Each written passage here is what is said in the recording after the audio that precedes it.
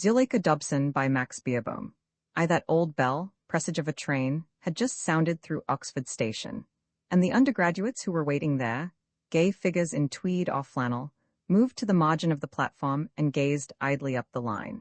Young and careless, in the glow of the afternoon sunshine, they struck a sharp note of incongruity with the wan boards they stood on, with the fading signals and grey eternal walls of that antique station, which, familiar to them and insignificant, does yet whisper to the tourist the last enchantments of the Middle Age. At the door of the first-class waiting room, aloof and venerable, stood the Warden of Judas. An ebon pillar of tradition seemed he, in his garb of old-fashioned cleric. Aloft, between the wide brim of his silk hat and the white extent of his shirt front, appeared those eyes which hawks, that nose which eagles, had often envied. He supported his years on an ebon stick. He alone was worthy of the background. Came a whistle from the distance. The breast of an engine was descried, and a long train curving after it, under a flight of smoke. It grew and grew, louder and louder, its noise foreign it. It became a furious, enormous monster, and with an instinct for safety, all men receded from the platform's margin. Yet came there with it, unknown to them, a danger far more terrible than itself. Into the station it came blustering, with cloud and clangor. Ere it had yet stopped, the door of one carriage flew open, and from it, in a white travelling dress, in a toque eight-winkle with fine diamonds, a lithe and radiant creature slipped nimbly down to the platform. A cynosure indeed. 100 eyes were fixed on her, and half as many hearts lost to her. The Warden of Judas himself had mounted on his nose a pair of black-rimmed glasses. Him espying, the nymph darted in his direction. The throng made way for her. She was at his side. "Grandpapa," she cried, and kissed the old man on either cheek. Not a youth there but would have boughted 50 years of his future for that salute. "My dear Zuleika," he said, "welcome to Oxford. Have you no luggage?" "Heaps," she answered, "and a maid who will find it." "Then," said the warden, "let us drive straight to college." He offered her his arm, and they proceeded slowly to the entrance. She chatted gaily, blushing not in the long avenue of eyes she passed through. All the youths under her spell were now quite oblivious of the relatives they had come to meet. Parents, sisters, cousins, ran unclaimed about the platform. Undutiful, all the youths were forming a serried suite to their enchantress. In silence they followed her. They saw her leap into the warden's landau, they saw the warden seat himself upon her left. Nor was it until the landau was lost to sight that they turned, how slowly, and with how bad a grace, to look for their relatives. Through those slums which connect Oxford with the world, the landau rolled on towards Judas. Not many youths occurred, for nearly all, it was the Monday of Eights week, were down by the river, cheering the crews. There did, however, come spurring by, on a polo pony, a very splendid youth. His straw hat was encircled with a riband of blue and white, and he raised it to the warden. "That," said the warden, "is the Duke of Dorset, a member of my college. He dines at my table tonight." Zuleika, turning to regard his grace, saw that he had not reined in, and was not even glancing back at her over his shoulder. She gave a little start of dismay, but scarcely had her lips pouted ere they curved to a smile with no malice in its corners. As the landau rolled into the con, another youth, a pedestrian and very different, saluted the warden. He wore a black jacket, rusty and amorphous. His trousers were too short, and he himself was too short, almost a dwarf. His face was as plain as his gait was undistinguished. He squinted behind spectacles. "And who is that?" asked Zuleika. A deep flush overspread the cheek of the warden. "That," he said, "is also a member of Judas. His name, I believe, is Noakes. Is he dining with us tonight?" asked Zuleika. "Certainly not," said the warden. "Most decidedly not." Noakes, unlike the Duke, had stopped for an ardent retrospect. He gazed till the landau was out of his shot sight, then, sighing, resumed his solitary walk. The landau was rolling into the Broad, over that ground which had once blackened under the faggots lit for Latimer and Ridley. It rolled past the portals of Balliol and of Trinity, past the Ashmolean. From those pedestals which intersperse the railing of the Sheldonian, the high grim busts of the Roman emperors stared down at the fair stranger in the equipage. Zuleika returned their stare with but a casual glance. The inanimate had little charm for her. A moment later, a certain old don emerged from Blackwell's, where he had been buying books. Looking across the road, he saw, to his amazement, great beads of perspiration glistening on the brows of those emperors. He trembled and hurried away.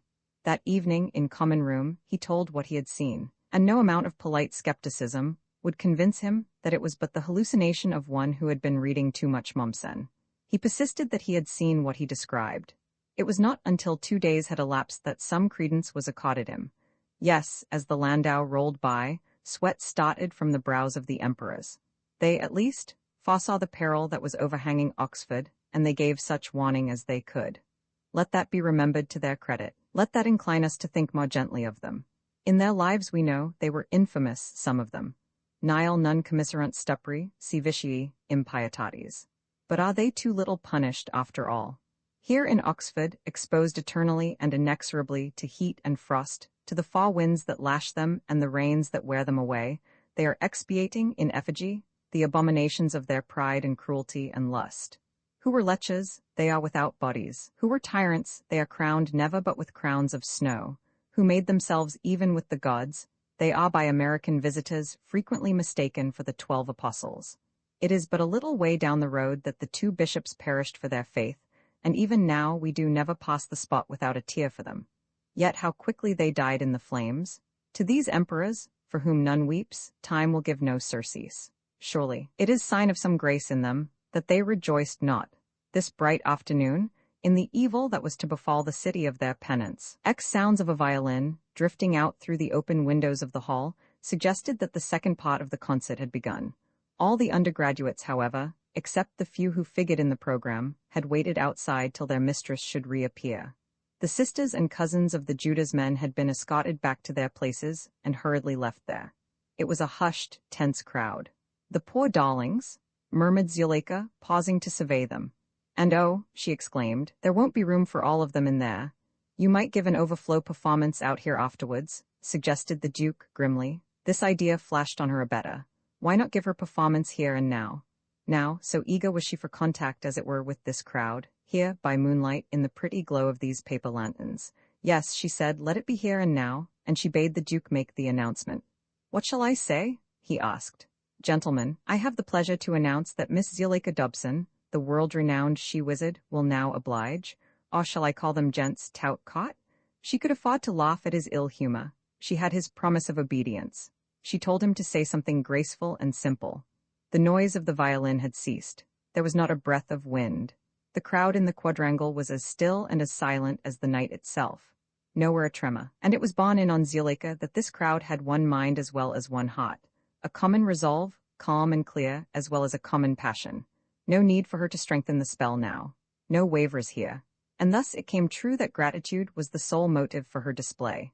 She stood with eyes downcast and hands folded behind her, moonlit in the glow of lanterns, modest to the point of pathos, while the Duke gracefully and simply introduced her to the multitude. He said, empowered by the lady who stood beside him to say that she would be pleased to give them an exhibition of her skill in the art to which she had devoted her life, an art which, more potently perhaps than any other, touched in mankind the sense of mystery and stirred the faculty of wonder. The most truly romantic of all the arts. He referred to the art of conjuring. It was not too much to say that by her mastery of this art, in which hitherto, it must be confessed, women had made no very great mark, Miss Zuleika Dobson, for such was the name of the lady who stood beside him, had earned the esteem of the whole civilized world. And here in Oxford, and in this college especially, she had a peculiar claim to, might he say, their affectionate regard, inasmuch as she was the granddaughter of their venerable and venerated warden. As the Duke ceased, there came from his hearers a sound like the rustling of leaves. In return for it, Zuleika performed that graceful act of subsidence to the verge of collapse, which is usually kept for the delectation of some royal person. And indeed, in the presence of this doomed congress, she did experience humility, for she was not altogether without imagination. But as she arose from her bob, she was her own bold self again, bright mistress of the situation. It was impossible for her to give her entertainment in full. Some of her tricks, notably the secret aquarium, and the blazing ball of worsted, needed special preparation, and a table fitted with a servante, or secret tray. The table for tonight's performance was an ordinary one, brought out from the potter's lodge. The Macquern deposited on it the great casket. Zuleika, retaining him as her assistant, picked nimbly out from their places, and put in array the curious appurtenances of her art, the magic canister, the demon egg cup, and the sundry other vessels which, lost property of young Edward Gibbs, had been by a Romanov transmuted from wood to gold, and were now by the moon reduced temporarily to silver. In a great dense semicircle, the young men disposed themselves around her. Those who were in front squatted down on the gravel, those who were behind knelt, the rest stood. Young Oxford? Here, in this mass of boyish faces, all fused and obliterated, was the realization of that phrase. 2 or 3 thousands of human bodies, human souls? Yet the effect of them in the moonlight was as of one great passive monster. So was it seen by the Duke, as he stood leaning against the wall, behind Zuleika's table. He saw it as a monster couchant and enchanted, a monster that was to die, and its death was in part his own doing. But remorse in him gave place to hostility. Zuleika had begun her performance. She was producing the barber's pole from her mouth, and it was to her that the Duke's heart went suddenly out in tenderness and pity. He forgot her levity and vanity, her wickedness, as he had inwardly called it. He thrilled with that intense anxiety which comes to a man when he sees his beloved offering to the public an exhibition of her skill, be it in singing, acting, dancing, or any other art. Would she acquit herself well? The lover's trepidation is painful enough when the beloved has genius. How should these clods appreciate her, and who set them in judgment over her? It must be worse when the beloved has mediocrity. And Zuleika, in conjuring, had rather less than that. Though indeed she took herself quite seriously as a conjurer, she brought to her art neither conscience nor ambition, in any true sense of those words. Since her debut, she had learned nothing and forgotten nothing. The stale and narrow repertory which she had acquired from Edward Gibbs was all she had to offer, and this, and her mocked lack of skill, she eked out with the self-same patter that had sufficed that impossible young man. It was especially her jokes that now sent shudders up the spine of her lover, and brought tears to his eyes, and kept him in a state of terror as to what she would say next. "You see," she had exclaimed lightly after the production of the barber's pole, "how easy it is to set up business as a hairdresser." Over the demon egg cup she said that the egg was as good as fresh, and her constantly reiterated catchphrase, "Well, this is rather queer," was the most distressing thing of all. The Duke blushed to think what these men thought of her. Would love were blind, these her lovers were doubtless judging her. They forgave her, confound their impudence, because of her beauty. The banality of her performance was an added grace. It made her piteous. Damn them, they were sorry for her. Little Noakes was squatting in the front row, peering up at her through his spectacles. Noakes was as sorry for her as the rest of them. Why didn't the earth yawn and swallow them all up? Our hero's unreasoning rage was fed by a not unreasonable jealousy. It was clear to him that Zuleika had forgotten his existence.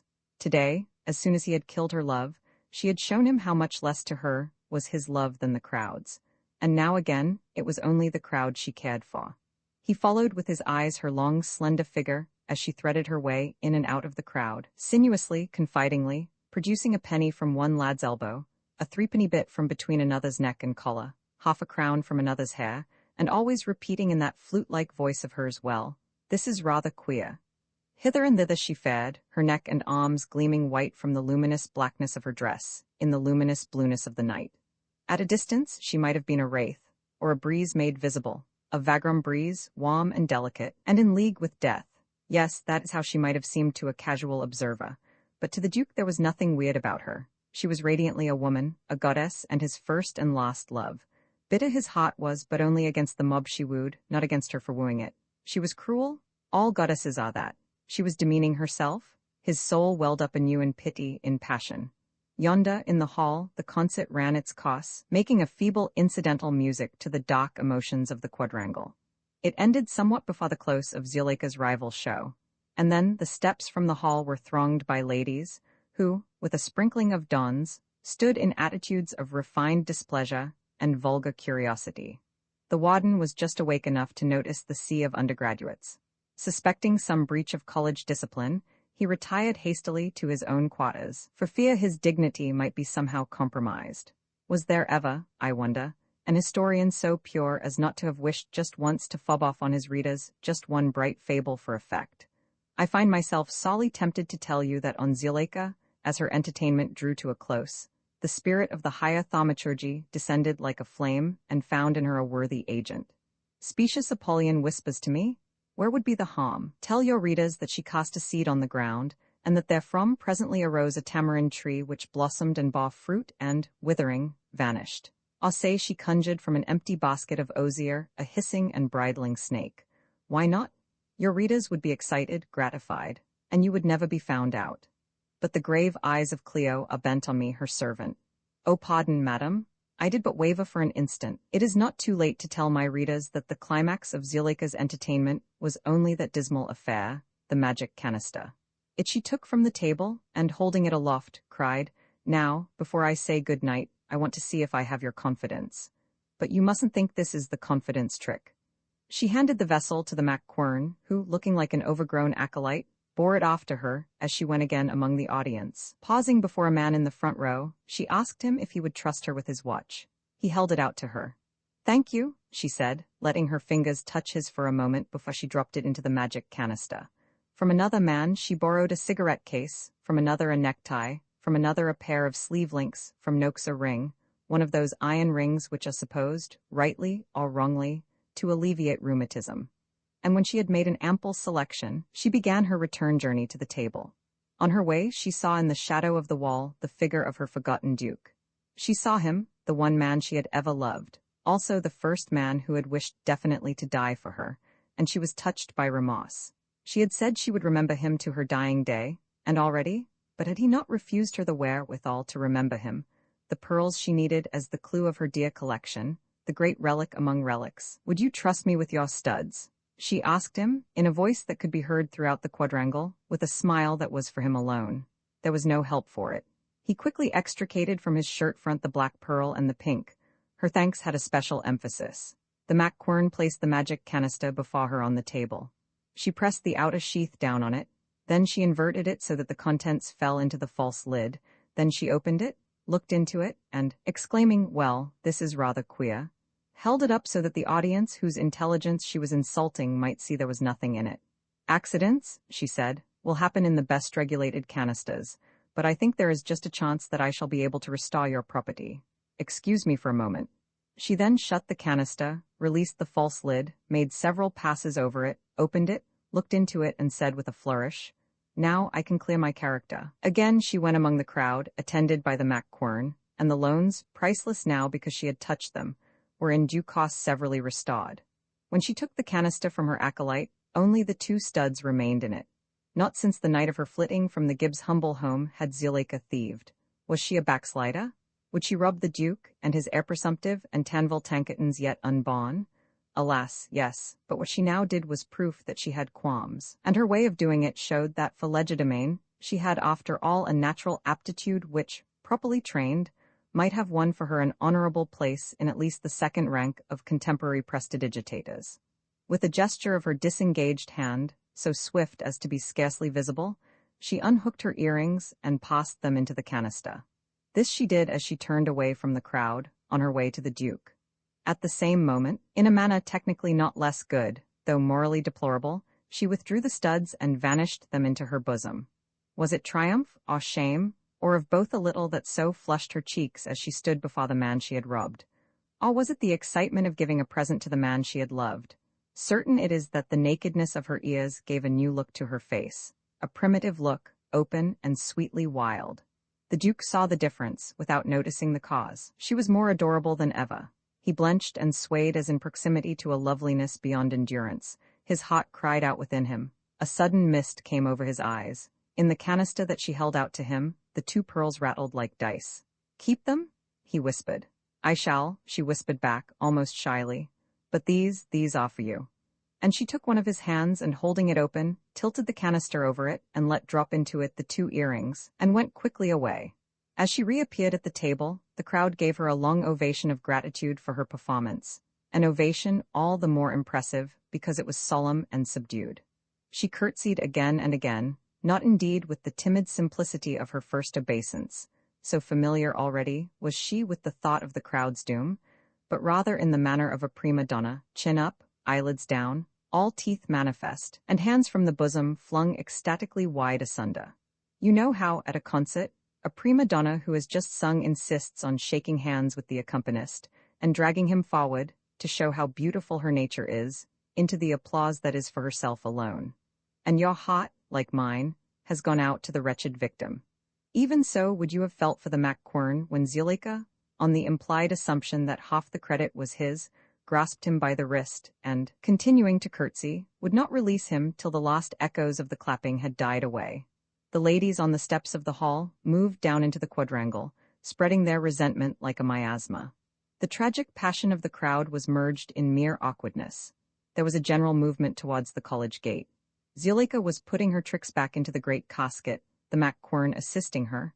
The Scots, as I have said, are a shy race, but a resolute and a self-seeking. This young chieftain had not yet recovered from what his heroine had let him in for, but he did not lose the opportunity of asking her to lunch with him tomorrow.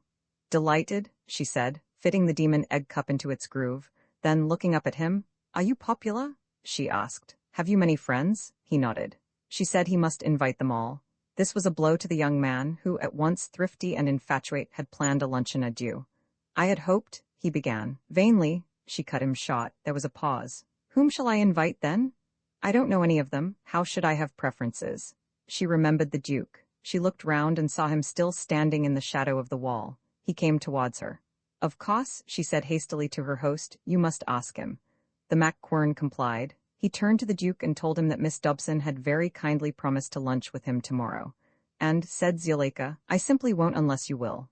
The Duke looked at her. Had it not been arranged that he and she should spend his last day together? Did it mean nothing that she had given him her earrings? Quickly drawing about him some remnants of his tattered pride, he hid his wound and accepted the invitation. "It seems a shame," said Zuleika to the Macquern, "to ask you to bring this great heavy box all the way back again.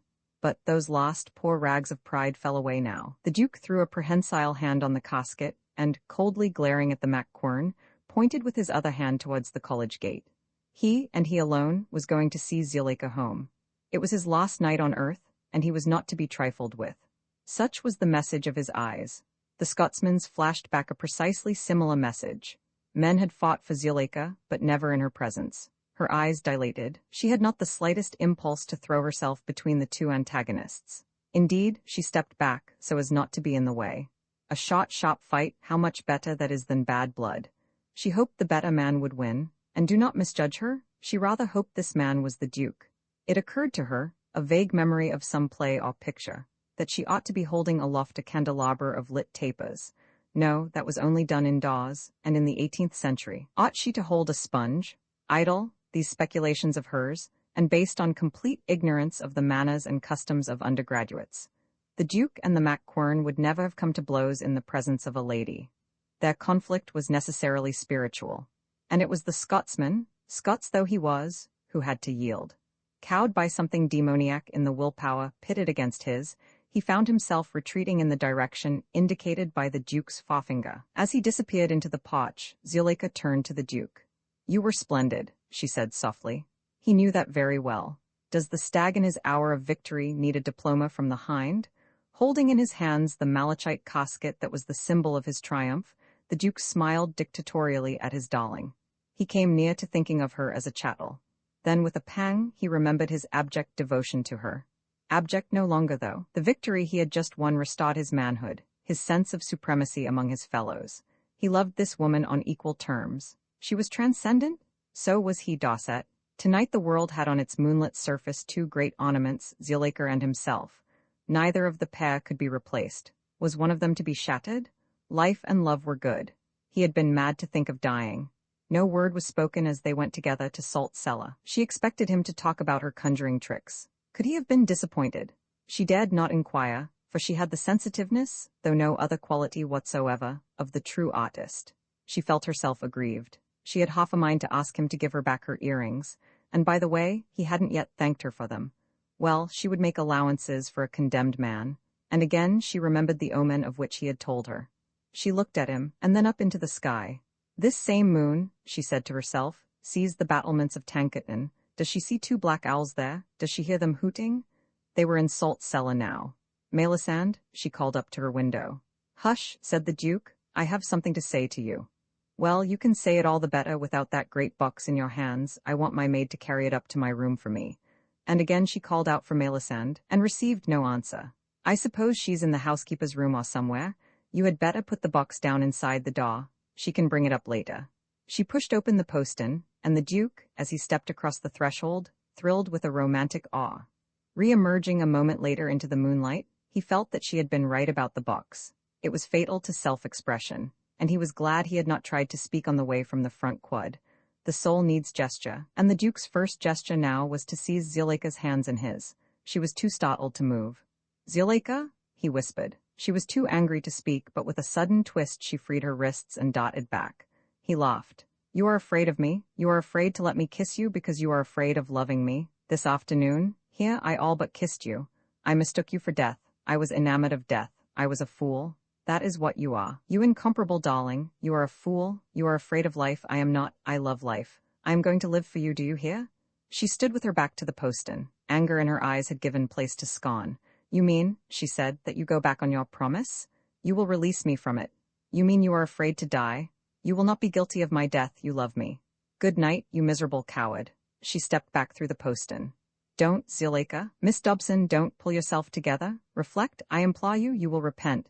Slowly she closed the postern on him. "You will repent. I shall wait here under your window." He heard a bolt rasped into its socket. He heard the retreat of a light tread on the paven hall, and he hadn't even kissed her. That was his first thought. He ground his heel in the gravel, and he had hurt her wrists. This was Zuleika's first thought as she came into her bedroom. Yes, there were 2 red marks where he had held her. No man had ever dared to lay hands on her. With a sense of contamination, she proceeded to wash her hands thoroughly with soap and water. From time to time such words as cad and beast came through her teeth. She dried her hands and flung herself into a chair, arose and went pacing the room. So this was the end of her great night. What had she done to deserve it? How had he dared? There was a sound as of rain against the window. She was glad. The night needed cleansing. He had told her she was afraid of life. Life? To have herself caressed by him, humbly to devote herself to being humbly doted on, to be the slave of a slave, to swim in a private pond of treacle. Ugh, if the thought weren't so cloying and degrading, it would be laughable. For a moment her hands hovered over those 2 golden and gemmed volumes encasing Bradshaw and the ABC Guide. To leave Oxford by an early train, leave him to drown unthanked, unlooked at. But this could not be done without slighting all those hundreds of other men, and besides, again that sound on the windowpane. This time it startled her. There seemed to be no rain. Could it have been little bits of gravel? She darted noiselessly to the window, pushed it open, and looked down. She saw the upturned face of the Duke. She stepped back, trembling with fury, staring around her. Inspiration came. She thrust her head out again. "Are you there?" she whispered. "Yes, yes, I knew you would come." "Wait a moment, wait." The water jug stood where she had left it, on the floor by the washstand. It was almost full, rather heavy. She bore it steadily to the window and looked out. "Come a little nearer," she whispered. The upturned and moonlit face obeyed her. She saw its lips forming the word Zuleika. She took careful aim. Full on the face crashed the cascade of moonlit water, shooting out on all sides like the petals of some great silver anemone. She laughed shrilly as she leapt back, letting the empty jug roll over on the carpet. Then she stood tense, crouching, her hands to her mouth, her eyes askance, as much as to say, "Now I've done it." She listened hard, holding her breath. In the stillness of the night was a faint sound of dripping water, and presently of footsteps going away. Then stillness unbroken. Roman 11, I said that I was Cleo's servant. And I felt, when I said it, that you looked at me dubiously, and murmured among yourselves. Not that you doubted I was somewhat connected with Cleo's household. The lady after whom I have named this book is alive, and well known to some of you personally, to all of you by repute. Nor had you finished my first page before you guessed my theme to be that episode in her life, which caused so great a sensation among the newspaper-reading public a few years ago. It all seems but yesterday, does it not? They are still vivid to us, those headlines. We have hardly yet ceased to be edified by the morals pointed in those leading articles, and yet very soon you found me behaving just like any novelist, reporting the exact words that passed between the protagonists at private interviews, and the exact thoughts and emotions that were in their breasts. Little wonder that you wondered. Let me make things clear to you. I have my mistress leave to do this. At first, for reasons which you will presently understand, she demurred. But I pointed out to her that I had been placed in a false position, and that until this were rectified, neither she nor I could reap the credit due to us. Know, then, that for a long time Cleo had been thoroughly discontented. She was happy enough, she says, when first she left the home of Pyrrhus, her father, to become a muse. On those humble beginnings she looks back with affection. She kept only one servant, Herodotus. The romantic element in him appealed to her. He died, and she had about her a large staff of able and faithful servants, whose way of doing their work irritated and depressed her. To them, apparently, life consisted of nothing but politics and military operations, things to which she, being a woman, was somewhat indifferent. She was jealous of Melpomene. It seemed to her that her own servants worked from without it a mass of dry details, which might as well be forgotten. Melpomene's worked on material that was eternally interesting, the souls of men and women, and not from without either, but rather casting themselves into those souls, and showing to us the essence of them. She was particularly struck by a remark of Aristotle's, that tragedy was more philosophic than history, inasmuch as it concerned itself with what might be, while history was concerned with merely what had been. This summed up for her what she had often felt, but could not have exactly formulated. She saw that the department over which she presided was at best an inferior one. She saw that just what she had liked, and rightly liked, in poor dear Herodotus, was just what prevented him from being a good historian. It was wrong to mix up facts and fancies. But why should her present servants deal with only one little special set of the variegated facts of life? It was not in her power to interfere. The 9, by the terms of the charter that Zeus had granted to them, were bound to leave their servants an absolutely free hand, but Clio could at least refrain from reading the works which, by a legal fiction, she was supposed to inspire. Once or twice in the course of a century, she would glance into this or that new history book, only to lay it down with a shrug of her shoulders. Some of the medieval chronicles she rather liked. But when, one day, Pallas asked her what she thought of the decline and fall of the Roman Empire, her only answer was Leta 1F45 sigma tau, iota Leta 3db tau, omicron Leta 1F d6, alpha Leta 1F1 Fachi epsilon iota, epsilon nu, eta delta, omicron, nu Leta 1F C7, Leta 1F1 Fachi epsilon iota, Leta 1F10 nu, eta delta, omicron, nu Leta 1F C7, tau, omicron, Leta 1F d6, alpha. For people who like that is the kind of thing they like. This she did let slip. Generally, throughout all the centuries, she kept up a pretense of thinking history the greatest of all the arts. She always held her head high among her sisters. It was only on the sly that she was an omnivorous reader of dramatic and lyric poetry. She watched with keen interest the earliest developments of the prose romance in southern Europe, and after the publication of Clarissa Harlowe, she spent practically all her time in reading novels. It was not until the spring of the year 1863 that an entirely new element forced itself into her peaceful life. Zeus fell in love with her. To us, for whom so quickly time doth transfix the flourish set on youth, there is something strange, even a trifle ludicrous, in the thought that Zeus, after all these years, is still at the beck and call of his passions, and it seems anyhow lamentable that he has not yet gained self-confidence enough to appear in his own person to the lady of his choice, and is still at pains to transform himself into whatever object he deems likeliest to please her.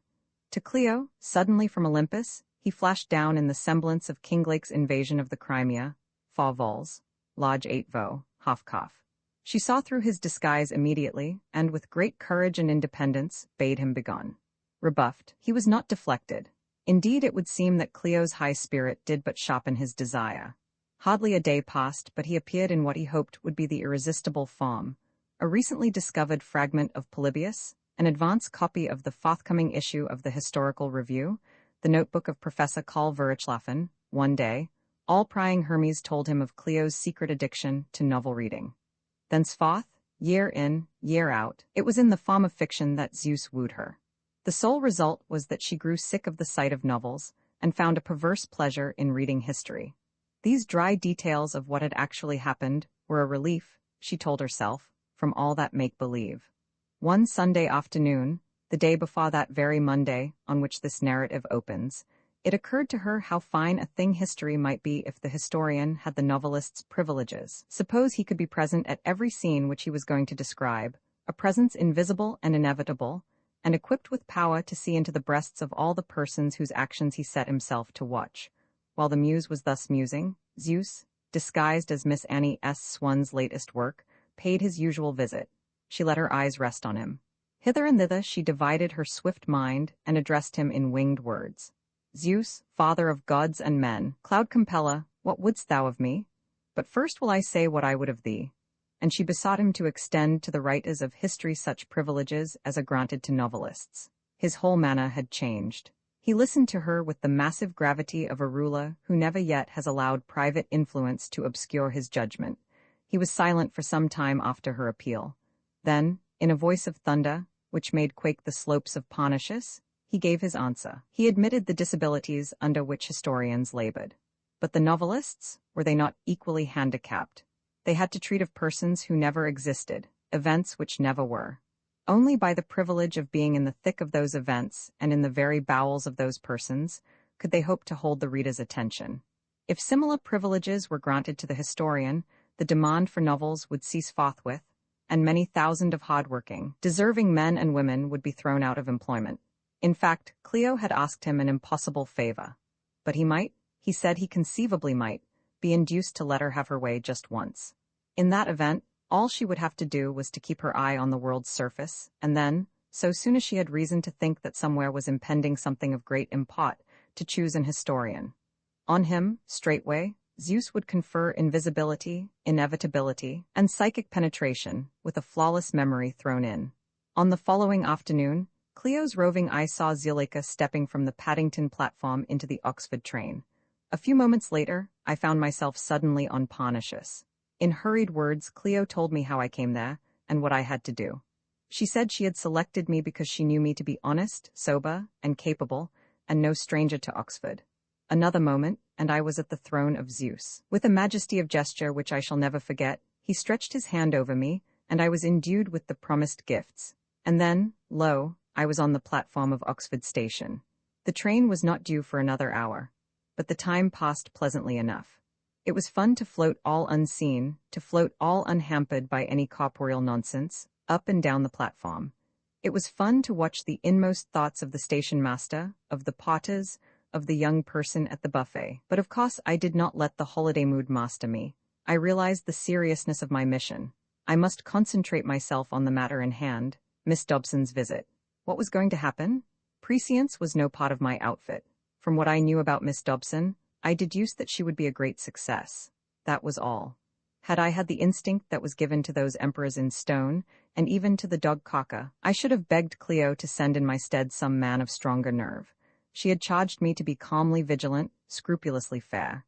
I could have been neither, had I from the outset foreseen all. Only because the immediate future was broken to me by degrees, first as a set of possibilities, then as a set of probabilities that yet might not come off, was I able to fulfill the trust imposed in me.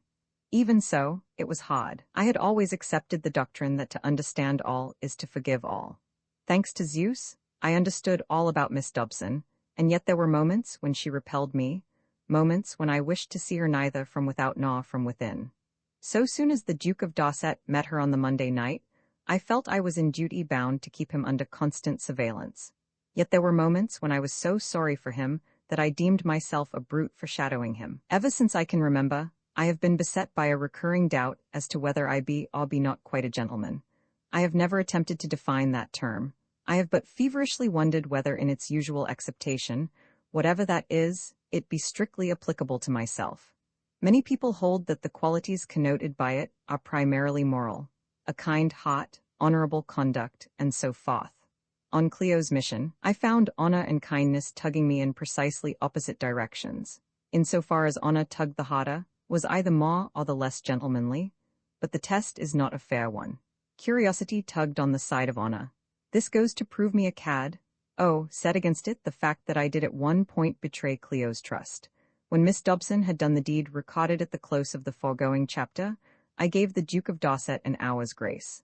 I could have done no less. In the lives of most of us is some one thing that we would not after the lapse of how many years soever confess to our most understanding friend, the thing that does not bear thinking of, the one thing to be forgotten, the unforgettable thing.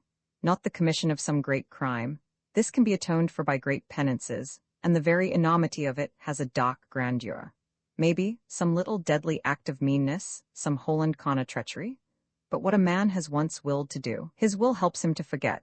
The unforgettable thing in his life is usually not a thing he has done or left undone, but a thing done to him, some insolence or cruelty for which he could not, or did not, avenge himself.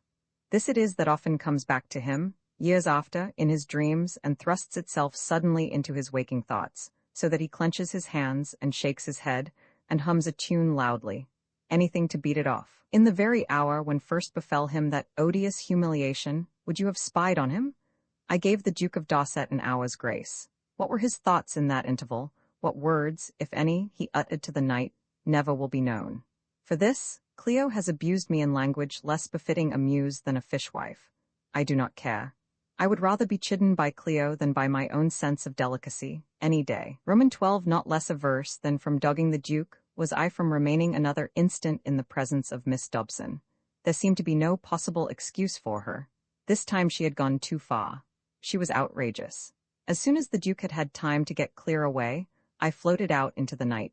I may have consciously reasoned that the best way to forget the present was in the revival of memories, or I may have been driven by a mere homing instinct.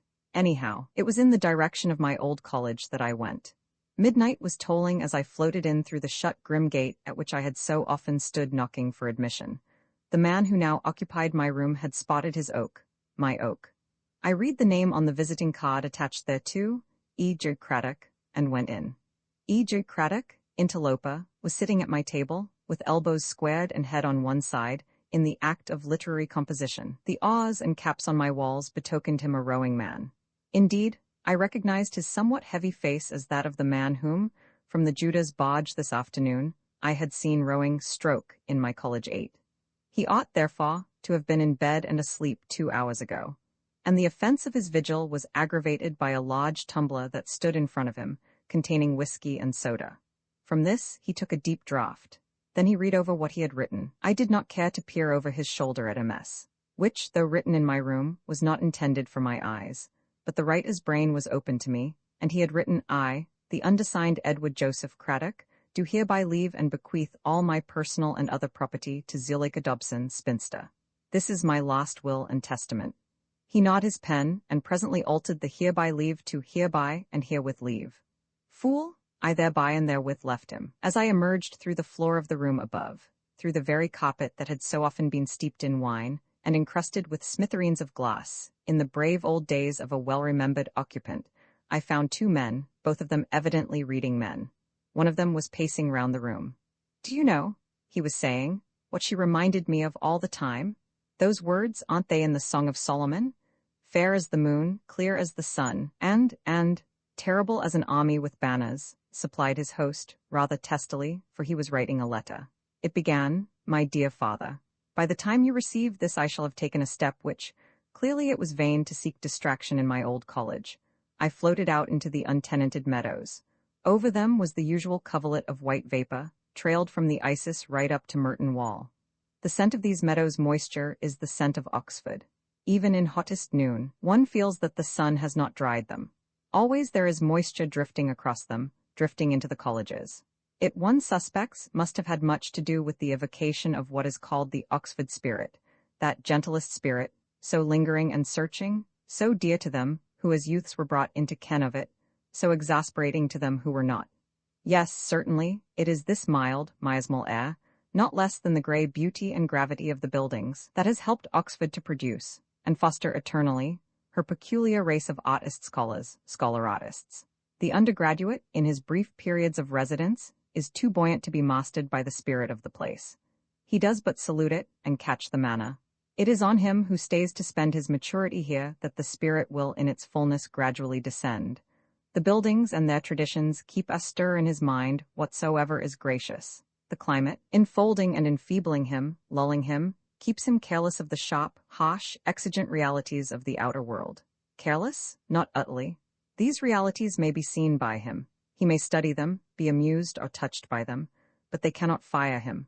Oxford is too damp for that. The movements made there have been no more than protests against the mobility of others.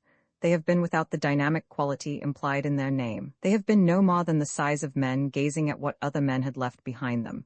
Faint, impossible appeals to the god of retrogression, uttered for their own sake and ritual, rather than with any intent that they should be heard.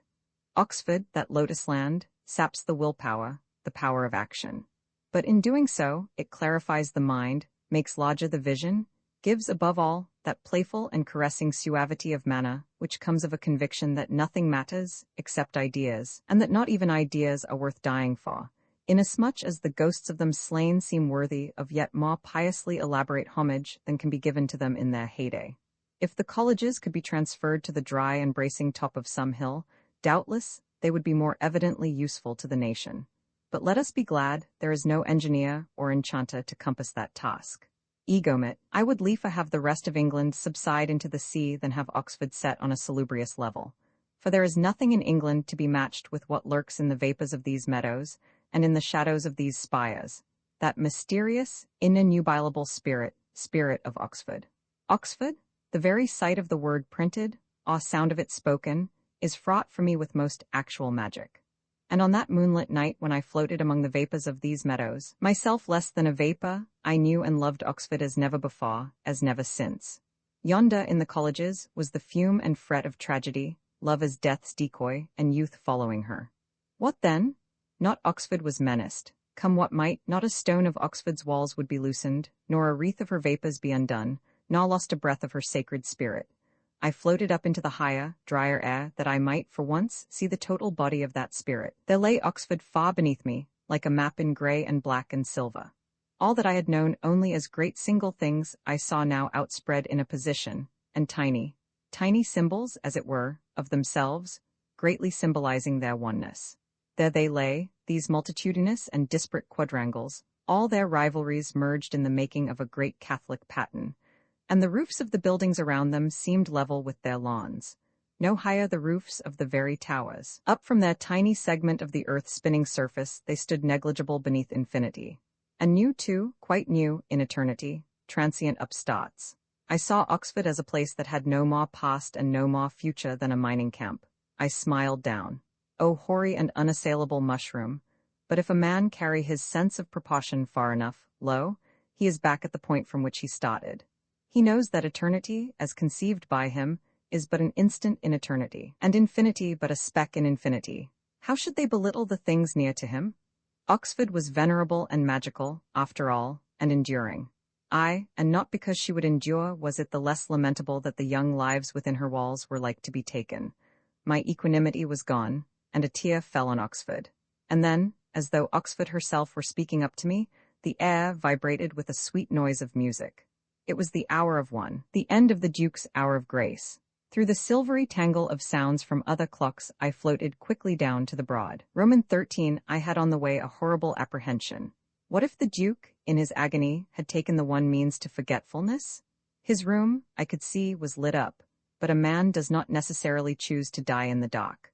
I hovered, afraid, over the dome of the Sheldonian.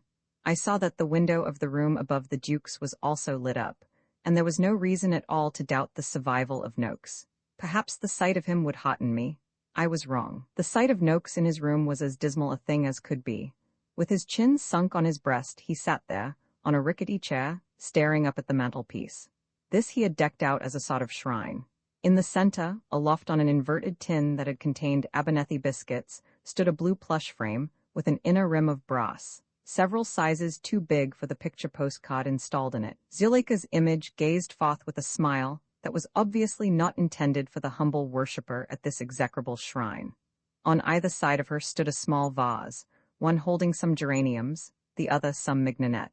And just beneath her was placed that iron ring which, rightly or wrongly, Noakes supposed to alleviate rheumatism. That same iron ring which, by her touch tonight, had been charged for him with a yet deeper magic, insomuch that he dared no longer wear it, and had set it before her as an oblation. Yet, for all his humility, he was possessed by a spirit of egoism that repelled me. While he sat peering over his spectacles at the beauteous image, he said again and again to himself, in a hollow voice, "I am so young to die."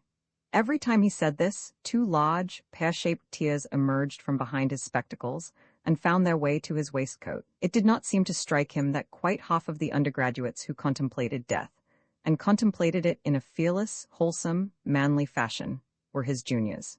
It seemed to him that his own death, even though all those other far brighter and more promising lives than his were to be sacrificed, was a thing to bother about. Well, if he did not want to die, why could he not have, at least, the courage of his cowardice? The world would not cease to revolve, because Noakes still clung to its surface. For me, the whole tragedy was cheapened by his participation in it. I was fain to leave him. His squint, his short legs dangling towards the floor, his tear-sodden waistcoat, and his refrain, "I am so young to die," were beyond measure exasperating. Yet I hesitated to pass into the room beneath, for fear of what I might see there. How long I might have paltered, had no sound come from that room, I know not, but a sound came, sharp and sudden in the night, instantly reassuring. I swept down into the presence of the Duke. He stood with his head flung back and his arms folded, gorgeous in a dressing gown of crimson brocade.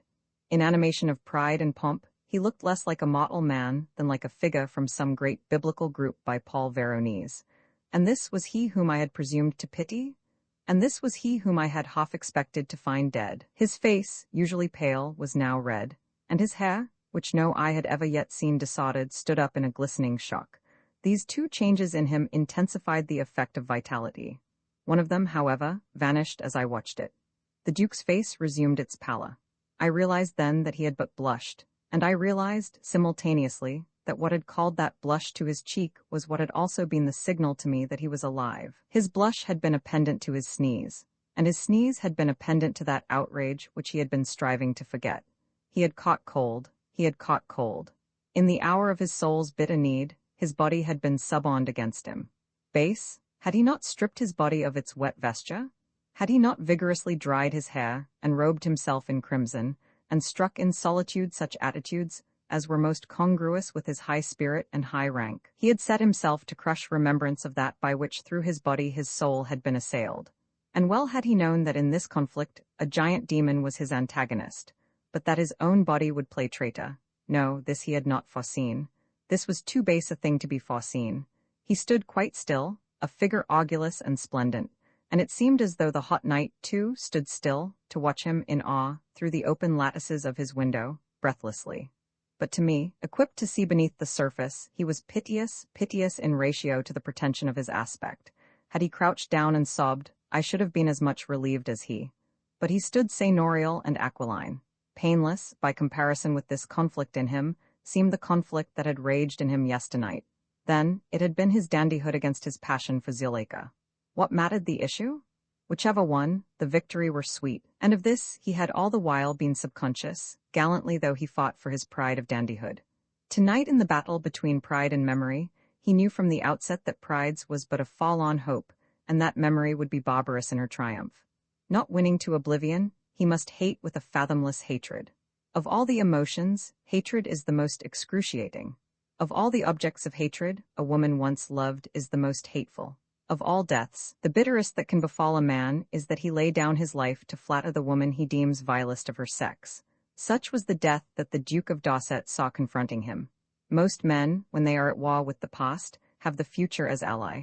Looking steadfastly forward, they can forget. The Duke's future was openly in league with his past. For him, prospect was memory. All that there was for him of future was the death to which his honor was pledged. To envisage that was to know. He would not envisage it. With a passionate effort he hypnotized himself to think of nothing at all. His brain, into which, by the power Zeus gave me, I was gazing, became a perfect vacuum, insulated by the will. It was the kind of experiment which scientists call beautiful. And yes, beautiful it was, but not in the eyes of nature. She abhors a vacuum. Seeing the enormous odds against which the Duke was fighting, she might well have stood aside, but she has no sense of spot whatsoever. She stepped in. At first I did not realize what was happening. I saw the Duke's eyes contract, and the muscles of his mouth drawn down, and at the same time, a tense upward movement of his whole body. Then, suddenly, the strain undone, a downward dart of the head, a loud percussion. Thrice the Duke sneezed with a sound that was as the bursting of the dams of body and soul together, then sneezed again. Now was his will broken. He capitulated. In rushed shame and horror and hatred, pell-mell, to ravage him. What care now, what use for deportment? He walked coweringly round and round his room, with frantic gestures, with head bowed. He shuffled and slunk. His dressing gown had the look of a gabardine. Shame and horror and hatred went slashing and hewing throughout the fallen citadel. At length, exhausted, he flung himself down on the window-seat and leaned out into the night, panting. The air was full of thunder. He clutched at his throat. From the depths of the black caverns beneath their brows the eyes of the unsleeping emperors watched him. He had gone through much in the day that was past. He had loved and lost. He had striven to recapture and had failed. In a strange resolve he had found serenity and joy. He had been at the point of death and had been saved. He had seen that his beloved was worthless, and he had not cared. He had fought for her, and conquered, and had pled with her, and all these memories were loathsome by reason of that final thing which had all the while lain in wait for him. He looked back and saw himself as he had been at a score of crucial moments in the day, always in the shadow of that final thing. He saw himself as he had been on the playing fields of Eton, and in the arms of his nurse, to and fro on the terrace of Tankerton, always in the shadow of that final thing, always piteous and ludicrous, doomed. Thank heaven the future was unknowable. It wasn't now, tomorrow, today, he must die for that accursed fiend of a woman, the woman with the hyena laugh. What to do meanwhile? Impossible to sleep. He felt in his body the strain of his quick sequence of spiritual adventures. He was dog-tired, but his brain was furiously out of hand, no stopping it, and the night was stifling. And all the while, in the dead silence, as though his soul had ears, there was a sound. It was a very faint, unearthly sound, and seemed to come from nowhere, yet to have a meaning. He feared he was rather overwrought. He must express himself. That would soothe him. Ever since childhood he had, from time to time, the impulse to set down in writing his thoughts or his moods. In such exercises he had found for his self-consciousness the vent which nature's less reserved than is find in casual talk with Tom, Dick and Harry, with Jane, Susan, and Liz. Aloof from either of these triads, he had in his first term at Eton taken to himself as confidant, and retained ever since, a great quarto volume, bound in red morocco and stamped with his coronet and cipher. It was herein, year by year, that his soul spread itself. He wrote mostly in English prose, but other modes were not infrequent. Whenever he was abroad, it was his courteous habit to write in the language of the country where he was residing, French when he was in his house on the Champs-Élysées, Italian when he was in his villa at Baiae, and so on. When he was in his own country, he felt himself free to deviate sometimes from the vernacular into whatever language were aptest to his frame of mind. In his sterner moods he gravitated to Latin, and wrought the noble iron of that language to effects that were, if anything, a trifle over-impressive. He found for his highest flights of contemplation a handy vehicle in Sanskrit. In hours of mere joy, it was Greek poetry that flowed likeliest from his pen, and he had a special fondness for the metre of Alcaeus. And now, too, in his darkest hour, it was Greek that surged in him, iambics of thunderous wrath such as those which are volleyed by Prometheus. But as he sat down to his writing table, and unlocked the dear old album, and dipped his pen in the ink, a great calm fell on him. The iambics in him began to breathe such sweetness as is on the lips of Alcestis going to her doom. But just as he set pen to paper, his hand faltered, and he sprang up, victim of another, and yet more violent fit of sneezing. Disbuskind dangerous, the spirit of Juvenal woke in him. He would flay. He would make woman, as he called Zuleika, writhe, Latin hexameters of cos. An epistle to his heir presumptive, V tibi, he began, V tibi, V misero, nisi circumspexeris arts feminias, nam nulla salus quin femina possit tradia, nulla fides quin, he repeated. In writing soliloquies, his trouble was to curb inspiration. The thought that he was addressing his heir presumptive, now heir only to a parent, gave him pause.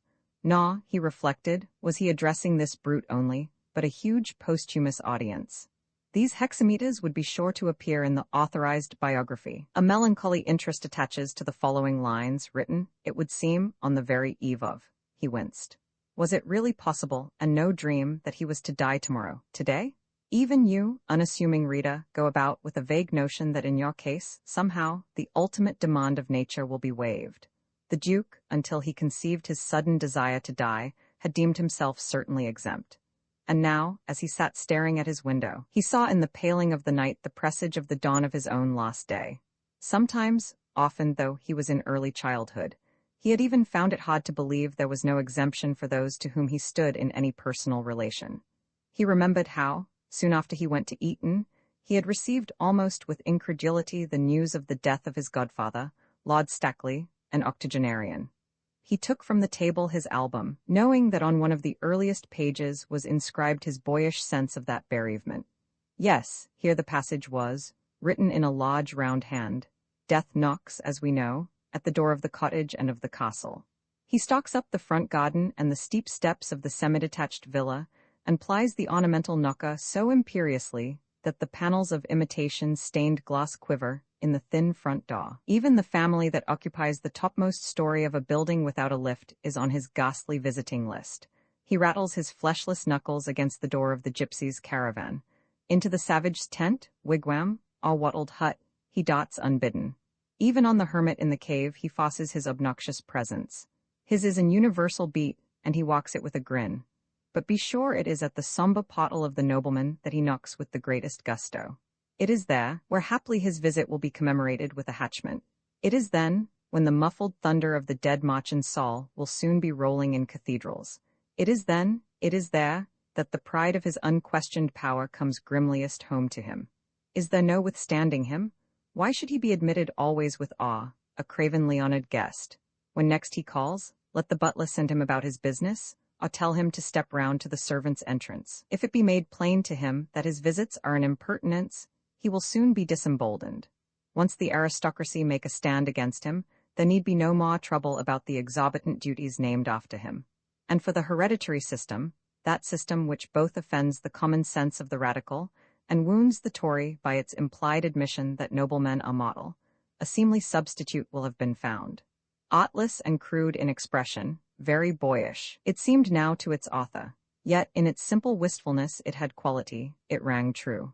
The Duke wondered whether, with all that he had since mastered in the great art of English prose, he had not lost something too. Is there no withstanding him? To think that the boy who uttered that cry, and gave back so brave an answer, was within 9 years to go seek death of his own accord.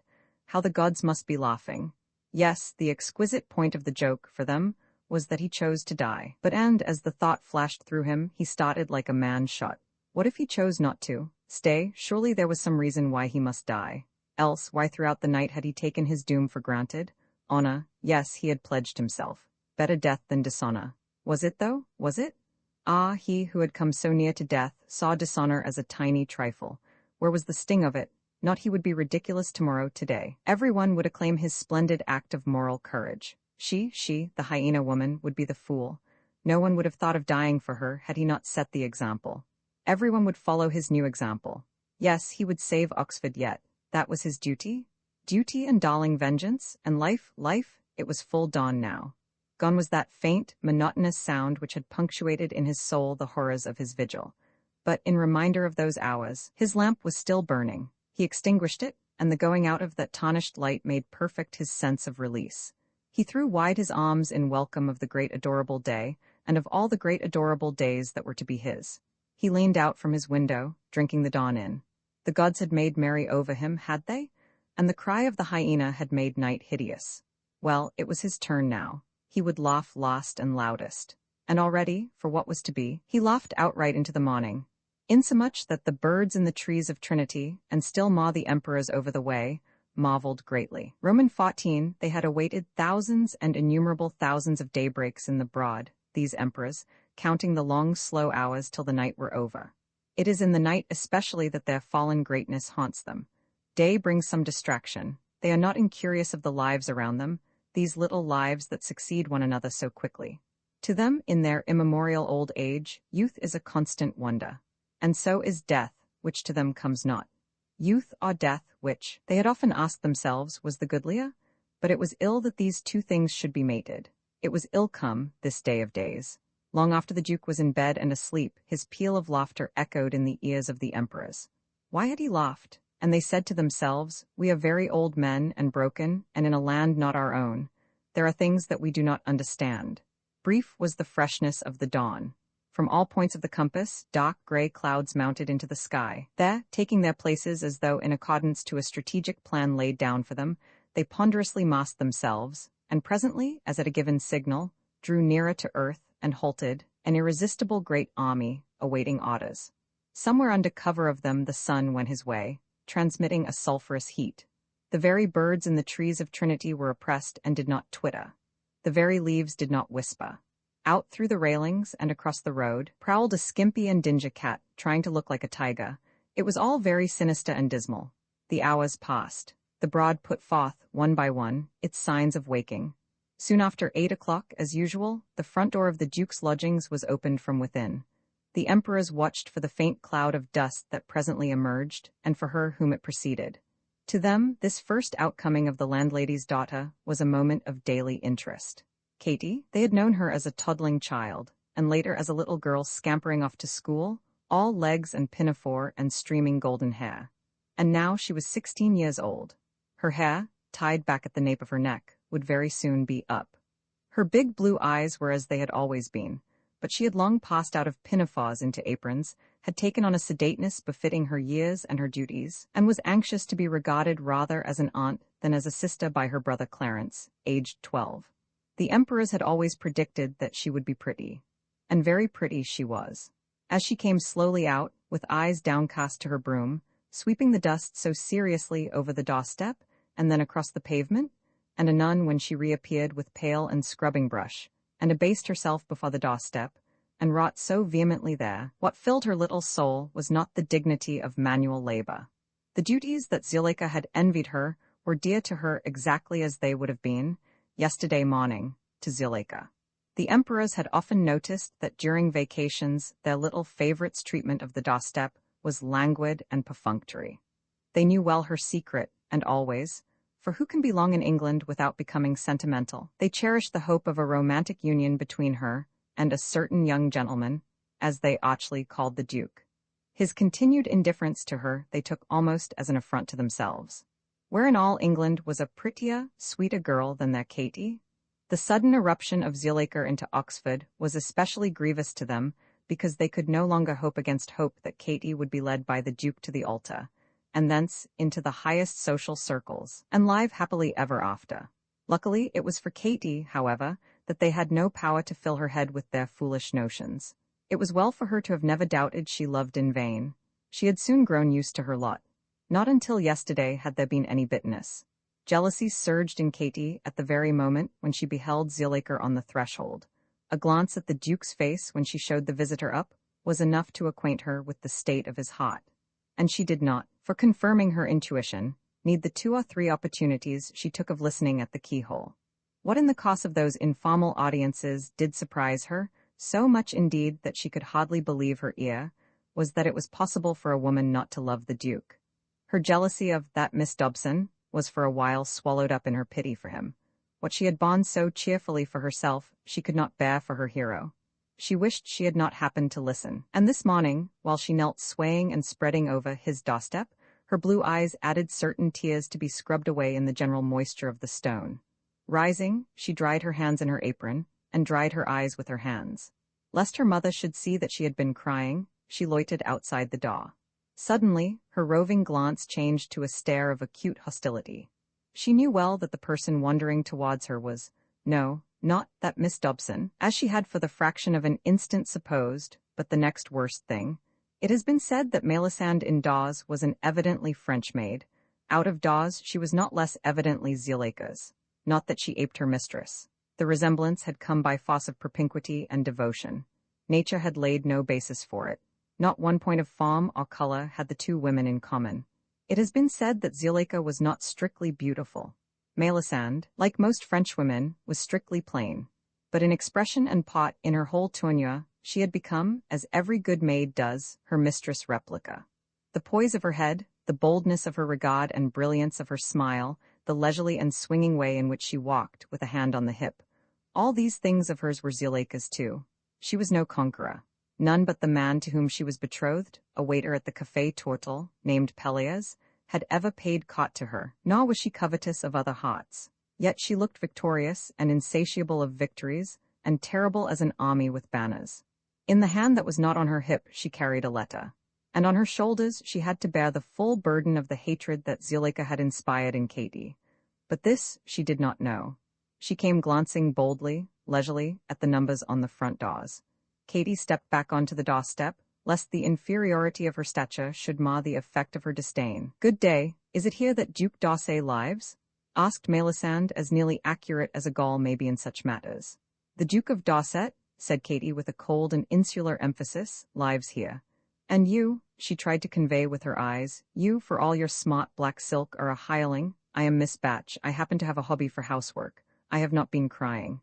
"Then please mount this to him at once," said Melisande, holding out the letter. "It is from Miss Dobson's pot, very express. I wait response." You are very ugly, Katy signaled with her eyes. I am very pretty, I have the Oxfordshire complexion, and I play the piano. With her lips she said merely, His Grace is not called before 9 o'clock.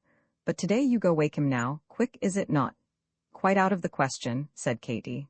If you care to leave that letter here, I will see that it is placed on His Grace's breakfast table, with the morning's post. For the rest, added her eyes, down with France? I find you droll, but droll, my little one, cried Melisande. Katy stepped back and shut the door in her face. Like a little empress, the emperors commented. The Frenchwoman threw up her hands and apostrophized heaven. To this day she believes that all the bonds of Oxford are mad, but mad, and of a madness. She stared at the door, at the pail and scrubbing brush that had been shut out with her, at the letter in her hand. She decided that she had better drop the letter into the slit in the door and make report to Miss Dobson. As the envelope fell through the slit to the doormat, Katy made at Melisande a grimace which, had not the panels been opaque, would have astonished the emperors. Resuming her dignity, she picked the thing up and, at arm's length, examined it. It was inscribed in pencil. Katy's lips curled at sight of the large, audacious handwriting, but it is probable that whatever kind of handwriting Zuleika might have had would have been just the kind that Katy would have expected. Fingering the envelope, she wondered what the wretched woman had to say. It occurred to her that the kettle was simmering on the hob in the kitchen, and that she might easily steam open the envelope and master its contents. However, her doing this would have in no way affected the cause of the tragedy, and so the gods, being today in a strictly artistic mood, prompted her to mind her own business. Laying the Duke's table for breakfast, she made as usual a neat rectangular pile of the letters that had come for him by post. Zuleika's letter she threw down askew, that luxury she allowed herself. And he, when he saw the letter, allowed himself the luxury of leaving it unopened a while. Whatever its purport, he knew it could but minister to his happy malice. A few hours ago, with what shame and dread it would have stricken him. Now it was a dainty to be dallied with. His eyes rested on the black tin boxes that contained his robes of the Garter. Hateful had been the sight of them in the watches of the night, when he thought he had worn those robes for the last time. But now, he opened Zuleika's letter. It did not disappoint him. Dear Duke, do forgive me. I am beyond words ashamed of the silly tomboyish thing I did last night. Of course it was no worse than that, but an awful fear haunts me that you may have thought I acted in anger at the idea of your breaking your promise to me. Well, it is quite true I had been hurt and angry when you hinted at doing that, but the moment I left you I saw that you had been only in fun, and I enjoyed the joke against myself, though I thought it was rather too bad of you. And then, as a sort of revenge, but almost before I knew what I was doing, I played that idiotic practical joke on you. I have been miserable ever since. Do come round as early as possible and tell me I am forgiven. But before you tell me that, please lecture me till I cry, though indeed I have been crying half through the night. And then if you want to be very horrid you may tease me for being so slow to see a joke. And then you might take me to see some of the colleges and things before we go on to lunch at the MacQuern's. Forgive pencil and scrawl. Am sitting up in bed to write. Your sincere friend, Z.D. P.S. Please burn this. At that final injunction, the Duke abandoned himself to his mirth. Please burn this. Poor dear young woman, how modest she was in the glare of her diplomacy. Why, there was nothing, not one phrase, to compromise her in the eyes of a coroner's jury. Seriously, she had good reason to be proud of her letter. For the purpose in view, it couldn't have been better done. That was what made it so touchingly absurd. He put himself in her position. He pictured himself as her, sitting up in bed, pencil in hand, to explain away, to soothe, to clinch and bind, yes, if he had happened to be some other man, one whom her insult might have angered without giving love its death blow, and one who could be frightened out of not keeping his word. This letter would have been capital. He helped himself to some more marmalade, and poured out another cup of coffee. Nothing is more thrilling, thought he, than to be treated as a cully by the person you hold in the hollow of your hand. But within this great irony lay, to be glided over, another irony. He knew well in what mood Zuleika had done what she had done to him last night, yet he preferred to accept her explanation of it. Officially, then, he acquitted her of anything worse than tomboyishness. But this verdict for his own convenience implied no mercy to the culprit. The sole point for him was how to administer her punishment the most poignantly. Just how should he word his letter? He rose from his chair, and "Dear Miss Dobson," "No, my dear Miss Dobson," he murmured, pacing the room, "I am so very sorry I cannot come to see you. I have to attend 2 lectures this morning. By contrast with this weariness, it will be the more delightful to meet you at the MacQuern's. I want to see as much as I can of you today, because tonight there is the bump supper, and tomorrow morning, alas, I must motor to Windsor for this wretched investiture. Meanwhile, how can you ask to be forgiven when there is nothing whatever to forgive? It seems to me that mine, not yours, is the form of humor that needs explanation. My proposal to die for you was made in as playful a spirit as my proposal to marry you, and it is really for me to ask forgiveness of you. One thing especially, he murmured, fingering in his waistcoat pocket the earrings she had given him, pricks my conscience. I do feel that I ought not to have let you give me these 2 pearls, at any rate, not the one which went into premature mourning for me. As I have no means of deciding which of the 2 this one is, I enclose them both, with the hope that the pretty difference between them will in time reappear. All words to that effect. Stay. Why not add to the joy of contriving that effect the greater joy of watching it? Why send Zuleika a letter? He would obey her summons. He would speed to her side. He snatched up a hat. In this haste, however, he detected a certain lack of dignity. He steadied himself and went slowly to the mirror. There he adjusted his hat with care, and regarded himself very seriously, very sternly, from various angles, like a man invited to paint his own portrait for the Uffizi. He must be worthy of himself. It was well that Zuleika should be chastened. Great was her sin. Out of life and death she had fashioned toys for her vanity, but his joy must be in vindication of what was noble, not in making suffer what was vile. Yesterday he had been her puppet, her jumping jack. Today it was as avenging angel that he would appear before her. The gods had mocked him who was now their minister. Their minister? Their master, as being once more master of himself. It was they who had plotted his undoing. Because they loved him, they were fain that he should die young. The Dobson woman was but their agent, their catspaw. By her they had all but got him. Not quite? And now, to teach them, through her, a lesson they would not soon forget, he would go forth. Shaking with laughter, the gods leaned over the thunderclouds to watch him. He went forth. On the well-whitened doorstep he was confronted by a small boy in uniform bearing a telegram. "Duke of Dorset?" asked the small boy. Opening the envelope, the Duke saw that the message, with which was a prepaid form for reply, had been handed in at the Tankerton post office. It ran thus: "Deeply regret inform your grace last night 2 black owls came and perched on battlements, remained there through night, hooting at dawn, flew away, none knows whither, awaiting instructions." Jellings, the Duke's face, though it grew white, moved not one muscle. Somewhat shamed now, the gods ceased from laughing. The Duke looked from the telegram to the boy. "Have you a pencil?" he asked. "Yes, my lord," said the boy, producing a stump of pencil. Holding the prepaid form against the door, the Duke wrote, "Jellings, Tankerton Hall, prepare vault for funeral Monday, Dorset." His handwriting was as firmly and minutely beautiful as ever. Only in that he forgot there was nothing to pay did he belie his calm. "Here," he said to the boy, "is a shilling, and you may keep the change." "Thank you, my lord," said the boy, and went his way, as happy as a postman. Roman 15 Humphrey Greddon, in the Duke's place, would have taken a pinch of snuff. But he could not have made that gesture with a finer air than the Duke gave to its modern equivalent. In the art of taking and lighting a cigarette, there was one man who had no rival in Europe. This time he outdid even himself. "Ah, you say? But pluck is one thing, endurance another. A man who doesn't reel on receipt of his death warrant may yet break down when he has had time to think it over." How did the Duke acquit himself when he came to the end of his cigarette? And by the way, how was it that after he had read the telegram, you didn't give him again an hour's grace? In a way, you have a perfect right to ask both those questions, but their very pertinence shows that you think I might omit things that matter. Please don't interrupt me again. Am I writing this history, or are you? Though the news that he must die was a yet sharper douche, as you have suggested, than the douche inflicted by Zuleika, it did at least leave unscathed the Duke's pride. The gods can make a man ridiculous through a woman, but they cannot make him ridiculous when they deal him a blow direct. The very greatness of their power makes them, in that respect, impotent. They had decreed that the Duke should die, and they had told him so. There was nothing to demean him in that. True, he had just measured himself against them, but there was no shame in being gravelled. The peripety was according to the best rules of tragic art. The whole thing was in the grand manner. Thus I felt that there were no indelicacy, this time, in watching him. Just as pluck comes of breeding, so is endurance especially an attribute of the artist, because he can stand outside himself, and, if there be nothing ignoble in them, take a pleasure in his own sufferings. The artist has a huge advantage over you and me. The Duke, so soon as Zuleika's spell was broken, had become himself again, a highly self-conscious artist in life. And now, standing pensive on the doorstep, he was almost enviable in his great affliction.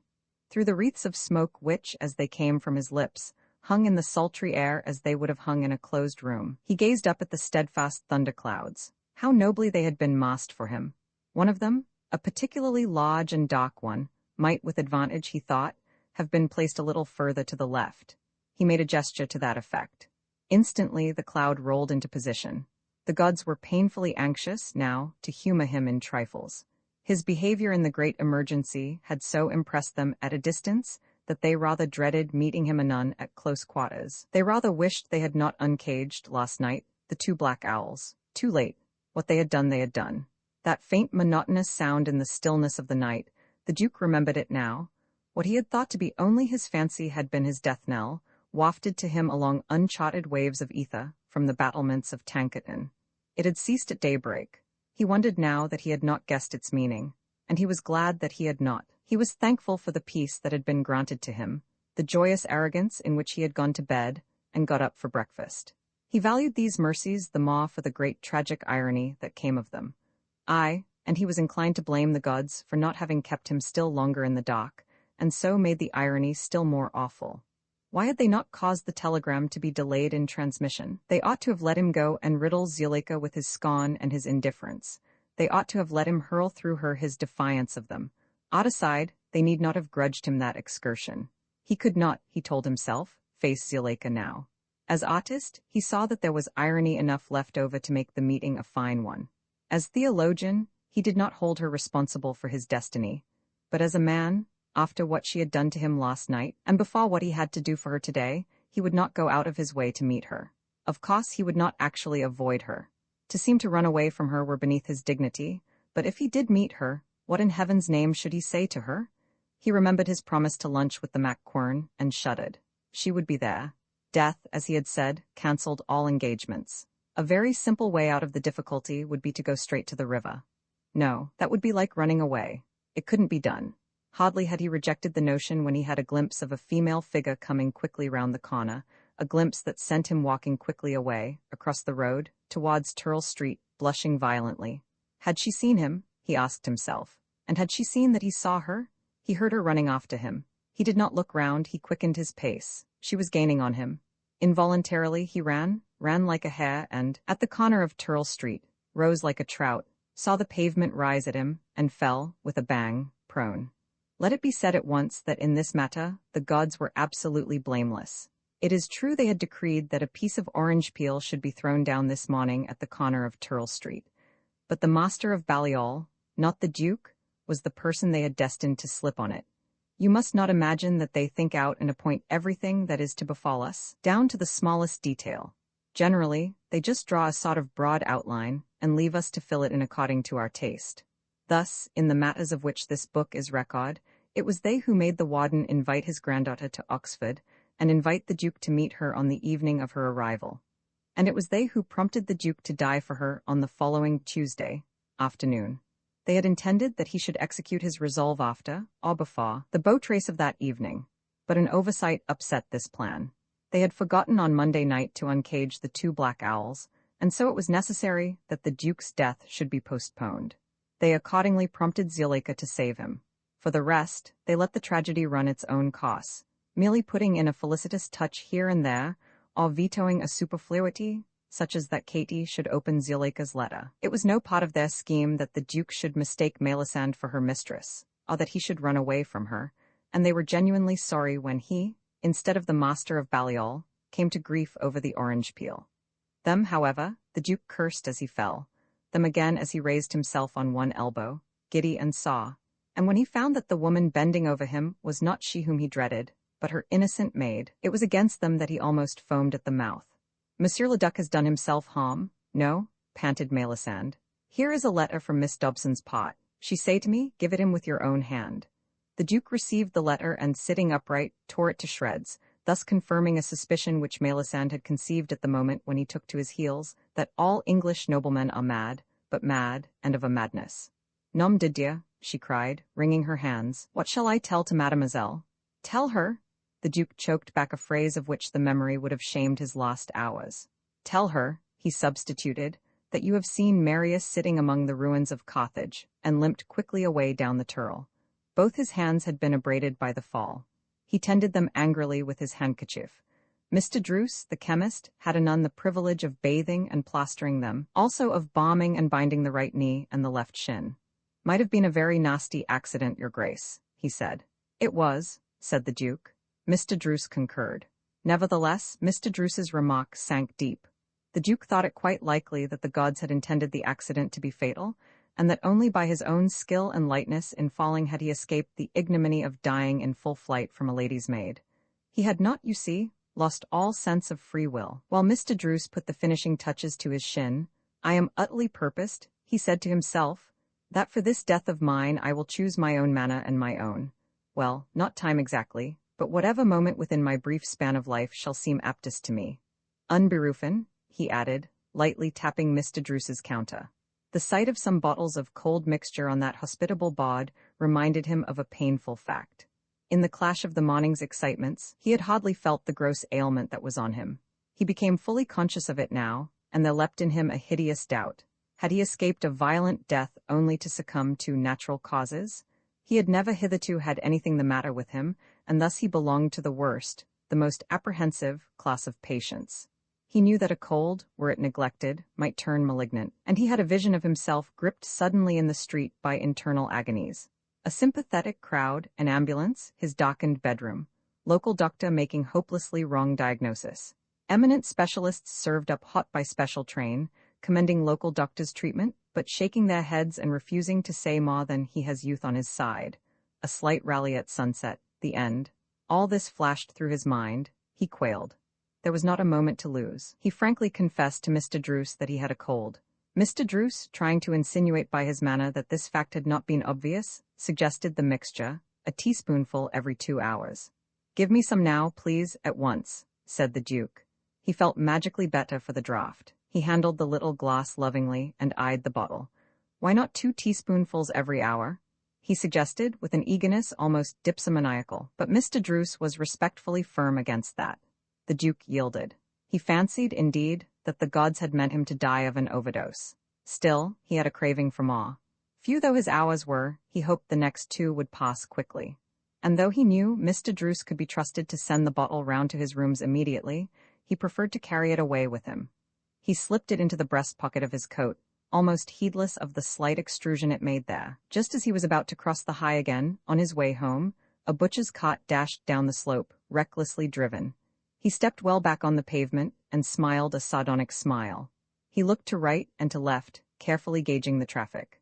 Some time elapsed before he deemed the road clear enough for transit. Safely across, he encountered a figure that seemed to loom up out of the dim past. Uva? Was it but yesternight that Uva dined with him? With the sensation of a man groping among archives, he began to apologize to the Rhodes Scholar for having left him so abruptly at the junta. Then, presto! As though those musty archives were changed to a crisp morning paper agog with terrific headlines, he remembered the awful resolve of Uva and of all young Oxford. "Of course," he asked, with a lightness that hardly hid his dread of the answer, "you have dismissed the notion you were toying with when I left you?" Uva's face, like his nature, was as sensitive as it was massive, and it instantly expressed his pain at the doubt cast on his high seriousness. "Duke," he asked, "do you take me for a skunk?" "Without pretending to be quite sure what a skunk is," said the Duke, "I take you to be all that it isn't, and the high esteem in which I hold you is the measure for me of the loss that your death would be to America and to Oxford." Uva blushed. "Duke," he said, "that's a bully testimonial, but don't worry. America can turn out millions just like me, and Oxford can have as many of them as she can hold. On the other hand, how many of you can be turned out, as per sample in England? Yet you choose to destroy yourself. You avail yourself of the unwritten law. And you're right, sir, love transcends all. But does it? What if I told you I had changed my mind?" "Then, Duke," said Uva slowly, "I should believe that all those yarns I used to hear about the British aristocracy were true, after all. I should aver that you were not a white man. Leading us on like that, and then say, Duke, are you going to die today or not?" "As a matter of fact I am, but—" "Shake?" But Uva wrung the Duke's hand and was passing on. "Stay," he was adjured. "Sorry, unable, it's just turning 11 o'clock and I've a lecture. While life lasts, I'm bound to respect Rhodes' intentions." The conscientious scholar hurried away. The Duke wandered down the high, taking counsel with himself. He was ashamed of having so utterly forgotten the mischief he had wrought at large. At dawn he had vowed to undo it. Undo it he must. But the task was not a simple one now. If he could say, "Behold, I take back my word, I spurn Miss Dobson and embrace life," it was possible that his example would suffice. But now that he could only say, "Behold, I spurn Miss Dobson, and will not die for her, but I am going to commit suicide, all the same," it was clear that his words would carry very little force. Also, he saw with pain that they placed him in a somewhat ludicrous position. His end, as designed yesterday, had a large and simple grandeur. So had his recantation of it, but this new compromise between the two things had a fumbled, a feeble, an ignoble look. It seemed to combine all the disadvantages of both causes. It stained his honor without prolonging his life. Surely, this was a high price to pay for snubbing Zuleika. Yes, he must revert without more ado to his first scheme. He must die in the manner that he had blazoned forth, and he must do it with a good grace, none knowing he was not glad, else the action lost all dignity. True, this was no way to be a savior, but only by not dying at all could he have set a really potent example. He remembered the look that had come into Uva's eyes just now at the notion of his unfaith. Perhaps he would have been the mock, not the savior, of Oxford. Better dishonor than death, maybe. But since die he must die not belittling or tarnishing the name of Tanville Tankerton.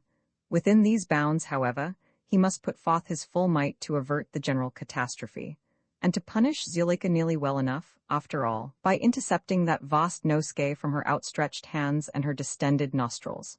There was no time to be lost then, but he wondered, as he paced the grand curve between St. Mary's and Magdalen Bridge, just how was he to begin? Down the flight of steps from Queen's came lounging an average undergraduate. "Mr. Smith," said the Duke, "a word with you." "But my name is not Smith," said the young man. "Generically it is," replied the Duke. "You are Smith to all intents and purposes. That indeed is why I address you. In making your acquaintance I make 1,000 acquaintances. You are a shortcut to knowledge. Tell me, do you seriously think of drowning yourself this afternoon?" "Rather," said the undergraduate. "A meiosis in common use, equivalent to yes, assuredly," murmured the Duke. "And why?" he then asked. "Do you mean to do this?" "Why? How can you ask? Why are you going to do it? The Socratic manner is not a game at which two can play. Please answer my question to the best of your ability." "Well, because I can't live without her, because I want to prove my love for her." "Because, one reason at a time, please," said the Duke, holding up his hand. "You can't live without her? Then I am to assume that you look forward to dying?" "Rather." "You are truly happy in that prospect?" "Yes, rather." "Now, suppose I showed you 2 pieces of equally fine amber, a big one and a little one. Which of these would you rather possess?" "The big one, I suppose. And this because it is better to have more than to have less of a good thing?" "Just so. Do you consider happiness a good thing or a bad one?" "A good one." "So that a man would rather have more than less of happiness?" "Undoubtedly." "Then does it not seem to you that you would do well to postpone your suicide indefinitely?" "But I have just said I can't live without her." "You have still more recently declared yourself truly happy." "Yes, but—" "Now, be careful, Mr. Smith. Remember, this is a matter of life and death. Try to do yourself justice. I have asked you." But the undergraduate was walking away, not without a certain dignity. The Duke felt that he had not handled his man skillfully. He remembered that even Socrates, for all the popular charm of his mock modesty and his true geniality, had ceased after a while to be tolerable. Without such a manner to grace his method, Socrates would have had a very brief time indeed. The Duke recoiled from what he took to be another pitfall. He almost smelt hemlock. A party of 4 undergraduates abreast was approaching. How should he address them? His choice wavered between the evangelic wistfulness of, "Are you saved?" and the breeziness of the recruiting sergeants, "Come, you're fine upstanding young fellows. Isn't it a pity?" etc. Meanwhile, the quartet had passed by. 2 other undergraduates approached. The Duke asked them simply as a personal favor to himself not to throw away their lives. They said they were very sorry, but in this particular matter they must please themselves. In vain he pled. They admitted that but for his example they would never have thought of dying. They wished they could show him their gratitude in any way but the one which would rob them of it. The Duke drifted further down the High, bespeaking every undergraduate he met, leaving untried no argument, no inducement. For one man, whose name he happened to know, he invented an urgent personal message from Miss Dobson imploring him not to die on her account. On another man he offered to settle by hasty codicil a sum of money sufficient to yield an annual income of £2,000, 3,000, any sum within reason. With another, he offered to walk, arm in arm, to Carfax and back again. All to no avail. He found himself in the precincts of Magdalen, preaching from the little open-air pulpit there an impassioned sermon on the sacredness of human life, and referring to Zuleika in terms which John Knox would have hesitated to utter. As he piled up the invective, he noticed an ominous restiveness in the congregation, murmurs, clenching of hands, dark looks. He saw the pulpit as yet another trap laid for him by the gods. He had walked straight into it. Another moment, and he might be dragged down, overwhelmed by numbers, torn limb from limb. All that was in him of quelling power he put hastily into his eyes, and maneuvered his tongue to gentler discourse, deprecating his right to judge this lady, and merely pointing the marvel, the awful though noble folly, of his resolve. He ended on a note of quiet pathos. "Tonight I shall be among the shades, there be not you, my brothers." Good though the sermon was in style and sentiment, the flaw in its reasoning was too patent for any converts to be made. As he walked out of the quadrangle, the Duke felt the hopelessness of his cause. Still he battled bravely for it up the high, waylaying, cajoling, commanding, offering vast bribes. He carried his crusade into the Loda, and thence into Vincent's and out into the street again, eager, untiring, unavailing. Everywhere he found his precept checkmated by his example. The sight of the Mac Quern coming out top speed from the market, with a large but inexpensive bunch of flowers, reminded him of the luncheon that was to be. Never to throw over an engagement was for him, as we have seen, a point of honor. But this particular engagement, hateful when he accepted it by reason of his love, was now impossible for the reason which had made him take so ignominiously to his heels this morning. He curtly told the Scot not to expect him. "Is she not coming?" gasped the Scot with quick suspicion. "Oh," said the Duke, turning on his heel, "she doesn't know that I shan't be there. You may count on her." This he took to be the very truth, and he was glad to have made of it a thrust at the man who had so uncouthly asserted himself last night.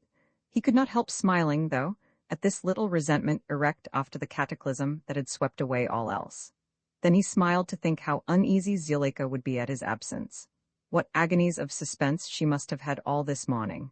He imagined her silent at the luncheon, with a vacant gaze at the door, eating nothing at all, and he became aware that he was rather hungry. He had done all he could to save young Oxford. Now for some sandwiches? He went into the junta.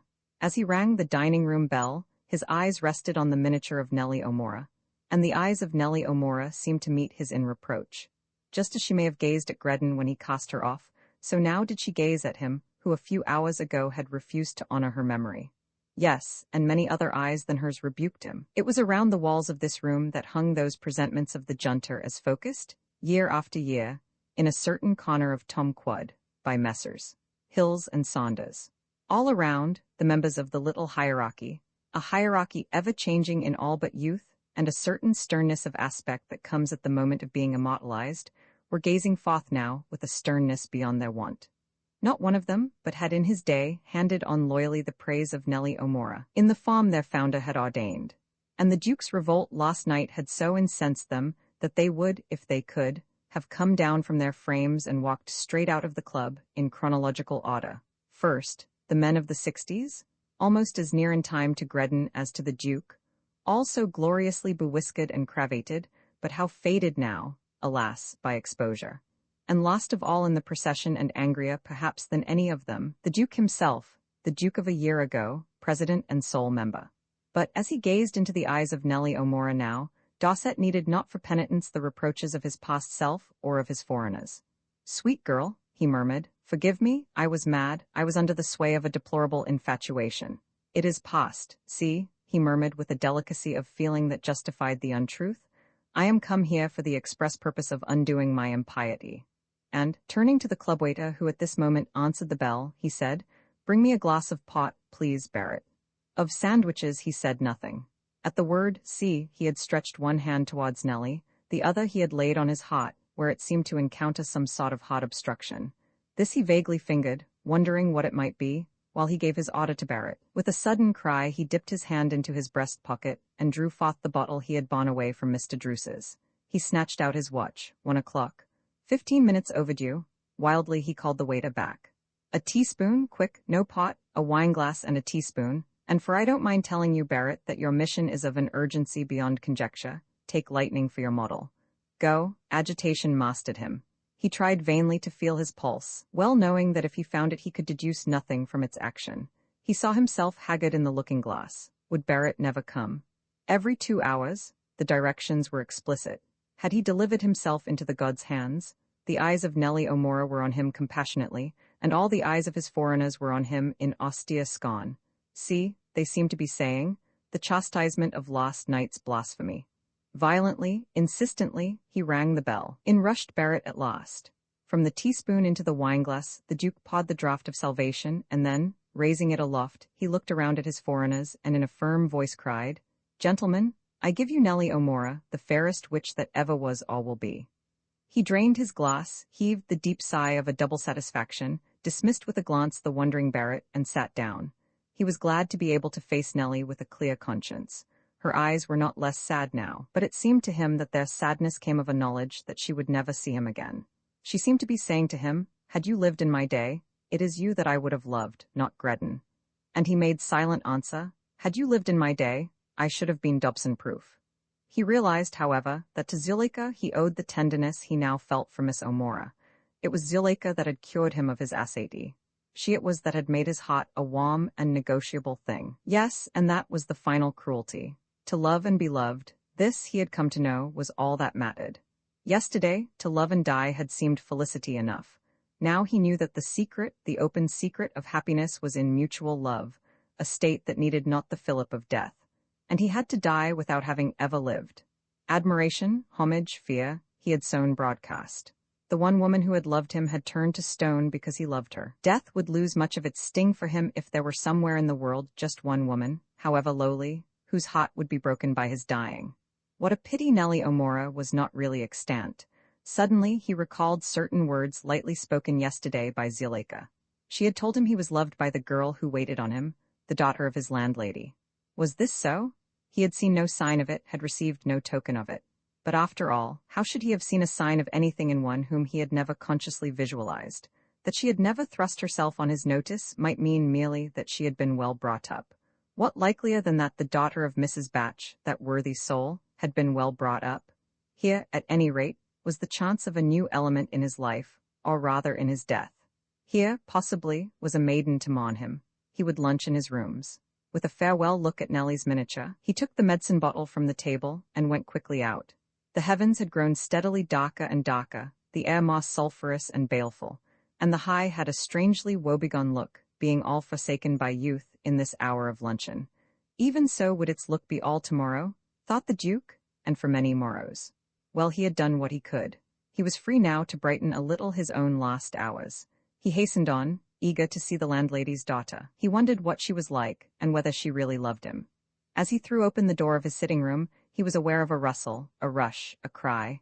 In another instant, he was aware of Zuleika Dobson at his feet, at his knees, clasping him to her, sobbing, laughing, sobbing. Romans 16, for what happened a few moments later, you must not blame him. Some measure of farce was the only way out of an impossible situation. It was in vain that he commanded the young lady to let go. She did but cling the closer. It was in vain that he tried to disentangle himself of her by standing first on one foot, then on the other, and veering sharply on his heel. She did but sway as though hinged to him. He had no choice but to grasp her by the wrists, cast her aside, and step clear of her into the room. Her hat, gauzily basking with a pair of long white gloves on one of his armchairs, proclaimed that she had come to stay. Nor did she rise. Propped on one elbow, with heaving bosom and parted lips, she seemed to be trying to realize what had been done to her. Through her undried tears her eyes shone up to him. He asked, "To what am I indebted for this visit?" "Ah, say that again," she murmured. "Your voice is music." He repeated his question. "Music?" she said dreamily, "and such is the force of habit that I don't," she added, "know anything about music, really, but I know what I like." "Had you not better get up from the floor?" he said. "The door is open, and anyone who passed might see you." Softly she stroked the carpet with the palms of her hands. "Happy carpet?" she crooned. "Aye, happy the very women that wove the threads that are trod by the feet of my beloved master. But hark, he bids his slave rise and stand before him." Just after she had risen, a figure appeared in the doorway. "I beg pardon, your grace, mother wants to know, will you be lunching in?" "Yes," said the Duke. "I will ring when I am ready." And it dawned on him that this girl, who perhaps loved him, was, according to all known standards, extraordinarily pretty. She hesitated. "Will Miss Dobson be—" "No," he said. I shall be alone. And there was in the girl's parting half-glance at Zuleika that which told him he was truly loved, and made him the more impatient of his offensive and accursed visitor. You want to be rid of me?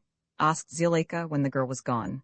I have no wish to be rude, but since you force me to say it, yes. Then take me, she cried, throwing back her arms, and throw me out of the window. He smiled coldly. You think I don't mean it? You think I would struggle? Try me. She let herself droop sideways in an attitude limp and potable. Try me, she repeated. All this is very well conceived, no doubt, said he, and well executed, but it happens to be otiose. What do you mean? I mean you may set your mind at rest. I am not going to back out of my promise. Zuleika flushed. You are cruel. I would give the world and all not to have written you that hateful letter. Forget it, for pity's sake. The Duke looked searchingly at her. You mean that you now wish to release me from my promise? Release you, as if you were ever bound, don't torture me. He wondered what deep game she was playing. Very real though her anguish seemed, and if real it was then, he stared, he gasped. There could be but one explanation. He put it to her. You love me? With all my soul. His heart leapt. If she spoke truth, then indeed vengeance was his. But what proof have I? He asked her. Proof? Have men absolutely no intuition? If you need proof, produce it. Where are my earrings? Your earrings? Why? Impatiently she pointed to 2 white pearls that fastened the front of her blouse. These are your studs. It was from them I had the great first hint this morning. Black and pink were they not when you took them? Of course. And then I forgot that I had them. When I undressed, they must have rolled onto the carpet. Melisande found them this morning when she was making the room ready for me to dress. That was just after she came back from bringing you my first letter. I was bewildered. I doubted. Might not the pearls have gone back to their natural state simply through being yours no more? That is why I wrote again to you, my own darling. A frantic little questioning letter. When I heard how you had torn it up, I knew that the pearls had not mocked me. I telescoped my toilet and came rushing round to you. How many hours have I been waiting for you? The Duke had drawn her earrings from his waistcoat pocket and was contemplating them in the palm of his hand. Blanched, both of them, yes. He laid them on the table. Take them, he said. No, she shuddered. I could never forget that once they were both black. She flung them into the fender. Oh, John, she cried, turning to him and falling again to her knees. I do so want to forget what I have been. I want to atone. You think you can drive me out of your life. You cannot, darling, since you won't kill me. Always I shall follow you on my knees thus. He looked down at her over his folded arms. I am not going to back out of my promise, he repeated. She stopped her ears. With a stern joy he unfolded his arms, took some papers from his breast pocket, and selecting one of them, handed it to her. It was the telegram sent by his steward. She read it. With a stern joy he watched her reading it. Wild-eyed, she looked up from it to him, tried to speak, and swerved down senseless. He had not foreseen this. Help? He vaguely cried, was she not a fellow creature? And rushed blindly out to his bedroom, whence he returned, a moment later, with the water jug. He dipped his hand and sprinkled the upturned face, dewdrops on a white rose, but some other, sharper analogy hovered to him. He dipped and sprinkled. The water beads broke, mingled, rivulets now. He dipped and flung, then caught the horrible analogy and rebounded. It was at this moment that Zuleika opened her eyes. Where am I? She weakly raised herself on one elbow, and the suspension of the Duke's hatred would have been repealed simultaneously with that of her consciousness, had it not already been repealed by the analogy. She put a hand to her face, then looked at the wet palm wonderingly, looked at the Duke, saw the water jug beside him. She too, it seemed, had caught the analogy, for with a wan smile she said, We are quits now, John, aren't we? Her poor little jest drew to the Duke's face no answering smile, did but make hotter the blush there. The wave of her returning memory swept up to her with a raw the instant past. Oh, she cried, staggering to her feet. The owls, the owls? Vengeance was his, and yes, there, he said, is the ineluctable hard fact you wake to. The owls have hooted. The gods have spoken. This day your wish is to be fulfilled. The owls have hooted. The gods have spoken. This day, oh, it must not be, John, heaven have mercy on me. The unerring owls have hooted. The despiteous and humorous gods have spoken. Miss Dobson, it has to be, and let me remind you, he added with a glance at his watch, that you ought not to keep the Mac Quern waiting for luncheon. That is unworthy of you, she said. There was in her eyes a look that made the words sound as if they had been spoken by a dumb animal. You have sent him an excuse? No, I have forgotten him. That is unworthy of you. After all, he is going to die for you like the rest of us. I am but one of a number, you know. Use your sense of proportion. If I do that, she said after a pause, you may not be pleased by the issue. I may find that whereas yesterday I was great in my sinfulness, and today I'm great in my love, you, in your hate of me, are small. I may find that what I had taken to be a great indifference is nothing but a very small hate. Ah, I have wounded you? Forgive me, a weak woman, talking at random in her wretchedness. Oh, John, John, if I thought you small, my love would but take on the crown of pity.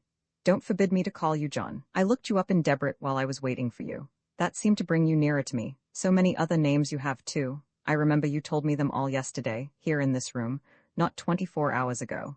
Hours? Years? She laughed hysterically. John, don't you see why I won't stop talking? It's because I dare not think. Yonder in Balliol, he suavely said, you will find the matter of my death easier to forget than here. He took her hat and gloves from the armchair and held them carefully out to her, but she did not take them. I give you 3 minutes, he told her. 2 minutes, that is, in which to make yourself tidy before the mirror, a third in which to say goodbye and be outside the front door. If I refuse, you will not. If I do, I shall send for a policeman. She looked well at him. Yes, she slowly said, I think you would do that. She took her things from him and laid them by the mirror. With a high hand she quelled the excesses of her hair, some of the curls still agleam with water, and knowingly poised and pinned her hat. Then, after a few swift touches and passes at neck and waist, she took her gloves and, wheeling round to him, there, she said, I have been quick. Admirably, he allowed. Quick in more than meets the eye, John, spiritually quick. You saw me putting on my hat. You did not see love taking on the crown of pity, and me bonneting her with it, tripping her up and trampling the life out of her. Oh, a most cold-blooded business, John. Had to be done, though. No other way out. So I just used my sense of precaution as you rashly bade me, and then hardened my heart at sight of you as you are. One of a number? Yes, and a quite unlovable unit, so I am all right again. And now, where is Balliol? Far from here? No, he answered, choking a little, as might a card player who, having been dealt a splendid hand, and having played it with flawless skill, has yet, damn it, lost the odd trick. Balliol is quite near, at the end of this street in fact. I can show it to you from the front door. Yes, he had controlled himself, but this, he furiously felt, did not make him look the less a fool. What ought he to have said? He prayed, as he followed the victorious young woman downstairs, that l'esprit de l'escalier might befall him. Alas, it did not. By the way, she said when he had shown her where Balliol lay, have you told anybody that you aren't dying just for me? No, he answered, I have preferred not to. Then officially, as it were, and in the eyes of the world, you die for me? Then all's well that ends well. Shall we say goodbye here? I shall be on the Judah's barge, but I suppose there will be a crush as yesterday? Sure to be. There always is on the last night of the 8th, you know. Goodbye. Goodbye, little John, small John, she cried across her shoulder, having the last word. Romans 17, he might not have grudged her the last word, had she properly needed it. Its utter superfluity, the perfection of her victory without it, was what galled him. Yes, she had outflanked him, taken him unawares, and he had fired not one shot. Esprit de l'escalier, it was as he went upstairs that he saw how he might yet have snatched from her, if not the victory, the palm. Of course he ought to have laughed aloud. Capital, capital? You really do deserve to fool me. But ah, yours is a love that can't be dissembled. Never was man by maiden loved more ardently than I by you, my poor girl, at this moment. And stay, what if she really had been but pretending to have killed her love? He paused on the threshold of his room. The sudden doubt made his lost chance the more sickening. Yet was the doubt dear to him. What likelier, after all, than that she had been pretending?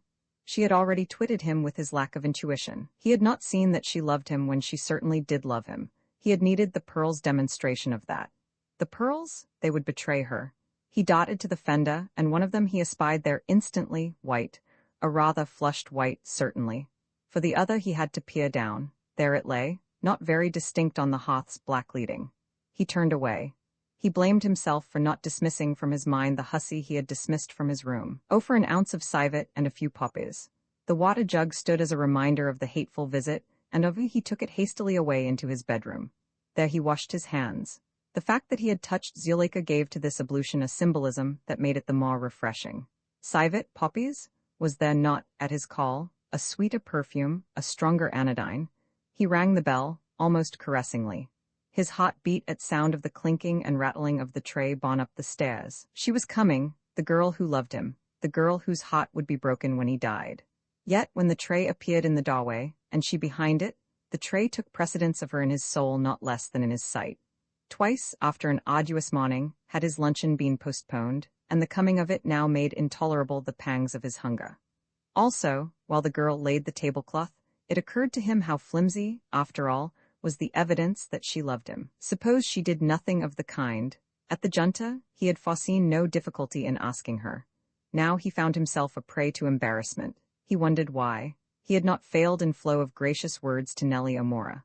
Well, a miniature by Hopna was one thing, a landlady's live daughter was another. At any rate, he must prime himself with food.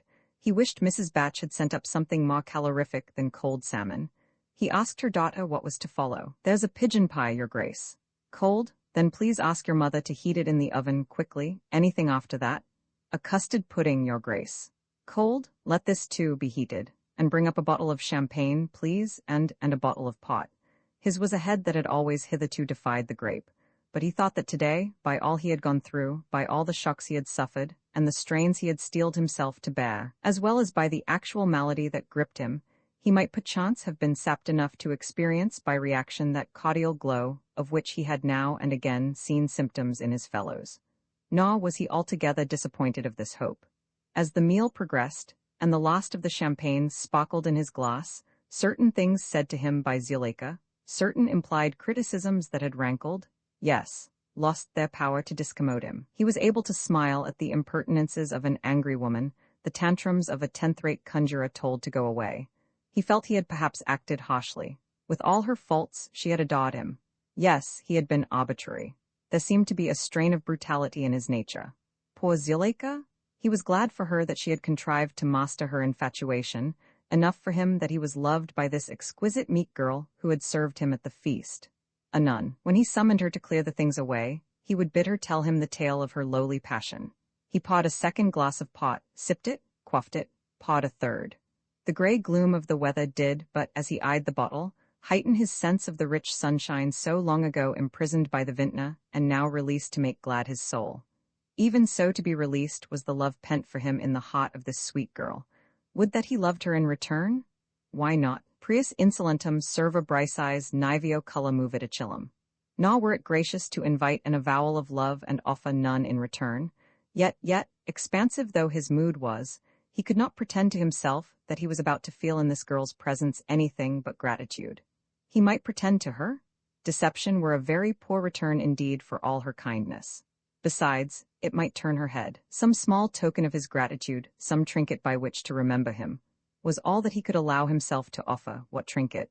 Would she like to have one of his scarf pins? Studs? Still more abs? Ah! He had it, he literally and most providentially had it there in the fender. A pair of earrings. He plucked the pink pearl and the black from where they lay, and rang the bell.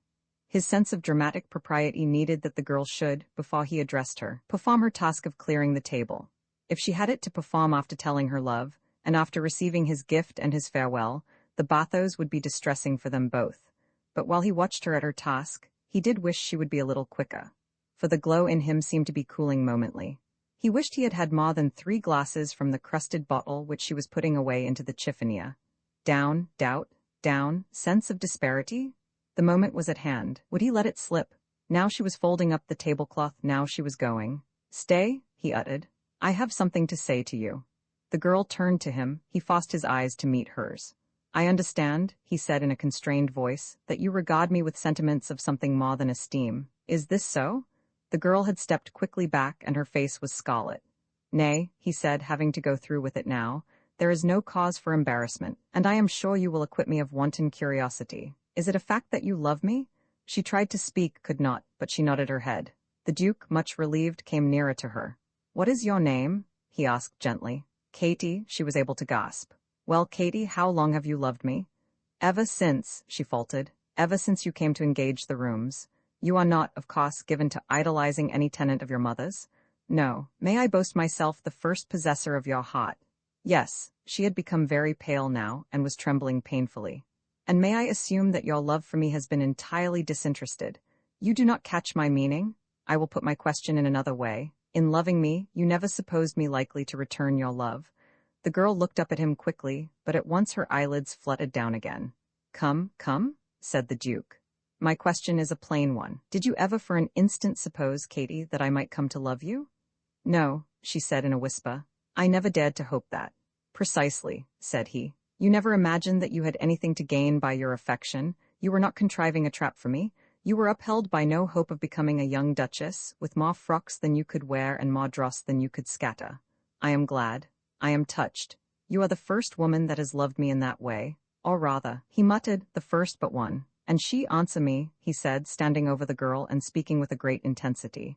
If I were to tell you that I loved you, would you cease to love me?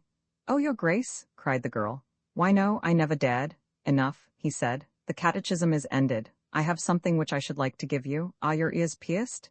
Yes, your grace. Then, Katie, honor me by accepting this present. So saying, he placed in the girl's hand the black pearl and the pink. The sight of them banished for a moment all other emotions in their recipient. She forgot herself. La, she said. I hope you will wear them always for my sake, said the Duke. She had expressed herself in the monosyllable. No words came to her lips, but to her eyes many tears, through which the pearls were visible. They whirled in her bewildered brain as a token that she was loved by him, though but yesterday he had loved another. It was all so sudden, so beautiful. You might have knocked her down, she says so to this day, with a feather. Seeing her agitation, the Duke pointed to a chair, bade her be seated. Her mind was cleared by the new posture. Suspicion crept into it, followed by alarm. She looked at the earrings, then up at the Duke. No, said he, misinterpreting the question in her eyes, they are real pearls. It isn't that, she quavered. It is, that they were given to me by Miss Dobson? Oh, they were they? Then, Katie rose, throwing the pearls on the floor. I'll have nothing to do with them. I hate her. So do I, said the Duke in a burst of confidence. No, I don't, he added hastily. Please forget that I said that. It occurred to Katie that Miss Dobson would be ill-pleased that the pearls should pass to her. She picked them up. Only. Again her doubts beset her, and she looked from the pearls to the Duke. Speak on, he said. Oh, you aren't playing with me, are you? You don't mean me harm, do you? I have been well brought up. I have been warned against things, and it seems so strange what you have said to me. You are a duke, and I am only? It is the privilege of nobility to condescend. Yes, she cried. I see. Oh, I was wicked to doubt you. And love levels all, doesn't it? Love and the Bod School, our stations are far apart, but I've been educated far above mine. I've learnt more than most real ladies have. I passed the 7th standard when I was only just 14. I was considered one of the sharpest girls in the school, and I've gone on learning since then, she continued eagerly. I utilize all my spare moments. I've read 27 of the 100 best books. I collect ferns. I play the piano. Whenever she broke off, for she remembered that her music was always interrupted by the ringing of the Duke's bell and a polite request that it should cease. I am glad to hear of these accomplishments. They do you great credit, I am sure. But well, I do not quite see why you enumerate them just now. It isn't that I am vain, she pleaded. I only mention them because, oh, don't you see? If I'm not ignorant, I shan't disgrace you. People won't be so able to say you've been and thrown yourself away. Thrown myself away? What do you mean? Oh, they'll make all sorts of objections, I know. They'll all be against me and, for heaven's sake, explain yourself. Your aunt, she looked a very proud lady, very high and hard. I thought so when she came here last term, but you're of age. You're your own master. Oh, I trust you'll stand by me. If you love me really, you won't listen to them. Love you? Are you mad? Each stared at the other, utterly bewildered. The girl was the first to break the silence. Her voice came in a whisper. You've not been playing a joke on me? You meant what you said, didn't you? What have I said? You said you loved me. You must be dreaming. I'm not. Here are the earrings you gave me. She pinched them as material proof. You said you loved me just before you gave me them. You know you did. And if I thought you'd been laughing at me all the time, I'd, a sob choked her voice. I'd throw them in your face? You must not speak to me in that manner, said the Duke coldly. And let me warn you that this attempt to trap me and intimidate me. The girl had flung the earrings at his face. She had missed her mark. But this did not extenuate the outrageous gesture. He pointed to the door. Go, he said. Don't try that on, she laughed. I shan't go, not unless you drag me out. And if you do that, I'll raise the house. I'll have in the neighbors, I'll tell them all what you've done, but defiance melted in the hot shame of humiliation. Oh, you coward, she gasped. You coward? She caught her apron to her face and, swaying against the wall, sobbed piteously. Unaccustomed to love affairs, the Duke could not sail lightly over a flood of woman's tears. He was filled with pity for the poor quivering figure against the wall. How should he soothe her? Mechanically he picked up the 2 pearls from the carpet and crossed to her side. He touched her on the shoulder. She shuddered away from him. Don't, he said gently. Don't cry, I can't bear it. I have been stupid and thoughtless. What did you say your name was? Katie, to be sure. Well, Katie, I want to beg your pardon. I expressed myself badly. I was unhappy and lonely, and I saw in you a means of comfort. I snatched at you, Katie, as at a straw. And then, I suppose I must have said something which made you think I loved you. I almost wish I did. I don't wonder you threw the earrings at me. I almost wish they had hit me. You see, I have quite forgiven you. Now do you forgive me? You will not refuse now to wear the earrings. I gave them to you as a keepsake. Wear them always in memory of me, for you will never see me again. The girl had ceased from crying, and her anger had spent itself in sobs. She was gazing at him woebegone but composed. Where are you going? You must not ask that, said he. Enough that my wings are spread. Are you going because of me? Not in the least. Indeed, your devotion is one of the things which make bitter my departure, and yet I am glad you love me. Don't go, she faltered. He came nearer to her, and this time she did not shrink from him. Don't you find the rooms comfortable? She asked, gazing up at him. Have you ever had any complaint to make about the attendance? No, said the Duke. The attendance has always been quite satisfactory. I have never felt that so keenly as I do today. Then why are you leaving? Why are you breaking my heart? Suffice it that I cannot do otherwise. Henceforth you will see me no more, but I doubt not that in the cultivation of my memory you will find some sort of lugubrious satisfaction. See, here are the earrings. If you like, I will put them in with my own hands. She held up her face sideways. Into the lobe of her left ear he insinuated the hook of the black pearl. On the cheek upturned to him there were still traces of tears, the eyelashes were still spangled. For all her blondness, they were quite dark, these glistening eyelashes. He had an impulse, which he put from him. Now the other ear, he said. The girl turned her head. Soon the pink pearl was in its place, yet the girl did not move. She seemed to be waiting. Nor did the Duke himself seem to be quite satisfied. He let his fingers dally with the pearl. Anon, with a sigh, he withdrew them. The girl looked up. Their eyes met. He looked away from her. He turned away from her. You may kiss my hand, he murmured, extending it towards her.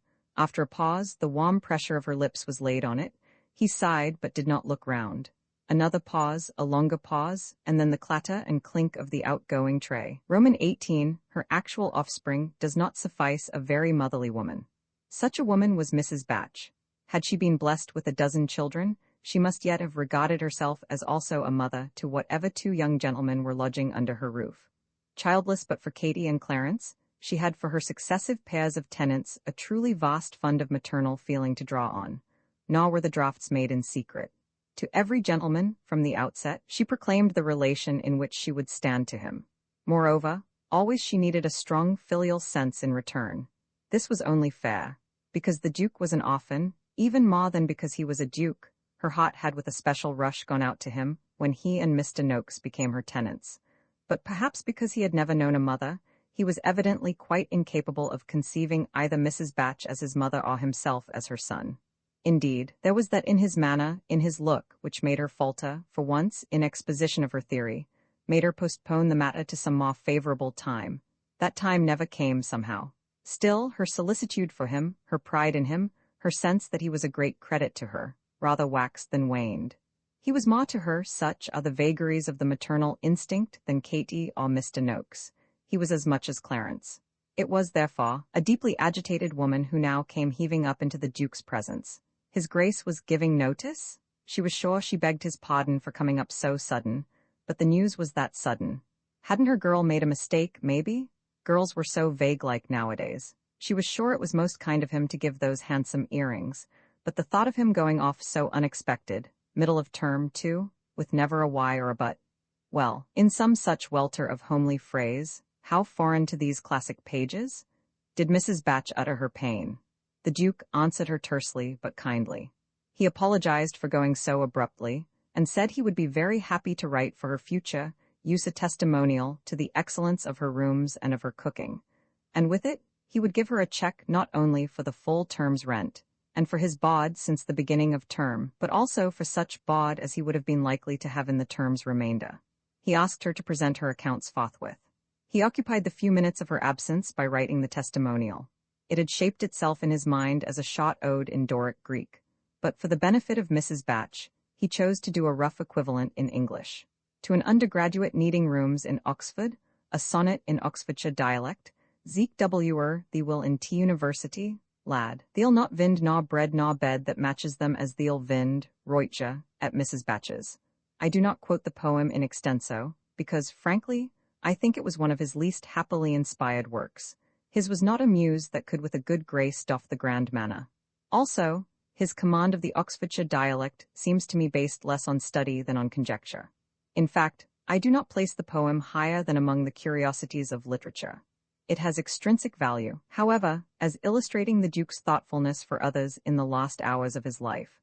And to Mrs. Batch the MS, framed and glazed in her hall, is an asset beyond price. Witness her recent refusal of Mr. Pierpont Morgan's sensational bid for it. This MS she received together with the Duke's cheque. The presentation was made some 20 minutes after she had laid her accounts before him. Lavish in giving large sums of his own accord, he was apt to be circumspect in the matter of small payments. Such is ever the way of opulent men. Nor do I see that we have a right to sneer at them for it. We cannot deny that their existence is a temptation to us. It is in our fallen nature to want to get something out of them, and as we think in small sums, heaven knows, it is of small sums that they are careful. Absurd to suppose they really care about halfpence. It must therefore be about us that they care, and we ought to be grateful to them for the pains they are at to keep us guiltless.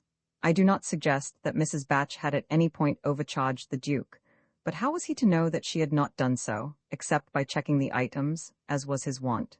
The reductions that he made, here and there, did not in all amount to 3 and 6pence. I do not say they were just, but I do say that his motive for making them, and his satisfaction at having made them, were rather beautiful than otherwise. Having struck an average of Mrs. Batch's weekly charges, and a similar average of his own reductions, he had a basis on which to reckon his baud for the rest of the term. This amount he added to Mrs. Batch's amended total, plus the full term's rent, and accordingly drew a cheque on the local bank where he had an account. Mrs. Batch said she would bring up a stamped receipt directly, but this the Duke waived, saying that the cashed cheque itself would be a sufficient receipt. Accordingly, he reduced by 1 penny the amount written on the cheque. Remembering to initial the correction, he remembered also, with a melancholy smile, that tomorrow the cheque would not be negotiable. Handing it and the sonnet to Mrs. Batch, he bade her cash it before the bank closed. And, he said with a glance at his watch, "You have no time to lose. It is 3:15, only 2 hours and 1/4 before the final races. How quickly the sands were running out." Mrs. Batch paused on the threshold, wanted to know if she could help with the packing. The Duke replied that he was taking nothing with him. His various things would be sent for, packed and removed within a few days. No, he did not want her to order a cab. He was going to walk. "And goodbye, Mrs. Batch," he said. "For legal reasons with which I won't burden you, you really must cash that cheque at once." He sat down in solitude, and there crept over him a mood of deep depression. Almost 2 hours and 1/4 before the final races. What on earth should he do in the meantime? He seemed to have done all that there was for him to do. His executors would do the rest. He had no farewell letters to write. He had no friends with whom he was on terms of valediction. There was nothing at all for him to do. He stared blankly out of the window, at the grayness and blackness of the sky. What a day! What a climate! Why did any sane person live in England? He felt positively suicidal. His dully vagrant eye lighted on the bottle of cold mixture. He ought to have dosed himself a full hour ago. Well, he didn't care. Had Zuleika noticed the bottle? He idly wondered. Probably not. She would have made some sprightly reference to it before she went. Since there was nothing to do but sit and think, he wished he could recapture that mood in which at luncheon he had been able to see Zuleika as an object for pity. Never, till today, had he seen things otherwise than they were. Nor had he ever needed to. Never, till last night, had there been in his life anything he needed to forget. That woman? As if it really mattered what she thought of him. He despised himself for wishing to forget she despised him, but the wish was the measure of the need. He eyed the chiffonier. Should he again solicit the grape? Reluctantly he uncocked the crusted bottle and filled a glass. Was he come to this? He sighed and sipped, quaffed and sighed. The spell of the old stod sunshine seemed not to work this time. He could not cease from plucking at the net of ignominies in which his soul lay enmeshed. Would that he had died yesterday, escaping how much? Not for an instant did he flinch from the mere fact of dying today. Since he was not immortal, as he had supposed, it were as well he should die now as 50 years hence. Better, indeed. To die untimely, as men called it, was the timeliest of all deaths for one who had carved his youth to greatness. What perfection could he, Dorset, achieve beyond what was already his? Future years could but stale, if not actually mar, that perfection. Yes, it was lucky to perish leaving much to the imagination of posterity. Dear posterity was of a sentimental, not a realistic habit. She always imagined the dead young hero prancing gloriously up to the psalmist's limit, a young hero still, and it was the sense of her vast loss that kept his memory green. Byron. He would be all forgotten today if he had lived to be a florid old gentleman with iron-gray whiskers, writing very long, very able letters to the Times about the repeal of the Corn Laws. Yes, Byron would have been that. It was indicated in him. He would have been an old gentleman exacerbated by Queen Victoria's invincible prejudice against him, her brusque refusal to entertain Lord John Russell's timid nomination of him for a post in the government. Shelley would have been a poet to the last. But how dull, how very dull, would have been the poetry of his middle age. A great unreadable mass interposed between him and us. Did Byron, mused the Duke, know what was to be at Missolonghi? Did he know that he was to die in service of the Greeks whom he despised? Byron might not have minded that. But what if the Greeks had told him, in so many words, that they despised him? How would he have felt then? Would he have been content with his potations of barley water? The Duke replenished his glass, hoping the spell might work yet. Perhaps had Byron not been a dandy, but had he not been in his soul a dandy, there would have been no Byron worth mentioning. And it was because he guarded not his dandyism against this and that irrelevant passion, sexual or political, that he cut so annoyingly incomplete a figure. He was absurd in his politics, vulgar in his loves. Only in himself, at the times when he stood haughtily aloof, was he impressive. Nature, fashioning him, had fashioned also a pedestal for him to stand and brood on, to pose and sing on. Off that pedestal he was lost. The idol has come sliding down from its pedestal. The Duke remembered these words spoken yesterday by Zuleika. Yes, at the moment when he slid down, he too was lost. For him, Master Dandy, the common arena was no place. What had he to do with love? He was an utter fool at it. Byron had at least had some fun out of it. What fun had he had? Last night he had forgotten to kiss Zuleika when he held her by the wrists. Today it had been as much as he could do to let poor little Katy kiss his hand. Better be vulgar with Byron than a noodle with Dobson? He bitterly reflected. Still, noodledom was nearer than vulgarity to dandyism. It was a less flagrant lapse, and he had over Byron this further advantage. His noodledom was not a matter of common knowledge, whereas Byron's vulgarity had ever needed to be in the glare of the footlights of Europe. The world would say of him that he laid down his life for a woman. Deplorable somersault? But nothing evident save this in his whole life was faulty. The one other thing that might be copped at, the partisan speech he made in the Lauds, had exquisitely justified itself by its result, for it was as a knight of the Garter that he had set the perfect seal on his dandyism. Yes, he reflected, it was on the day when first he donned the most grandiose of all costumes, and wore it grandlier than ever yet in history had it been worn, than ever would it be worn hereafter, flaunting the robes with a grace unparalleled and inimitable, and lending, as it were, to the very insignia a glory beyond their own, that he once and for all fulfilled himself, doer of that which he had been sent into the world to do. And there floated into his mind a desire, vague at first, soon definite, imperious, irresistible, to see himself once more, before he died, endued in the fullness of his glory and his might. Nothing hindered. There was yet a whole hour before he need start for the river. His eyes dilated, somewhat as might those of a child about to dress up for a charade, and already, in his impatience, he had undone his necktie. One after another, he unlocked and threw open the black tin boxes, snatching out greedily their great good splendors of crimson and white and royal blue and gold. You wonder he was not appalled by the task of essaying, unaided, a toilet so extensive and so intricate? You wondered even when you heard that he was one at Oxford to make without help his toilet of every day. Well, the true dandy is always capable of such high independence. He is craftsman as well as artist, and, though any unaided knight, but he with whom we are here concerned, would belike have dotted hopeless in that labyrinth of hooks and buckles which underlies the visible glory of a knight, arrayed full and proper. Dobson threaded his way featly and without pause. He had mastered his first excitement. In his swiftness was no haste. His procedure had the ease and inevitability of a natural phenomenon, and was most like to the coming of a rainbow. Crimson doubleted, blue ribanded, white trunk-hosed, he stooped to understrap his left knee with that strap of velvet round which sparkles the proud gay motto of the order. He affixed to his breast the octoradiant star, so much larger and more lustrous than any actual star in heaven. Round his neck he slung that long daedal chain wherefrom St. George, slaying the dragon, dangles. He bowed his shoulders to assume that vast mantle of blue velvet, so voluminous, so enveloping, that, despite the cross of St. George blazing on it, and the shoulder knots like two great white tropical flowers planted on it, we seem to know from it in what manner of mantle Elijah prophesied. Across his breast, he knotted this mantle's 2 cords of gleaming bullion, one tassel a due trifle higher than its fellow. All these things being done, he moved away from the mirror, and drew on a pair of white kid gloves. Both of these being buttoned, he plucked up certain folds of his mantle into the hollow of his left arm, and with his right hand gave to his left hand that ostrich-plumed and heron-plumed hat of black velvet in which a knight of the Garter is entitled to take his walks abroad. Then, with head erect and measured tread, he returned to the mirror.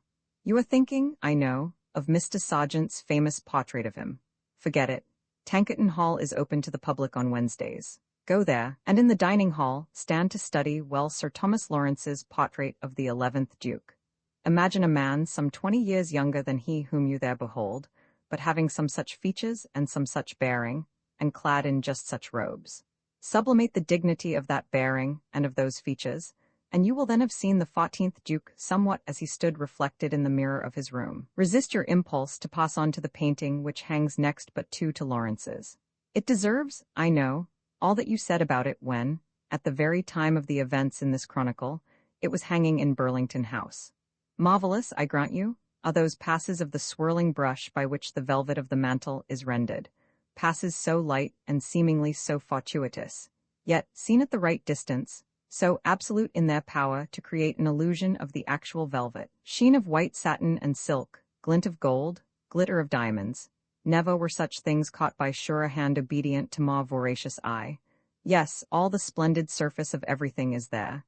Yet must you not look. The soul is not there. An expensive, very new costume is there, but no evocation of the high antique things it stands for. Whereas by the Duke it was just these things that were evoked to make an aura round him, a warm symbolic glow sharpening the outlines of his own particular magnificence. Reflecting him, the mirror reflected, in due subordination, the history of England. There is nothing of that on Mr. Sargent's canvas. Obtruded instead is the astounding slickness of Mr. Sargent's technique. Not the sitter, but the painter, is master here. Nay, though I hate to say it, there is in the portrayal of the Duke's attitude and expression a hint of something like mockery. Unintentional, I am sure, but to a sensitive eye discernible. But it is clumsy of me to be reminding you of the very picture I would have you forget. Long stood the Duke gazing, immobile. One thing alone ruffled his deep inward calm. This was the thought that he must presently put off from him all his splendor, and be his normal self. The shadow passed from his brow. He would go forth as he was. He would be true to the motto he wore, and true to himself. A dandy he had lived. In the full pomp and radiance of his dandyism he would die. His soul rose from calm to triumph. A smile lit his face, and he held his head higher than ever. He had brought nothing into this world and could take nothing out of it. Well, what he loved best he could carry with him to the very end, and in death they would not be divided. The smile was still on his face as he passed out from his room. Down the stairs he passed, and oh, every stair creaked faintly. I ought to have been marble, and it did indeed seem that Mrs. Batch and Katy, who had hurried out into the hall, were turned to some kind of stone at sight of the descending apparition. A moment ago, Mrs. Batch had been hoping she might yet at the last speak motherly words. A hopeless mute now? A moment ago, Katy's eyelids had been red with much weeping. Even from them, the color suddenly ebbed now. Dead white her face was between the black pearl and the pink. And this is the man of whom I dared once for an instant hope that he loved me. It was thus that the Duke, quite correctly, interpreted her gaze. To her and to her mother he gave an inclusive bow as he swept slowly by. Stone was the matron, and Stone the maid. Stone, too, the emperors over the way, and the more poignantly thereby was the Duke a sight to anguish them, being the very incarnation of what themselves had erst been, or tried to be. But in this bitterness they did not forget their sorrow at his doom. They were in a mood to forgive him the one fault they had ever found in him, his indifference to their Katy. And now, O Mirum Mirorum, even this one fault was wiped out. For stung by memory of a gibe lately cast at him by himself, the Duke had paused and, impulsively looking back into the hall, had beckoned Katy to him, and she had come she knew not how to him. And there, standing on the doorstep whose whiteness was the symbol of her love, he very lightly, it is true, and on the utmost confines of the brow, but quite perceptibly, had kissed her. Roman 19, and now, he had passed under the little arch between the 8th and the 9th emperor, rounded the Sheldonian, and been lost to sight of Katy, whom, as he was equally glad and sorry he had kissed her, he was able to dismiss from his mind.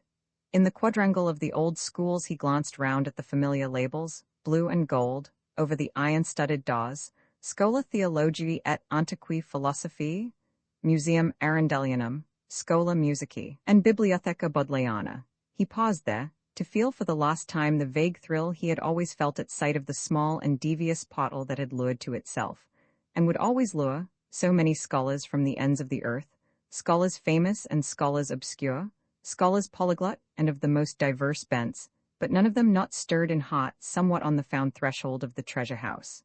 How deep, how perfect, the effect made here by refusal to make any effect whatsoever? Thought the Duke. Perhaps after all, but no, one could lay down no general rule. He flung his mantle a little wider from his breast and proceeded into Radcliffe Square. Another farewell look he gave to the old vast horse-chestnut that is called Bishop Heber's tree. Certainly, no, there was no general rule. With its towering and bulging masses of verdure tricked out all over in their annual finery of catkins, Bishop Heber's tree stood for the very type of ingenuous ostentation. And who should dare cavil? Who not be gladdened? Yet awful, more than gladdening, was the effect that the tree made today. Strangely pale was the verdure against the black sky, and the multitudinous catkins had a look almost ghostly. The Duke remembered the legend that every one of these fair white spires of blossom is the spirit of some dead man who, having loved Oxford much and well, is suffered thus to revisit her, for a brief while, year by year. And it pleased him to doubt not that on one of the topmost branches, next spring, his own spirit would be. "Oh, look!" cried a young lady emerging with her brother and her aunt through the gate of Brasenose. "For heaven's sake, Jessie, try to behave yourself," hissed her brother. "Aunt Mabel, for heaven's sake don't stare." He compelled the pair to walk on with him.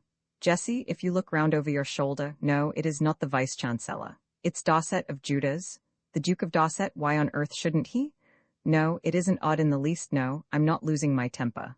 Only, don't call me your dear boy. No, we will not walk slowly so as to let him pass us, Jessie, if you look round. Poor fellow. However fond an undergraduate be of his womenfolk, at Oxford, they keep him in a painful state of tension. At any moment, they may somehow disgrace him. And if throughout the long day, he shall have had the added strain of guarding them from the knowledge that he is about to commit suicide, a certain measure of irritability must be condoned. Poor Jessie and Aunt Mabel? They were destined to remember that Harold had been very peculiar all day. They had arrived in the morning, happy and eager despite the menace of the sky, and, well, they were destined to reproach themselves for having felt that Harold was really rather impossible. Oh, if he had only confided in them! They could have reasoned with him, saved him, surely they could have saved him. When he told them that the first division of the races was always very dull, and that they had much better let him go to it alone. When he told them that it was always very rowdy, and that ladies were not supposed to be there. Oh, why had they not guessed and clung to him, and kept him away from the river? Well, here they were, walking on Harold's either side, blind to fate, and only longing to look back at the gorgeous personage behind them. Aunt Mabel had inwardly calculated that the velvet of the mantle alone could not have cost less than 4 guineas a yard. One good look back, and she would be able to calculate how many yards there were. She followed the example of Lot's wife, and Jessie followed hers. "Very well," said Harold. "That settles it, I go alone." And he was gone like an arrow, across the high, down Oriel Street. The two women stood staring ruefully at each other. "Pardon me," said the Duke, with a sweep of his plumed hat. "I observe you are stranded, and if I read your thoughts aright, you are impugning the courtesy of that young runagate. Neither of you, I am very sure, is as one of those ladies who in imperial Rome took a saucy pleasure in the spectacle of death. Neither of you can have been warned by your escort that you were on the way to see him die, of his own accord, in company with many hundreds of other lads, myself included. Therefore, regard his flight from you as an act not of unkindness, but of toddy compunction. The hint you have had from him let me turn into a counsel. Go back, both of you, to the place whence you came." "Thank you so much," said Aunt Mabel, with what she took to be great presence of mind. "Most kind of you, we'll do just what you tell us. Come, Jessie dear," and she hurried her niece away with her. Something in her manner of fixing him with her eye had made the Duke suspect what was in her mind. Well, she would find out her mistake soon enough, poor woman. He desired, however, that her mistake should be made by no one else. He would give no more warnings. Tragic it was for him, in Merton Street, To see among the crowd converging to the meadows so many women, young and old, all imprescient, troubled by nothing but the thunder that was in the air, that was on the brows of their escorts. He knew not whether it was for their escorts or for them that he felt the greater pity, and an added load for his heart was the sense of his partial responsibility for what impended. But his lips were sealed now. Why should he not enjoy the effect he was creating? It was with a measured tread, as yesterday with Zuleika, that he entered the avenue of elms. The throng streamed past from behind him, parting wide and marveling as it streamed. Under the pall of this evil evening, his splendor was the more inspiring. And just as yesterday no man had questioned his right to be with Zuleika, so today there was none to deem him caparisoned too much. All the men felt at a glance that he, coming to meet death thus, did no more than the right homage to Zuleika, aye, and that he made them all partakers in his own glory, casting his great mantle over all Comorians. Reverence forbade them to do more than glance, but the women with them were impelled by wonder to stare hard, uttering sharp little cries that mingled with the cawing of the rooks overhead. Thus did scores of men find themselves shamed like our friend Harold. But this, you say, was no more than a just return for their behavior yesterday, when, in this very avenue, so many women were almost crushed to death by them in their insensate eagerness to see Miss Dobson. Today, by scores of women, it was calculated not only that the velvet of the Duke's mantle could not have cost less than 4 guineas a yard, but also that there must be quite 25 yards of it. Some of the fair mathematicians had, in the course of the past fortnight, visited the Royal Academy and seen their Mr. Sergeant's portrait of the wearer, so that their estimate now was but the endorsement of an estimate already made. Yet their impression of the Duke was above all a spiritual one. The nobility of his face and bearing was what most thrilled them as they went by, and those of them who had heard the rumor that he was in love with that frightfully flashy-looking creature, Zuleika Dobson, were more than ever sure there wasn't a word of truth in it. As he neared the end of the avenue, the Duke was conscious of a thinning in the procession on either side of him, and anon he was aware that not one undergraduate was therein. And he knew at once, did not need to look back to know, why this was. She was coming. Yes, she had come into the avenue, her magnetism speeding before her, insomuch that all along the way the men immediately ahead of her looked round, beheld her, stood aside for her. With her walked the Mac Quern, and a little bodyguard of other blessed acquaintances, and behind her swayed the dense mass of the disorganized procession. And now the lost rank between her and the Duke was broken, and at the revealed vision of him, she faltered midway in some raillery she was addressing to the Mac Quern. Her eyes were fixed, her lips were parted, her tread had become stealthy. With a brusque gesture of dismissal to the men beside her, she darted forward and lightly overtook the Duke just as he was turning towards the barges. "May I?" she whispered, smiling round into his face. His shoulder knots just perceptibly rose. "There isn't a policeman in sight, John. You're at my mercy. No, I'm at yours. Tolerate me. You really do look quite wonderful. There, I won't be so impertinent as to praise you. Only let me be with you, will you?" The shoulder knots repeated their answer. "You needn't listen to me, needn't look at me, unless you care to use my eyes as mirrors. Only let me be seen with you. That's what I want. Not that your society isn't a boon in itself, John. Oh, I've been so bored since I left you. The Mac Quern is too dull, and so are his friends. Oh, that meal with them in Balliol. As soon as I grew used to the thought that they were going to die for me, I simply couldn't stand them. Poor boys. It was as much as I could do not to tell them I wished them dead already. Indeed, when they brought me down for the first races, I did suggest that they might as well die now as later. Only they looked very solemn and said it couldn't possibly be done till after the final races. And oh, the tea with them. What have you been doing all the afternoon? Oh, John, after them, I could almost love you again. Why can't one fall in love with a man's clothes? To think that all those splendid things you have on are going to be spoilt, all for me. Nominally for me, that is. It is very wonderful, John. I do appreciate it, really and truly, though I know you think I don't. John, if it weren't mere spite you feel for me, but it's no good talking about that. Come, let us be as cheerful as we may be. Is this the Judah's houseboat? The Judah's barge, said the Duke, irritated by a mistake which but yesterday had rather charmed him. As he followed his companion across the plank, there came dully from the hills the first low growl of the pent storm. The sound struck for him a strange contrast with the prattle he had perforce been listening to. "Thunder," said Zuleika over her shoulder. "Evidently," he answered. Halfway up the stairs to the roof, she looked round. "Aren't you coming?" she asked. He shook his head and pointed to the raft in front of the barge. She quickly descended. "Forgive me," he said. "My gesture was not a summons. The raft is for men. What do you want to do on it?" "To wait there till the races are over." "But what do you mean? Aren't you coming up onto the roof at all? Yesterday?" "Oh, I see," said the Duke, unable to repress a smile. "But today I am not dressed for a flying leap." Zuleika put a finger to her lips. "Don't talk so loud. Those women up there will hear you. No one must ever know I knew what was going to happen. What evidence should I have that I tried to prevent it? Only my own unsupported word. And the world is always against a woman. So do be careful. I've thought it all out. The whole thing must be sprung on me. Don't look so horribly cynical. What was I saying? Oh yes, well, it doesn't really matter. I had it fixed in my mind that you, but no, of course, in that mantle you couldn't. But why not come up on the roof with me meanwhile, and then afterwards make some excuse and—" The rest of her whisper was lost in another growl of thunder. "I would rather make my excuses forthwith," said the Duke. "And as the races must be almost due now, I advise you to go straight up and secure a place against the railing. It will look very odd, my going all alone into a crowd of people whom I don't know. I'm an unmarried girl. I do think you might—" "Goodbye," said the Duke. Again Zuleika raised a warning finger. "Goodbye, John," she whispered. "See, I am still wearing your studs. Goodbye. Don't forget to call my name in a loud voice, you promised?" "Yes. And," she added after a pause, "remember this. I have loved but twice in my life, and none but you have I loved. This, too, if you hadn't forced me to kill my love, I would have died with you, and you know it is true." Yes, it was true enough. Courteously he watched her up the stairs. As she reached the roof, she cried down to him from the throng, "Then you will wait down there to take me home afterwards."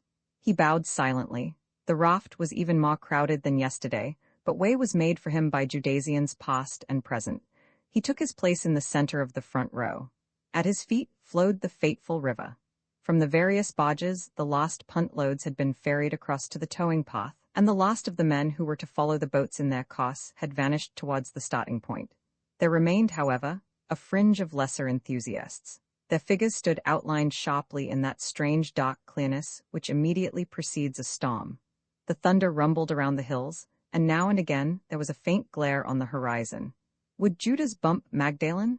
Opinion on the raft seemed to be divided, but the sanguine spirits were in a majority. "If I were making a book on the event," said a middle-aged clergyman, with that air of breezy emancipation which is so distressing to the laity, "I'd bet 2-1 we bump."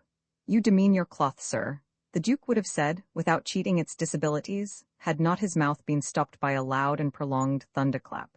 In the hush thereafter came the puny sound of a gunshot. The boats were starting. Would Judas bump Magdalen? Would Judas be head of the river? Strange, thought the Duke, that for him, standing as he did on the peak of dandyism, on the brink of eternity, this trivial question of boats could have importance. And yet, for this it was that his heart was beating. A few minutes hence, an end to victors and vanquished alike, and yet, a sudden white vertical streak slid down the sky. Then there was a consonance to split the drums of the world's ears, followed by a horrific rattling as of actual artillery, tens of thousands of gun carriages simultaneously at the gallop, colliding, crashing, heeling over in the blackness. Then, and yet more awful, silence, the little earth cowering voiceless under the heavens' menace. And audible in the hush now, a faint sound, the sound of the runners on the towing path cheering the crews forward. And there was another faint sound that came to the Duke's ears. It he understood when, a moment later, he saw the surface of the river alive with infinitesimal fountains. Rain, his very mantle was aspersed. In another minute he would stand sudden, inglorious, amok. He didn't hesitate. "Zuleika?" he cried in a loud voice. Then he took a deep breath and, burying his face in his mantle, plunged. Full on the river lay the mantle outspread. Then it too went under. A great roll of water marked the spot. The plumed hat floated. There was a confusion of shouts from the raft, of screams from the roof. Many youths, all the youths there, cried Zuleika, and leapt emulously headlong into the water. "Brave fellows!" shouted the elder men, supposing rescue work. The rain pelted, the thunder pealed. Here and there was a glimpse of a young head above water, for an instant only. Shouts and screams now from the infected barges on either side. A score of fresh plunges. Splendid fellows! Meanwhile, what of the Duke? I am glad to say that he was alive, and, but for the cold he had caught last night, well. Indeed, his mind had never worked more clearly than in this swift, dim underworld. His mantle, the cords of it having come untied, had drifted off him, leaving his arms free. With breath well pent, he steadily swam, scarcely less amused than annoyed that the gods had, after all, dictated the exact time at which he should seek death. I am loth to interrupt my narrative at this rather exciting moment, a moment when the quick, tense style, exemplified in the last paragraph but one, is so very desirable. But in justice to the gods, I must pause to put in a word of excuse for them. They had imagined that it was in mere irony that the Duke had said he could not die till after the bumping races, and not until it seemed that he stood ready to make an end of himself had the signal been given by Zeus for the rain to fall.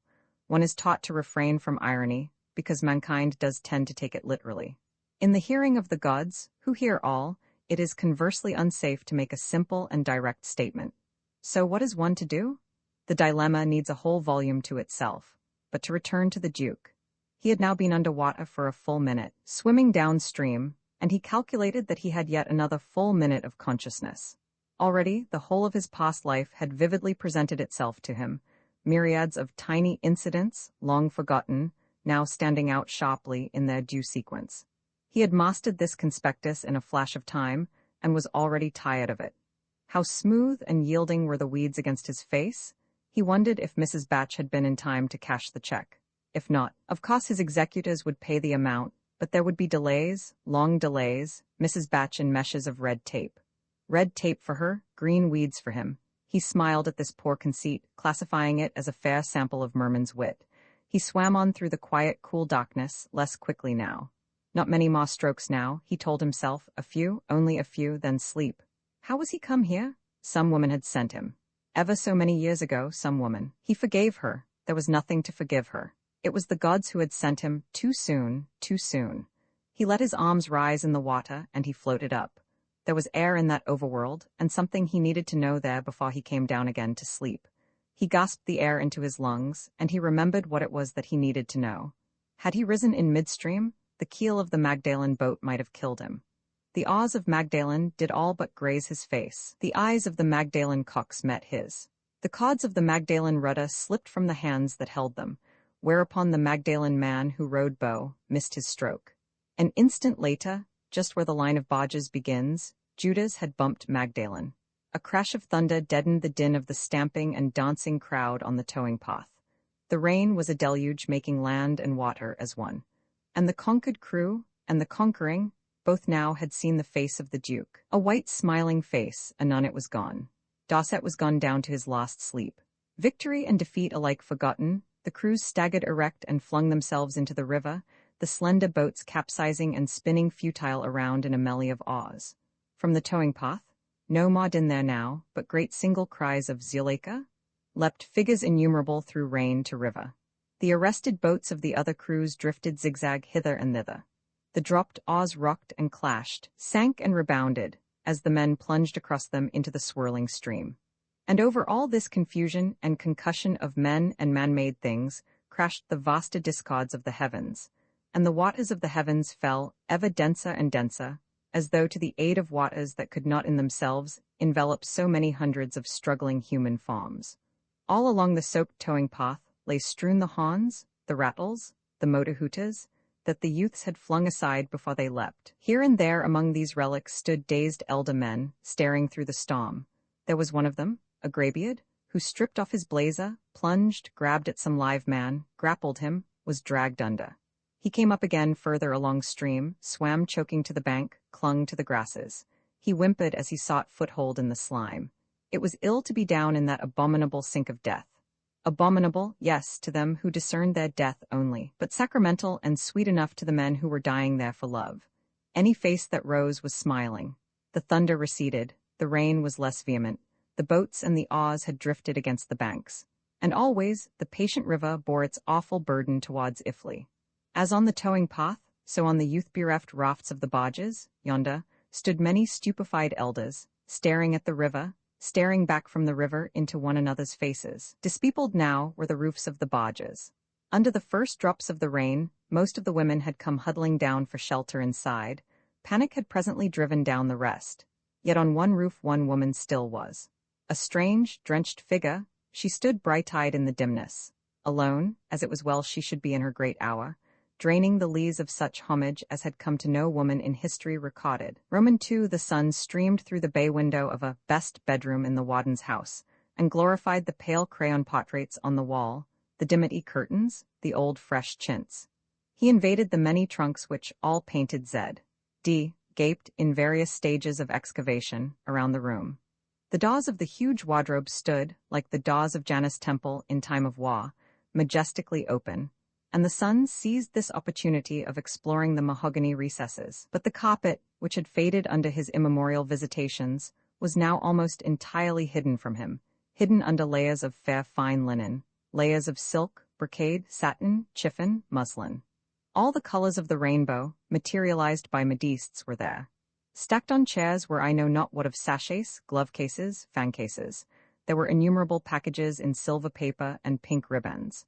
There was a pyramid of bandboxes. There was a virgin forest of boot trees. And rustling quickly hither and thither, in and out of this profusion, with armfuls of finery, was an obviously French maid.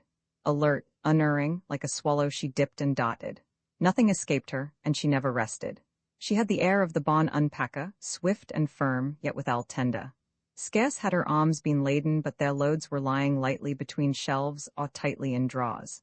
To calculate, catch, distribute, seemed in her but a single process. She was one of those who are born to make chaos cosmic. Insomuch that ere the loud chapel clock told another hour, all the trunks had been sent empty away. The carpet was unflecked by any scrap of silver paper. From the mantelpiece, photographs of Zuleika surveyed the room with a possessive air. Zuleika's pincushion, a bristle with new pins, lay on the dimity-flounced toilet table, and round it stood a multitude of multiform glass vessels, domed, all of them with dull gold, on which Z.D., in zionites and diamonds, was encrusted. On a small table stood a great casket of malachite, initialed in like fashion. On another small table stood Zuleika's library. Both books were in covers of dull gold. On the back of one cover Bradshaw, in beryls, was encrusted, on the back of the other, ABC, Guide, in amethysts, beryls, chrysoprases, and garnets, and Zuleika's great cheval glass stood ready to reflect her. Always it travelled with her, in a great case specially made for it. It was framed in ivory, and of fluted ivory were the slim columns it swung between. Of gold were its twin sconces, and 4 tall tapers stood in each of them. The door opened, and the warden, with hospitable words, left his granddaughter at the threshold. Zuleika wandered to her mirror. "Undress me, Melisande," she said. Like all who want to appear by night before the public, she had the habit of resting towards sunset. Presently Melisande withdrew. Her mistress, in a white peignoir tied with a blue sash, lay in a great chintz chair, gazing out of the bay window. The quadrangle below was very beautiful, with its walls of rugged grey, its cloisters, its grass carpet. But to her, it was of no more interest than if it had been the rattling courtyard to one of those hotels in which she spent her life. She saw it, but heeded it not. She seemed to be thinking of herself, or of something she desired, or of someone she had never met. There was ennui, and there was wistfulness in her gaze. Yet one would have guessed these things to be transient, to be no more than the little shadows that sometimes pass between a bright mirror and the brightness it reflects. Zuleika was not strictly beautiful. Her eyes were a trifle large, and their lashes longer than they need have been. An anarchy of small curls was her chevelure, a dark upland of misrule, every hair asserting its rights over a not discreditable brow. For the rest, her features were not at all original. They seemed to have been derived rather from a gallimaufry of familiar models. From Madame la Marquise de Saint-Ouen came the shapely tilt of the nose. The mouth was a mere replica of Cupid's bow, lacquered scarlet and strung with the littlest pearls. No apple tree, no wall of peaches, had not been rubbed, nor any Tyrian rose garden, for the glory of Miss Dobson's cheeks. Her neck was imitation marble. Her hands and feet were of very mean proportions. She had no waist to speak of. Yet, though a Greek would have railed at her asymmetry, and an Elizabethan have called her gypsy, Miss Dobson now, in the midst of the Edwardian era, was the toast of 2 hemispheres. Late in her teens, she had become an orphan and a governess. Her grandfather had refused her appeal for a home or an allowance, on the ground that he would not be burdened with the upshot of a marriage which he had once forbidden and not yet forgiven. Lately, however, prompted by curiosity or by remorse, he had asked her to spend a week or so of his declining years with him. And she, resting between 2 engagements, one at Hammerstein's Victoria, NYC, the other at the Folies Bergès, Paris, and having never been in Oxford, had so far let bygones be bygones as to come and gratify the old man's whim. It may be that she still resented his indifference to those early struggles which, even now, she shuddered to recall. For a governess life she had been, indeed, notably unfit. Hard she had thought it that penury should force her back into the schoolroom she was scarce out of, there to champion the sums and maps and conjugations she had never tried to master. Hating her work, she had failed signally to pick up any learning from her little pupils, and had been driven from house to house, a sullen and most ineffectual maiden. The sequence of her situations was the swifter by reason of her pretty face. Was there a grown-up son? Always he fell in love with her, and she would let his eyes trifle boldly with hers across the dinner table. When he offered her his hand, she would refuse it, not because she knew her place, but because she did not love him. Even had she been a good teacher, her presence could not have been tolerated thereafter. Her corded trunk, heavier by another packet of billets due and a month's salary in advance, was soon carried up the stairs of some other house. It chanced that she came, at length, to be governess in a large family that had Gibbs for its name and Notting Hill for its background. Edward, the eldest son, was a clerk in the city, who spent his evenings in the practice of amateur conjuring. He was a freckled youth, with hair that bristled in places where it should have lain smooth, and he fell in love with Zuleika duly, at first sight, during high tea. In the course of the evening, he sought to win her admiration by a display of all his tricks. These were familiar to this household, and the children had been sent to bed. The mother was dozing, long before the séance was at an end. But Miss Dobson, unaccustomed to any gaieties, sat fascinated by the young man's sleight of hand, marveling that a top hat could hold so many goldfish, and a handkerchief turned so swiftly into a silver florin. All that night she lay wide awake, haunted by the miracles he had wrought. Next evening, when she asked him to repeat them, "Nay," he whispered, "I cannot bear to deceive the girl I love. Permit me to explain the tricks." So he explained them. His eyes sought hers across the bowl of goldfish. His fingers trembled as he taught her to manipulate the magic canister. One by one, she mastered the paltry secrets. Her respect for him waned with every revelation. He complimented her on her skill. "I could not do it more neatly myself," he said. "Oh, dear Miss Dobson, will you but accept my hand, all these things shall be yours. The cards, the canister, the goldfish, the demon egg cup, all yours." Zuleika, with ravishing coyness, answered that if he would give her them now, she would think it over. The swain consented, and at bedtime she retired with the gift under her arm. In the light of her bedroom, candle Marguerite hung not in greater ecstasy over the jewel casket than hung Zuleika over the box of tricks. She clasped her hands over the tremendous possibilities it held for her manumission from her bondage, wealth, fame, power. Stealthily, so soon as the house slumbered, she packed her small outfit, embedding therein the precious gift. Noiselessly, she shut the lid of her trunk, caught it, shouldered it, stole down the stairs with it. Outside, how that chain had grated, and her shoulder, how it was aching. She soon found a cab. She took a night's sanctuary in some railway hotel. Next day, she moved into a small room in a lodging house off the Edgware Road, and there, for a whole week, she was sedulous in the practice of her tricks. Then she inscribed her name on the books of a juvenile party entertainments agency. The Christmas holidays were at hand, and before long she got an engagement. It was a great evening for her. Her repertory was, it must be confessed, old and obvious, but the children, in deference to their hostess, pretended not to know how the tricks were done, and assumed their prettiest airs of wonder and delight. One of them even pretended to be frightened, and was led howling from the room. In fact, the whole thing went off splendidly. The hostess was charmed, and told Zuleika that a glass of lemonade would be served to her in the hall. Other engagements soon followed. Zuleika was very, very happy. I cannot claim for her that she had a genuine passion for her art. The true conjurer finds his guerdon in the consciousness of work done perfectly, and for its own sake. Lucre and applause are not necessary to him. If he were set down, with the materials of his art, on a desert island, he would yet be quite happy. He would not cease to produce the bobus pole from his mouth. To the indifferent winds he would still speak his patter, and even in the last throes of starvation would not eat his live rabbit or his goldfish. Zuleika, on a desert island, would have spent most of her time in looking for a man's footprint. She was, indeed, far too human a creature to care much for art. I do not say that she took her work lightly. She thought she had genius, and she liked to be told that this was so, but mainly she loved her work as a means of mere self-display. The frank admiration which, into whatsoever house she entered, the grown-up sons flashed on her, their eagerness to see her to the door, their impressive way of putting her into her omnibus. These were the things she revelled in. She was a nymph to whom men's admiration was the great part of life. By day, Whenever she went into the streets, she was conscious that no man passed her without a stare, and this consciousness gave a sharp zest to her outings.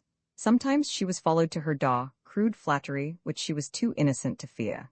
Even when she went into the haberdasher's to make some little purchase of tape or riband, or into the grocer's, for she was an epicure in her humble way, to buy a tin of potted meat for her supper, the homage of the young men behind the counter did flatter and exhilarate her. As the homage of men became for her, more and more, a matter of course, the more subtly necessary was it to her happiness. The more she won of it, the more she treasured it.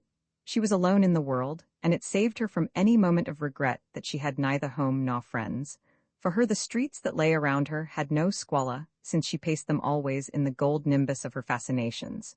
Her bedroom seemed not mean nor lonely to her, since the little square of glass, nailed above the washstand, was ever there to reflect her face.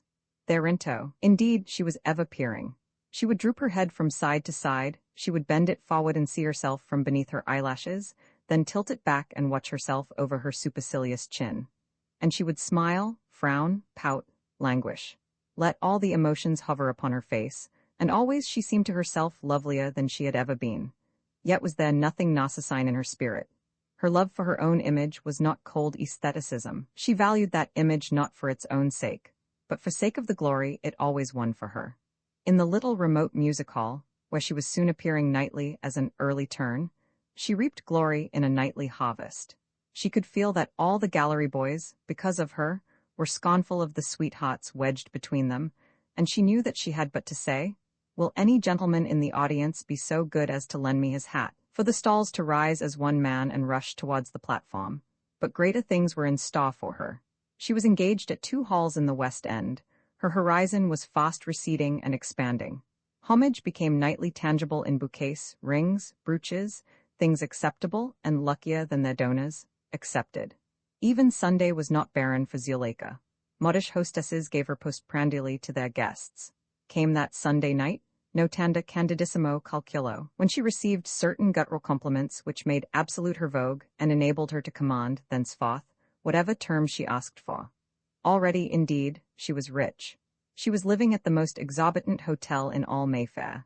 She had innumerable gowns and no necessity to buy jewels, and she also had, which pleased her most, the fine cheval glass I have described. At the close of the season, Paris claimed her for a month's engagement. Paris saw her and was prostrate. Boldini did a portrait of her. Jules Bloch wrote a song about her, and this, for a whole month, was howled up and down the cobbled alleys of Montmartre, and all the little dandies were mad for La Zuleika. The jewelers of the Rue de la Paix soon had nothing left to put in their windows. Everything had been bought for La Zuleika. For a whole month, baccarat was not played at the Jockey Club. Every member had succumbed to a nobler passion. For a whole month, the whole demi-monde was forgotten for one English virgin. Never, even in Paris, had a woman triumphed so. When the day came for her departure, the city wore such an air of sullen mourning as it had not worn since the Prussians marched to its Elysee. Zuleika, quite untouched, would not linger in the conquered city. Agents had come to her from every capital in Europe, and for a year she ranged in triumphal nomady from one capital to another. In Berlin, every night, the students escorted her home with torches. Prince Vierfuenfsech Siebenacht offered her his hand, and was condemned by the Kaiser to 6 months' confinement in his little castle. In Yildiz Kiosk, the tyrant who still throve there conferred on her the order of chastity, and offered her the central couch in his seraglio. She gave her performance in the Quirinal, and from the Vatican, the Pope launched against her a bull which fell utterly flat. In Petersburg, the Grand Duke Salamanda Salamandrovich fell enamored of her. Of every article in the apparatus of her conjuring tricks, he caused a replica to be made in finest gold. These treasures he presented to her in that great malachite casket which now stood on the little table in her room, and thenceforth it was with these that she performed her wonders. They did not mock the limit of the Grand Duke's generosity. He was for bestowing on Zuleika the half of his immeasurable estates. The Grand Duchess appealed to the Tsar. Zuleika was conducted across the frontier by an escort of lovesick Cossacks. On the Sunday before she left Madrid, a great bullfight was held in her honor. 15 bulls received the coup de grace, and Alvarez, the matador of matadors, died in the arena with her name on his lips. He had tried to kill the last bull without taking his eyes off La Divina Señorita. A prettier compliment had never been paid her, and she was immensely pleased with it. For that matter, she was immensely pleased with everything. She moved proudly to the incessant music of a paean, of a paean that was always crescendo. Its echoes followed her when she crossed the Atlantic, till they were lost in the louder, deeper, more blatant paean that rose for her from the shores beyond. All the stops of that mighty organ, many-piped, the New York press, were pulled out simultaneously, as far as they could be pulled, in Zuleika's honor. She delighted in the din. She read every line that was printed about her, tasting her triumph as she had never tasted it before. And how she reveled in the Brobdingnagian drawings of her, which, printed in 19 colors, towered between the columns or sprawled across them. There she was, measuring herself back to back with the Statue of Liberty, scudding through the firmament on a comet, whilst a crowd of tiny men in evening dress stared up at her from the terrestrial globe, peering through a microscope held by Cupid over a diminutive Uncle Sam, teaching the American eagle to stand on its head, and doing 101 other things, whatever suggested itself to the fancy of native art.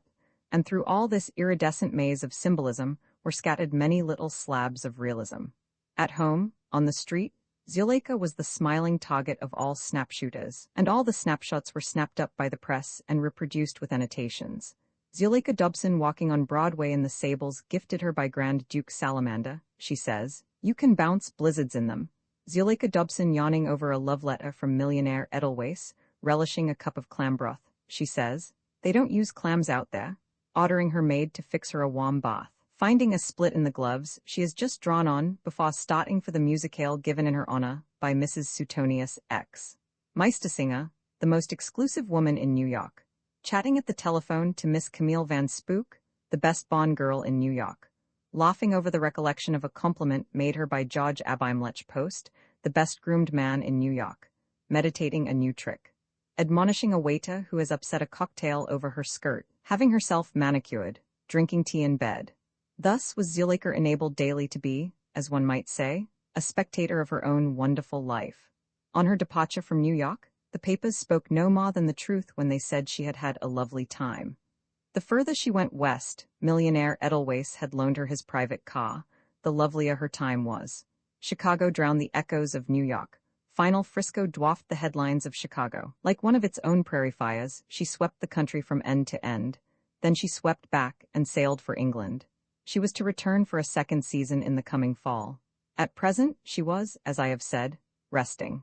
As she sat here in the bay window of her room, she was not reviewing the splendid pageant of her past. She was a young person whose reveries never were in retrospect. For her the past was no treasury of distinct memories, all hoarded and classified, some brighter than others and more highly valued.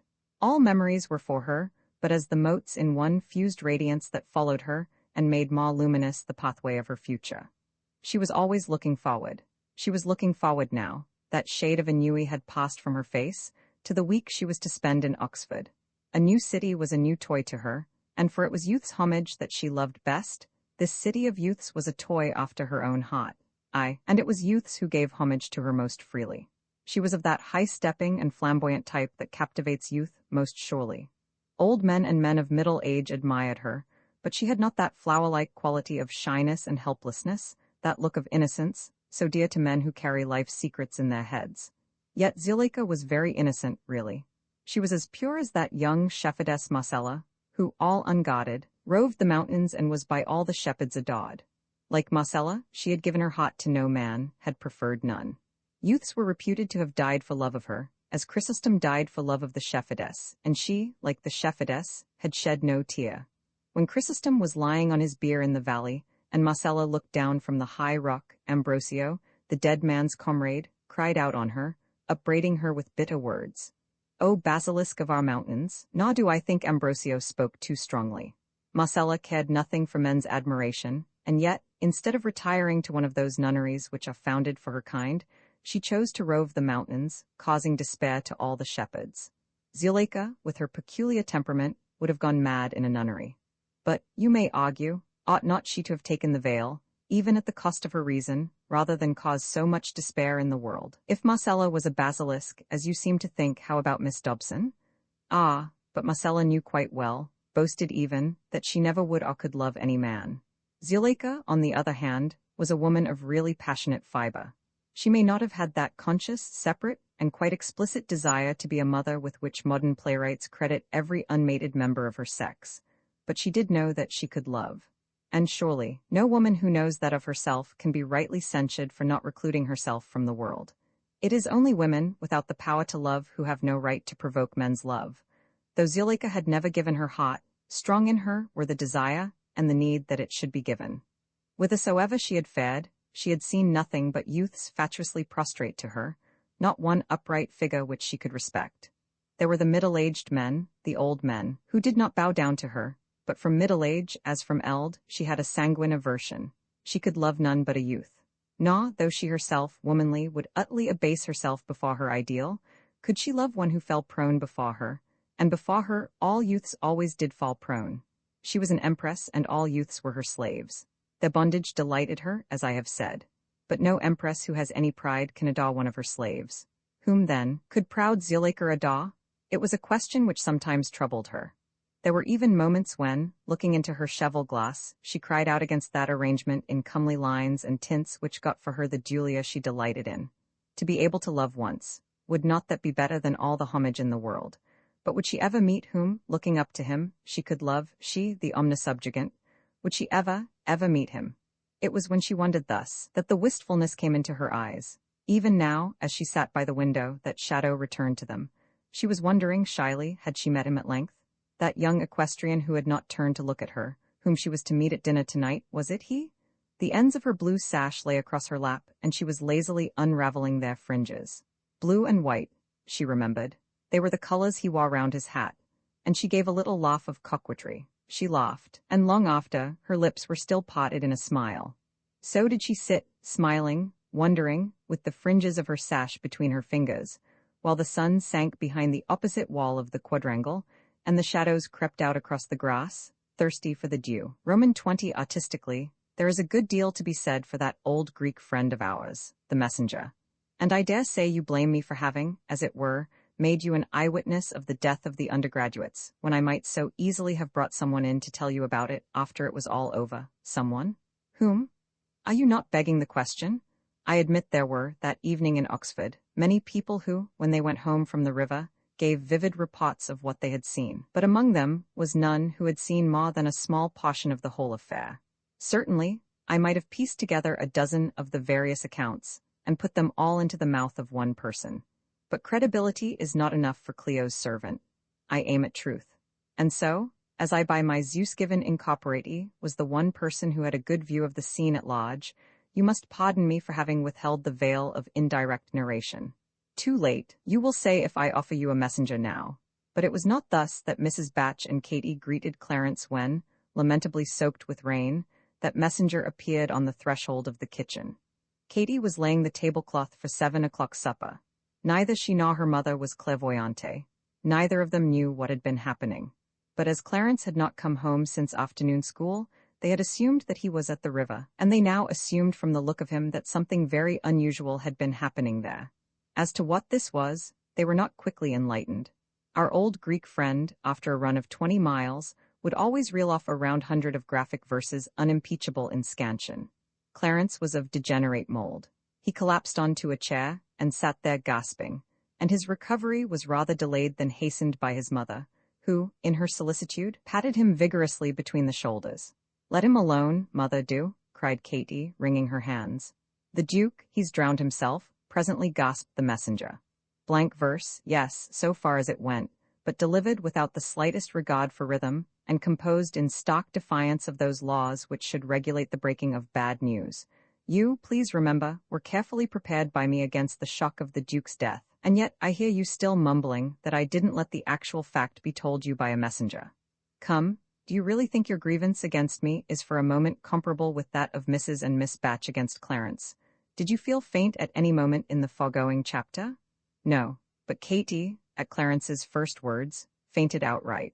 Think a little more about this poor girl senseless on the floor, and a little less about your own paltry discomfort. Mrs. Batch herself did not faint, but she was too much overwhelmed to notice that her daughter had done so.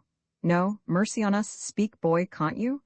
"The river," gasped Clarence. "Threw himself in, on purpose. I was on the towing path, saw him do it." Mrs. Batch gave a low moan. "Katy's fainted," added the messenger, not without a touch of personal pride. Saw him do it, Mrs. Batch repeated dully. Katie, she said in the same voice, get up this instant. But Katie did not hear her. The mother was loth to have been outdone in sensibility by the daughter, and it was with some temper that she hastened to make the necessary ministrations. Where am I? Asked Katie at length, echoing the words used in this very house, at a similar juncture on this very day, by another lover of the Duke. Ah, you may well ask that, said Mrs. Batch, with more force than reason. A mother's support indeed? Well, and as for you, she cried, turning on Clarence, sending her off like that with yaw. She was face to face again with the tragic news. Katie, remembering it simultaneously, uttered a loud sob. Mrs. Batch capped this with a much louder one. Clarence stood before the fire, slowly revolving on one heel. His clothes steamed briskly. It isn't true, said Katie. She rose and came uncertainly towards her brother, half threatening, half imploring. All right, said he, strong in his advantage. Then I shan't tell either of you anything more. Mrs. Batch through her tears called Katie a bad girl, and Clarence a bad boy. Where did you get them? Asked Clarence, pointing to the earrings worn by his sister. He gave me them, said Katie. Clarence curbed the brotherly intention of telling her she looked a sight in them. She stood staring into vacancy. He didn't love her, she murmured. That was all over. I'll vow he didn't love her. Who do you mean by her? Asked Clarence. That Miss Dobson that's been here. What's her other name? Zuleika, Katie enunciated with bitterest abhorrence. Well then, he jolly well did love her. That's the name he called out just before he threw himself in. Zuleika, like that, added the boy, with a most infelicitous attempt to reproduce the Duke's manner. Katie had shut her eyes and clenched her hands. He hated her. He told me so, she said. I was always a mother to him, sobbed Mrs. Batch, rocking to and fro on a chair in a corner. Why didn't he come to me in his trouble? He kissed me, said Katie, as in a trance. No other man shall ever do that. He did, exclaimed Clarence, and you let him? You wretched little whippersnapper, flashed Katie. Oh, I am I? Shouted Clarence, squaring up to his sister. Say that again, will you? There is no doubt that Katie would have said it again, had not her mother closed the scene with a prolonged wail of censure. You ought to be thinking of me, you wicked girl, said Mrs. Batch. Katie went across and laid a gentle hand on her mother's shoulder. This, however, did but evoke a fresh flood of tears. Mrs. Batch had a keen sense of the department owed to tragedy. Katie, by bickering with Clarence, had thrown away the advantage she had gained by fainting. Mrs. Batch was not going to let her retrieve it by shining as a consoler. I hasten to add that this resolve was only subconscious in the good woman. Her grief was perfectly sincere. And it was not the less so because with it was mingled a certain joy in the greatness of the calamity. She came of good sound peasant stock. Abiding in her was the spirit of those old songs and ballads in which daisies and daffodillies and lovers' vows and smiles are so strangely inwoven with tombs and ghosts, with murders and all manner of grim things. She had not had education enough to spoil her nerve. She was able to take the rough with the smooth. She was able to take all life for her province and death too. The Duke was dead. This was the stupendous outline she had grasped. Now let it be filled in.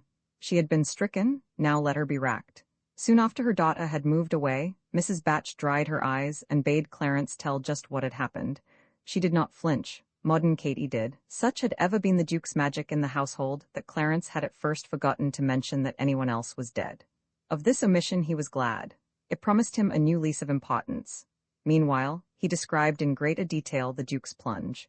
Mrs. Batch's mind, while she listened, ran ahead, dog-like, into the immediate future, ranging around. The family would all be here tomorrow. The Duke's own room must be put straight tonight. I was of speaking. Katie's mind hawked back to the immediate past, to the tone of that voice, to that hand which she had kissed, to the touch of those lips on her brow, to the doorstep she had made so white for him, day by day. The sound of the rain had long ceased. There was the noise of a gathering wind. Then in went a lot of others, Clarence was saying, and they all shouted out Zuleika, just like he did. Then a lot more went in. First I thought it was some sort of fun. Not it? And he told how, by inquiries further down the river, he had learned the extent of the disaster. Hundreds and hundreds of them, all of them, he summed up. And all for the love of her, he added, as with a sulky salute to romance. Mrs. Batch had risen from her chair, the better to cope with such magnitude. She stood with widespread arms, silent, gaping. She seemed, by sheer force of sympathy, to be expanding to the dimensions of a crowd. Intensive Katie recked little of all these other deaths. I only know, she said, that he hated her. Hundreds and hundreds, all, intoned Mrs. Batch, then gave a sudden start as having remembered something. Mr. Noakes, he too? She staggered to the door, leaving her actual offspring to their own devices, and went heavily up the stairs, her mind scampering again before her. If he was safe and sound, dear young gentleman, heaven be praised, and she would break the awful news to him, very gradually. If not, there was another family to be solaced. I'm a mother myself, Mrs. Noakes. The sitting-room door was closed. Twice did Mrs. Batch tap on the panel, receiving no answer. She went in, gazed around in the dimness, sighed deeply, and struck a match. Conspicuous on the table lay a piece of paper. She bent to examine it. A piece of lined paper, torn from an exercise book. It was neatly inscribed with the words, "What is life without love?" The final word and the note of interrogation were somewhat blurred, as by a tear. The match had burnt itself out. The landlady lit another, and read the legend a second time, that she might take in the full pathos of it. Then she sat down in the armchair. For some minutes she wept there. Then, having no more tears, she went out on tiptoe, closing the door very quietly. As she descended the last flight of stairs, her daughter had just shut the front door and was coming along the hall. "Poor Mr. Noakes, he's gone," said the mother. "Has he?" said Katy listlessly. "Yes, he has, you heartless girl. What's that you've got in your hand? Why, if it isn't the blackleading, and what have you been doing with that?" "Let me alone, mother, do," said poor Katy. She had done her lowly task. She had expressed her mourning as best she could, there where she had been wont to express her love. Roman 21 and Zuleika? She had done a wise thing, and was where it was best that she should be. Her face lay upturned on the water's surface, and round it were the masses of her dark hair, half floating, half submerged. Her eyes were closed, and her lips were parted. Not Ophelia in the brook could have seemed more at peace. Like a creature native and endued unto that element, tranquil Zuleika lay. Gently to and fro her tresses drifted on the water, or under the water went ever raveling and unraveling. Nothing else of her stirred. What to her now the loves that she had inspired and played on? The lives lost for her? Little thought had she now of them. Aloof she lay. Steadily rising from the water was a thick vapor that turned to dew on the window-pane. The air was heavy with scent of violets. These are the flowers of morning, but their scent here and now signified nothing, for eau de violets was the bath essence that Zuleika always had. The bathroom was not of the white gleaming kind to which she was accustomed. The walls were papered, not tiled, and the bath itself was of japanned tin, framed in mahogany. These things, on the evening of her arrival at the Wardens, had rather distressed her. But she was the better able to bear them because of that well-remembered past when a bathroom was in itself a luxury pined for days when a not large and not full can of not hot water, slammed down at her bedroom door by a governess-resenting housemaid, was as much as the gods allowed her. And there was, to dulcify for her the bath of this evening, the yet sharper contrast with the plight she had just come home in, sopped, shivering, clung to by her clothes. Because this bath was not a mere luxury, but a necessary precaution, a sure means of salvation from chill, she did the more gratefully bask in it, till Melisande came back to her, laden with warmed towels. A few minutes before 8 o'clock, she was fully ready to go down to dinner, with even more than the usual glow of health, and hungry beyond her wont. Yet, as she went down, her heart somewhat misgave her. Indeed, by force of the wide experience she had had as a governess, she never did feel quite at her ease when she was staying in a private house. The fear of not giving satisfaction haunted her. She was always on her guard. The shadow of dismissal absurdly hovered, and tonight she could not tell herself, as she usually did, not to be so silly. If her grandfather knew already the motive by which those young men had been actuated, dinner with him might be a rather strained affair. He might tell her, in so many words, that he wished he had not invited her to Oxford. Through the open door of the drawing-room she saw him, standing majestic, draped in a voluminous black gown. Her instinct was to run away, but this she conquered. She went straight in, remembering not to smile. "Ah," said the warden, shaking a forefinger at her with old-world playfulness. "And what have you to say for yourself?" Relieved, she was also a trifle shocked. Was it possible that he, a responsible old man, could take things so lightly? "Oh, grandpapa," she answered, hanging her head. "What can I say? It is too dreadful." There, my dear, I was but jesting. If you have had an agreeable time, you are forgiven for playing truant. Where have you been all day?" She saw that she had misjudged him. "I have just come from the river," she said gravely. "Yes, and did the college make its fourth bump tonight?" I don't know, grandpapa, there was so much happening. I will tell you all about it at dinner." "Ah, but tonight," he said, indicating his gown, "I cannot be with you. The bump supper, you know, I have to preside in hall." Zuleika had forgotten there was to be a bump supper, and though she was not very sure what a bump supper was, she felt it would be a mockery tonight. "But grandpapa," she began. "My dear, I cannot dissociate myself from the life of the college. And alas," he said, looking at the clock, "I must leave you now. As soon as you have finished dinner, you might, if you would care to, come and peep down at us from the gallery. There is apt to be some measure of noise and racket, but all of it good-humored and, boys will be boys, pardonable. Will you come?" "Perhaps, grandpapa," she said awkwardly. Left alone, she hardly knew whether to laugh or cry. In a moment the butler came to her rescue, telling her that dinner was served. As the figure of the warden emerged from Salt Cellar into the front quadrangle, a hush fell on the group of gowned fellows outside the hall. Most of them had only just been told the news, and, such is the farce of routine in an university, were still skeptical of it. And in face of these doubts, the 3 or 4 dons who had been down at the river were now half ready to believe that there must, after all, be some mistake, and that in this world of illusions they had tonight been specially tricked. To rebut this theory, there was the notable absence of undergraduates. Or was this an illusion, too? Men of thought, agile on the plane of ideas, devils of fellows among books. They groped feebly in this matter of actual life and death. The sight of their warden heartened them. After all, he was the responsible person. He was father of the flock that had strayed and grandfather of the beautiful Miss Zuleika. Like her, they remembered not to smile in greeting him. "Good evening, gentlemen," he said. "The storm seems to have passed." There was a murmur of "Yes, warden." "And how did our boat acquit itself?" There was a shuffling pause. Everyone looked at the sub-warden. It was manifestly for him to break the news, or to report the hallucination. He was nudged forward, a large man, with a large beard at which he plucked nervously. "Well, really, warden," he said, we hardly know. 5," and he ended with what can only be described as a giggle. He fell low in the esteem of his fellows. Thinking of that past sub-warden whose fame was linked with the sundial, the warden eyed this one keenly. "Well, gentlemen," he presently said, "our young men seem to be already at table. Shall we follow their example?" And he led the way up the steps. Already at table? The dons due by it toyed with this hypothesis, but the aspect of the hall's interior was hard to explain away. Here were the 3 long tables, stretching white towards the dais, and laden with the usual crockery and cutlery, and with pots of flowers in honor of the occasion. And here, ranged along either wall, was the usual array of scouts, motionless, with napkins across their arms. But that was all. It became clear to the warden that some organized prank or protest was afoot. Dignity required that he should take no heed whatsoever.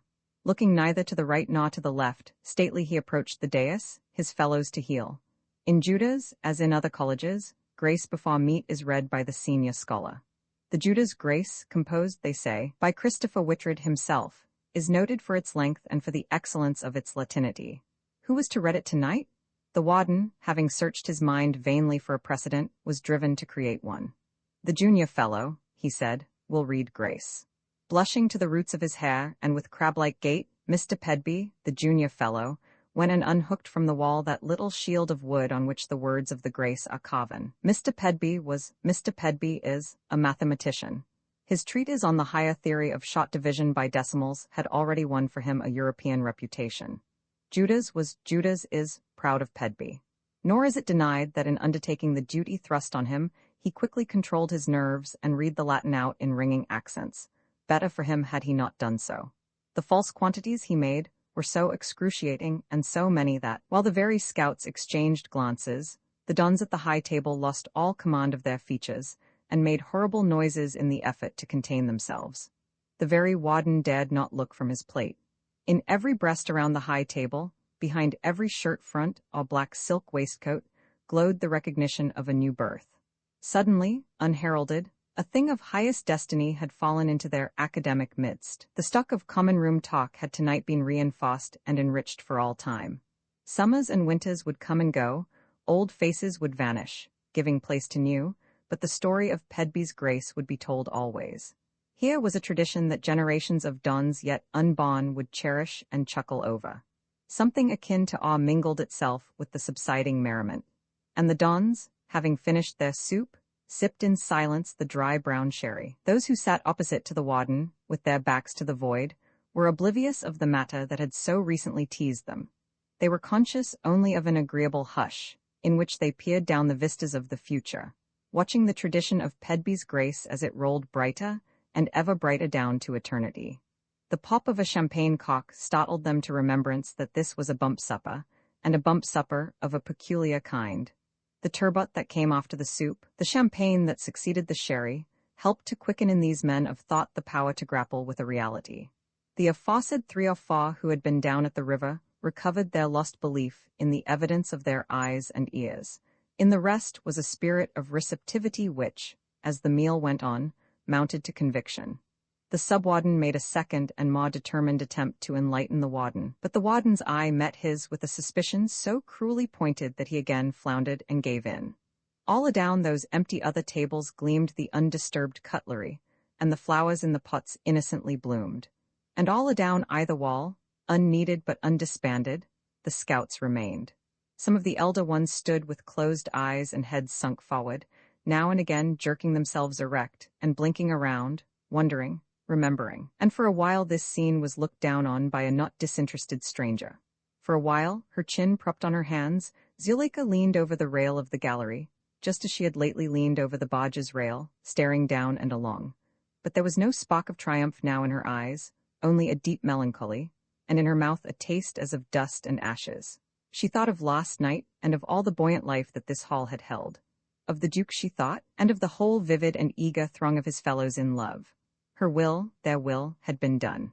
But there rose to her lips the old question that withers victory. To what end? Her eyes ranged along the tables, and an appalling sense of loneliness swept over her. She turned away, wrapping the folds of her cloak closer across her breast. Not in this college only, but through and through Oxford, there was no heart that beat for her. No, not one, she told herself, with that instinct for self-torture which comes to souls in torment. She was utterly alone tonight in the midst of a vast indifference. Was it possible? Were the gods so merciless? Ah no, surely. Down at the high table, the feast drew to its close, and very different was the mood of the feasters from that of the young woman whose glance had for a moment rested on their unromantic heads. Generations of undergraduates had said that Oxford would be all very well, but for the dons. Do you suppose that the dons had had no answering sentiment? Youth is a very good thing to possess, no doubt, but it is a tiresome setting for maturity. Youth all around prancing, vociferating, mocking. Callow and alien youth, having to be looked after and studied and taught, as though nothing but it mattered, term after term. And now, all of a sudden, in midterm, peace, ataraxy, a profound and leisured stillness. No lectures to deliver tomorrow. No essays to hear and criticize. Time for the unvexed pursuit of pure learning. As the fellows passed out on their way to common room, there to tackle with a fresh appetite Pedby's grace, they paused, as was their wont, on the steps of the hall, looking up at the sky, envisaging the weather. The wind had dropped. There was even a glimpse of the moon riding behind the clouds. And now, a solemn and plangent token of Oxford's perpetuity, the first stroke of Great Tom sounded, Roman 22 stroke by stroke. The great familiar monody of that incomparable curfew rose and fell in the stillness. Nothing of Oxford lingers more surely than it in the memory of Oxford men, and to one revisiting these groves, nothing is more eloquent of that scrupulous historic economy whereby his own particular past is utilized as the general present and future. All's as it was, all's as it will be, says Great Tom, and that is what he stubbornly said on the evening I here record. Stroke by measured and leisured stroke, the old euphonious clangor pervaded Oxford, spreading out over the meadows, along the river, audible in Iffley. But to the dim groups gathering and dispersing on either bank, and to the silent workers in the boats, the bell's message came softened, equivocal, came as a requiem for these dead. Over the closed gates of Iffley Loch, the water gushed down, eager for the sacrament of the sea. Among the supine in the field hard by, there was one whose breast bore a faint gleaming star. And bending over him, looking down at him with much love and pity in her eyes, was the shade of Nellie O'Mora, that fairest witch, to whose memory he had today atoned. And yonder, sitting upon the riverbank Augroan, with questioning eyes, was another shade, more habituated to these haunts. The shade known so well to bathers in the abandoned lasher, and to dancers around the Fifield elm in May. At the bell's final stroke, the scholar gypsy rose, letting fall on the water his gathered wildflowers, and passed towards Cumnor. And now, duly, throughout Oxford, the gates of the colleges were closed, and closed were the doors of the lodging-houses. Every night, for many years, at this hour precisely, Mrs. Batch had come out from her kitchen to turn the key in the front door. The function had long ago become automatic. Tonight, however, it was the cue for further tears. These did not cease at her return to the kitchen, where she had gathered about her some sympathetic neighbors, women of her own age and kind, capacious of tragedy, women who might be relied on, founts of ejaculation, wells of surmise, downpours of remembered premonitions. With his elbows on the kitchen table, and his knuckles to his brow, sat Clarence, intent on belated prep. Even an eyewitness of disaster may pall if he repeat his story too often. Clarence had noted in the last recital that he was losing his hold on his audience. So now, he sat committing to memory the names of the cantons of Switzerland, and waving aside with a harsh gesture such questions as were still put to him by the women. Katy had sought refuge in the need for putting the gentlemen's rooms straight, against the arrival of the two families tomorrow. Duster in hand, and by the light of a single candle that barely survived the draught from the open window, she moved to and fro about the Duke's room, a wan and listless figure, casting queerest shadows on the ceiling. There were other candles that she might have lit, but this ambiguous gloom suited her sullen humor. Yes, I am sorry to say, Katy was sullen. She had not ceased to mourn the Duke, but it was even more anger than grief that she felt at his dying. She was as sure as ever that he had not loved Miss Dobson, but this only made it the more outrageous that he had died because of her. What was there in this woman that men should so demean themselves for her? Katy, as you know, had at first been unaffected by the death of the undergraduates at Lodge, but because they too had died for Zuleika, she was bitterly incensed against them now. What could they have admired in such a woman? She didn't even look like a lady. Katy caught the dim reflection of herself in the mirror. She took the candle from the table and examined the reflection closely. She was sure she was just as pretty as Miss Dobson. It was only the clothes that made the difference, the clothes and the behavior. Katy threw back her head and smiled brilliantly, hand on hip. She nodded reassuringly at herself, and the black pearl and the pink danced a duet. She put the candle down and undid her hair, roughly parting it on one side and letting it sweep down over the further eyebrow. She fixed it in that fashion and posed accordingly. Now, but gradually her smile relaxed and a mist came to her eyes, for she had to admit that even so, after all, she hadn't just that something which somehow Miss Dobson had. She put away from her the hasty dream she had had of a whole future generation of undergraduates drowning themselves, everyone, in honor of her. She went wearily on with her work. Presently, after a last look round, she went up the creaking stairs, to do Mr. Noakes' room. She found on the table that screed which her mother had recited so often this evening. She put it in the waste-paper basket. Also on the table were a lexicon, a Thucydides, and some notebooks. These she took and shelved without a tear for the closed labors they bore witness to. The next disorder that met her eye was one that gave her pause, seemed, indeed, to transfix her. Mr. Noakes had never, since he came to lodge here, possessed more than one pair of boots.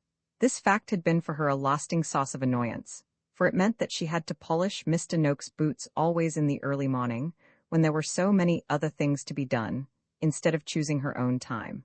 Her annoyance had been all the keener because Mr. Noakes' boots more than made up in size for what they lacked in number.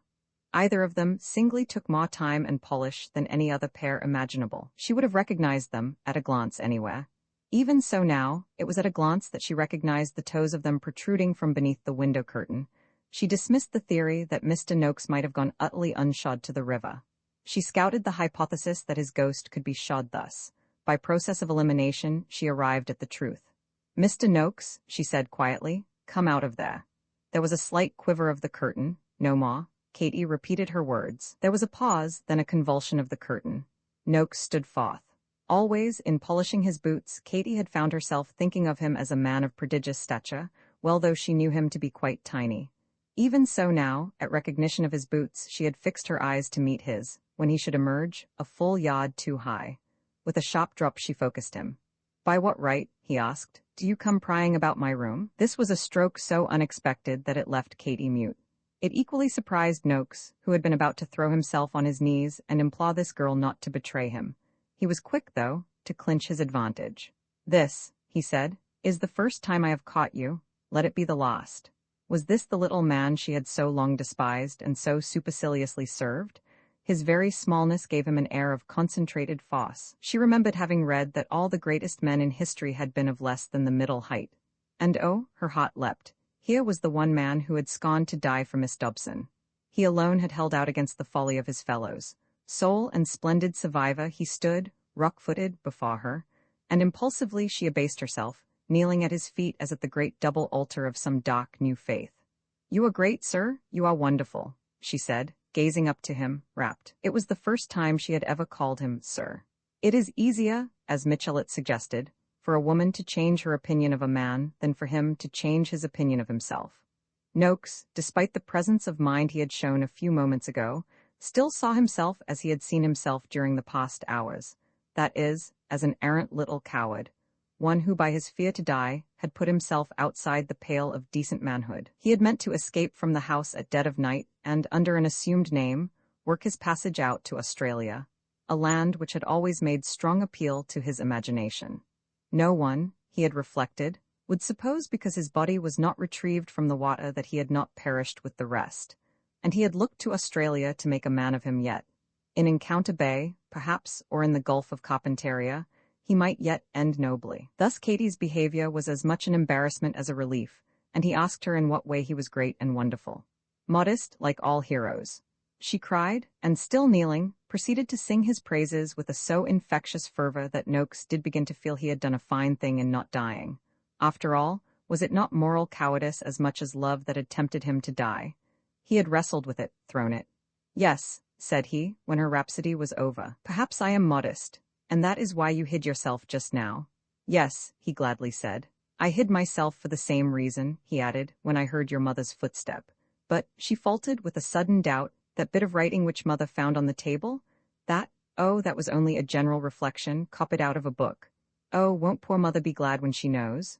"I don't want her to know," said Noakes, with a return of nervousness. "You mustn't tell anyone." "The fact is—" "Ah, that is so like you," the girl said tenderly. "I suppose it was your modesty that all this while blinded me. Please, sir, I have a confession to make to you. Never till tonight have I loved you." Exquisite was the shock of these words to one who, not without reason, had always assumed that no woman would ever love him. Before he knew what he was doing, he had bent down and kissed the sweet, upturned face. It was the first kiss he had ever given outside his family circle. It was an artless and a resounding kiss. He started back, dazed. What manner of man, he wondered, was he? A coward, piling profligacy on poltroonery? Or a hero, claiming exemption from moral law?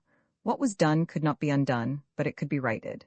He drew off from the little finger of his left hand that iron ring which, after a twinge of rheumatism, he had today resumed. "Wear it," he said. "You mean—" She leapt to her feet. "That we are engaged? I hope you don't think we have any choice?" She clapped her hands like the child she was and adjusted the ring. "It is very pretty," she said. "It is very simple," he answered lightly.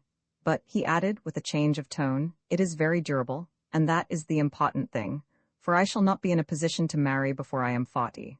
A shadow of disappointment hovered over Katie's clear young brow, but was instantly chased away by the thought that to be engaged was almost as splendid as to be married. "Recently," said her lover, "I meditated leaving Oxford for Australia, but now that you have come into my life, I am compelled to drop that notion, and to carve out the career I had first set for myself. A year hence, if I get a second in Greats, and I shall," he said, with a fierce look that entranced her, "I shall have a very good chance of an assistant mastership in a good private school, in 18 years if I am careful, and with you waiting for me, I shall be careful. My savings will enable me to start a small school of my own, and to take a wife. Even then, it would be more prudent to wait another 5 years, no doubt, but there was always a streak of madness in the Noakeses. I say prudence to the winds." "Ah, don't say that," exclaimed Katie, laying a hand on his sleeve. "You are right. Never hesitate to curb me, and," he said, touching the ring, "an idea has just occurred to me. When the time comes, let this be the wedding ring. Gold is gaudy, not at all the thing for a schoolmaster's bride. It is a pity," he muttered, examining her through his spectacles, "that your hair is so golden. A schoolmaster's bride should— Good heavens! Those earrings, where did you get them?" "They were given to me today," Katie faltered. "The Duke gave me them." "Indeed?" "Please, sir, he gave me them as a memento. And that memento shall immediately be handed over to his executors." "Yes, sir." "I should think so," was on the tip of Noakes' tongue, but suddenly he ceased to see the pearls as trinkets finite and inapposite, saw them, in a flash, as things transmutable by sale hereafter into desks, forms, blackboards, maps, lockers, cubicles, gravel soil, diet unlimited, and special attention to backward pupils. Simultaneously, he saw how mean had been his motive for repudiating the gift. What more despicable than jealousy of a man deceased? What sillier than to cast pearls before executors? Sped by nothing but the pulse of his hot youth, he had wooed and won this girl. Why flinch from her unsought dowry? He told her his vision. Her eyes opened wide to it.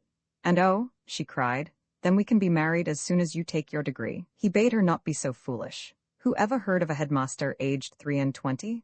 What parent or guardian would trust a stripling? The engagement must run its course. And, he said, fidgeting, do you know that I have hardly done any reading today? You want to read now, tonight? I must put in a good 2 hours. Where are the books that were on my table? Reverently, he was indeed a king of men, she took the books down from the shelf, and placed them where she had found them. And she knew not which thrilled her the more, the kiss he gave her at parting, or the tone in which he told her that the one thing he could not and would not stand was having his books disturbed. Still less than before attuned to the lugubrious session downstairs, she went straight up to her attic, and did a little dance there in the dark. She threw open the lattice of the dormer window, and leaned out, smiling, throbbing. The emperors, gazing up, saw her happy, and wondered, saw Noakes ring on her finger, and would fain have shaken their grey heads. Presently she was aware of a protrusion from the window beneath hers. The head of her beloved. Fondly she watched it, wished she could reach down to stroke it. She loved him for having, after all, left his books. It was sweet to be his excuse. Should she call softly to him? No, it might shame him to be caught truant. He had already chidden her for prying. So she did but gaze down on his head silently, wondering whether in 18 years it would be bald, wondering whether her own hair would still have the fault of being golden. Most of all, she wondered whether he loved her half so much as she loved him. This happened to be precisely what he himself was wondering. Not that he wished himself free. He was one of those in whom the will does not, except under very great pressure, oppose the conscience. What pressure here? Miss Batch was a superior girl. She would grace any station in life. He had always been rather in awe of her. It was a fine thing to be suddenly loved by her, to be in a position to overrule her every whim. Plighting his troth, he had feared she would be an encumbrance, only to find she was a leva. But was he deeply in love with her? How was it that he could not at this moment recall her features, or the tone of her voice, while of deplorable Miss Dobson, every lineament, every accent so vividly haunted him? Try as he would to beat off these memories, he failed, and some very great pressure here. Was glad he failed, glad though he found himself relapsing to the self-contempt from which Miss Batch had raised him. He scorned himself for being alive. And again, he scorned himself for his infidelity. Yet he was glad he could not forget that face, that voice, that queen. She had smiled at him when she borrowed the ring. She had said, "Thank you." Oh, and now, at this very moment, sleeping or waking, actually she was somewhere, she, herself? This was an incredible, an indubitable, and all-magical fact for the little fellow. From the street below came a faint cry that was as the cry of his own heart, uttered by her own lips. Quaking, he peered down, and dimly saw, over the way, a cloaked woman. She, yes, it was she herself, came gliding to the middle of the road, gazing up at him. At last, he heard her say. His instinct was to hide himself from the queen he had not died for. Yet he could not move. "Ah," she quavered, "are you a phantom sent to mock me? Speak." "Good evening," he said huskily. "I knew," she murmured. "I knew the gods were not so cruel. O man of my need," she cried, stretching out her arms to him. "O heaven sent, I see you only as a dark outline against the light of your room. But I know you. Your name is Noakes, isn't it? Dobson is mine. I am your warden's granddaughter. I am faint and footsore. I have ranged this desert city in search of you. Let me hear from your own lips that you love me. Tell me in your own words." She broke off with a little scream, and did not stand with forefinger pointed at him, gazing, gasping. "Listen, Miss Dobson," he stammered, writhing under what he took to be the lash of her irony. "Give me time to explain. You see me here?" "Hush," she cried, "man of my greater, my deeper and nobler need. Oh, hush, ideal which not consciously I was out for tonight, ideal vouchsafed to me by a crowning mercy. I sought a lover, I find a master. I sought but a live youth, was blind to what his survival would betoken. Oh, master, you think me light and wicked. You stare coldly down at me through your spectacles, whose glint I faintly discern now that the moon peeps forth. You would be readier to forgive me the havoc I have wrought if you could for the life of you understand what charm your friends found in me. You marvel, as at the skull of Helen of Troy. No, you don't think me hideous. You simply think me plain. There was a time when I thought you plain, you whose face, now that the moon shines full on it, is seen to be of a beauty that is flawless without being insipid. Oh, that I were a glove upon that hand, that I might touch that cheek. You shudder at the notion of such contact. My voice grates on you. You try to silence me with frantic though exquisite gestures, and with noises inarticulate but divine. I bow to your will, master, chasten me with your tongue. I am not what you think me, gibbered Noakes. I was not afraid to die for you, I love you. I was on my way to the river this afternoon, but I tripped and sprained my ankle and jarred my spine. They carried me back here. I am still very weak. I can't put my foot to the ground. As soon as I can. Just then, Zuleika heard a little sharp sound which, for the fraction of an instant, before she knew it to be a clink of metal on the pavement, she thought was the breaking of the heart within her. Looking quickly down, she heard a shrill girlish laugh aloft. Looking quickly up, she descried at the unlit window above her lover's a face which she remembered as that of the landlady's daughter. "Find it, Miss Dobson," laughed the girl. "Crawl for it. It can't have rolled far, and it's the only engagement ring you'll get from him," she said, pointing to the livid face twisted painfully up at her from the lower window. "Grovel for it, Miss Dobson. Ask him to step down and help you. Oh, he can. That was all lies about his spine and ankle. Afraid, that's what he was. I see it all now, afraid of the water. I wish you'd found him as I did, skulking behind the curtain. Oh, you're welcome to him." "Don't listen," Noakes cried down. "Don't listen to that person. I admit I have trifled with her affections. This is her revenge, these wicked untruths, these. Zuleika silenced him with a gesture. "Your tone to me," she said up to Katie, "is not without offense, but the stamp of truth is on what you tell me. We have both been deceived in this man and are, in some sort, sisters." "Sisters?" cried Katie. "Your sisters are the snake and the spider, though neither of them wishes it known. I loathe you. And the Duke loathed you too." "What's that?" gasped Zuleika. "Didn't he tell you?" "He told me. And I weren't he told you too. He died for love of me, you hear? Ah, you'd like people to think so, wouldn't you? Does a man who loves a woman give away the keepsake she gave him? Look." Katie leaned forward, pointing to her earrings. "He loved me," she cried. "He put them in with his own hands, told me to wear them always. And he kissed me goodbye in the street where everyone could see. He kissed me," she sobbed. "No other man shall ever do that." "Ah, that he did?" said a voice level with Zuleika. It was the voice of Mrs. Batch, who a few moments ago had opened the door for her departing guests. "Ah, that he did?"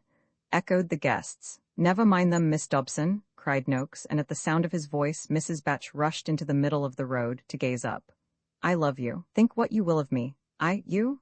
flashed Zuleika. "As for you, little Sir Lily-liver, leaning out there, and I frankly tell you, looking like nothing so much as a gargoyle hewn by a drunken stonemason for the adornment of a Methodist chapel in one of the vilest suburbs of Leeds or Wigan, I do but felicitate the river god and his nymphs that their water was saved today by your cowardice from the contamination of your plunge." "Shame on you, Mr. Noakes," said Mrs. Batch. "Making believe you were dead." "Shame?" screamed Clarence, who had darted out into the fray. "I found him hiding behind the curtain," chimed in Katie. "And I am mother to him," said Mrs. Batch, shaking her fist. "What is life without love? Indeed, oh, the cowardly, underhand wretch," prompted her cronies. "Let's kick him out of the house?" suggested Clarence, dancing for joy. Zuleika, smiling brilliantly down at the boy, said, "Just you run up and fight him." "Right you are," he answered, with a look of knightly devotion, and darted back into the house. "No escape?" she cried up to Noakes. "You've got to fight him now. He and you are just about evenly matched, I fancy." But grimly enough, Zuleika's estimate was never put to the test. Is it harder for a coward to fight with his fists than to kill himself? Or again, is it easier for him to die than to endure a prolonged crossfire of women's wrath and scorn? This I know, that in the life of even the least and meanest of us, there is somewhere one fine moment, one high chance not missed. I like to think it was by operation of this law that Noakes had now clambered out upon the windowsill, silencing, sickening, scattering like chaff the women beneath him. He was already not there when Clarence bounded into the room. "Come on," yelled the boy, first thrusting his head behind the door, then diving beneath the table, then plucking aside either window curtain, vowing vengeance. Vengeance was not his. Down on the road without, not yet looked at but by the steadfast eyes of the emperors, the last of the undergraduates lay dead, and fleet-footed Zuleika, with her fingers still pressed to her ears, had taken full toll now. Roman 23 twisting and turning in her flight, with wild eyes that fearfully retained the image of that small man gathering himself to spring, Zuleika found herself suddenly where she could no further go. She was in that grim ravine by which you approach New College. At sight of the great shut gate before her, she halted and swerved to the wall. She set her brow and the palms of her hands against the cold stones. She threw back her head and beat the stones with her fists. It was not only what she had seen, it was what she had barely saved herself from seeing, and what she had not quite saved herself from hearing, that she strove so piteously to forget.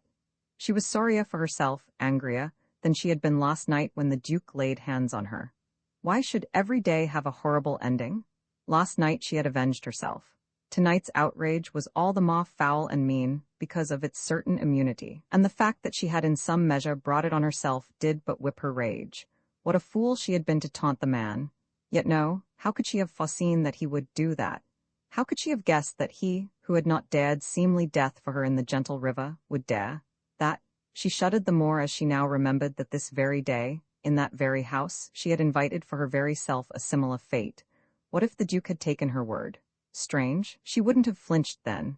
She had felt no horror at the notion of such a death. And thus she now saw Noak's conduct in a new light, saw that he had but wished to prove his love, not at all to affront her. This understanding quickly steadied her nerves. She did not need now to forget what she had seen, and not needing to forget it, thus are our brains fashioned, she was able to forget it. But by removal of one load her soul was but bared for a more grievous other. Her memory harked back to what had preceded the crisis. She recalled those moments of doomed rapture in which her heart had sought up to the apocalyptic window, recalled how, all the while she was speaking to the man there, she had been chafed by the inadequacy of language. Oh, how much more she had meant than she could express. Oh, the ecstasy of that self-surrender, and the brevity of it, the sudden odious awakening. Thrice in this Oxford she had been duped, thrice all that was fine and sweet in her had leapt forth, only to be scourged back into hiding. Poor heart inhibited? She gazed about her. The stone alley she had come into, the terrible shut gate, were for her a visible symbol of the destiny she had to put up with. Wringing her hands, she hastened along the way she had come. She vowed she would never again set foot in Oxford. She wished herself out of the hateful little city tonight. She even wished herself dead. She deserved to suffer. You say, maybe? I merely state that she did suffer. Emerging into Catherine Street, she knew whereabouts she was, and made straight for Judas, turning away her eyes as she skirted the Broad, that place of mocked hopes and shattered ideals.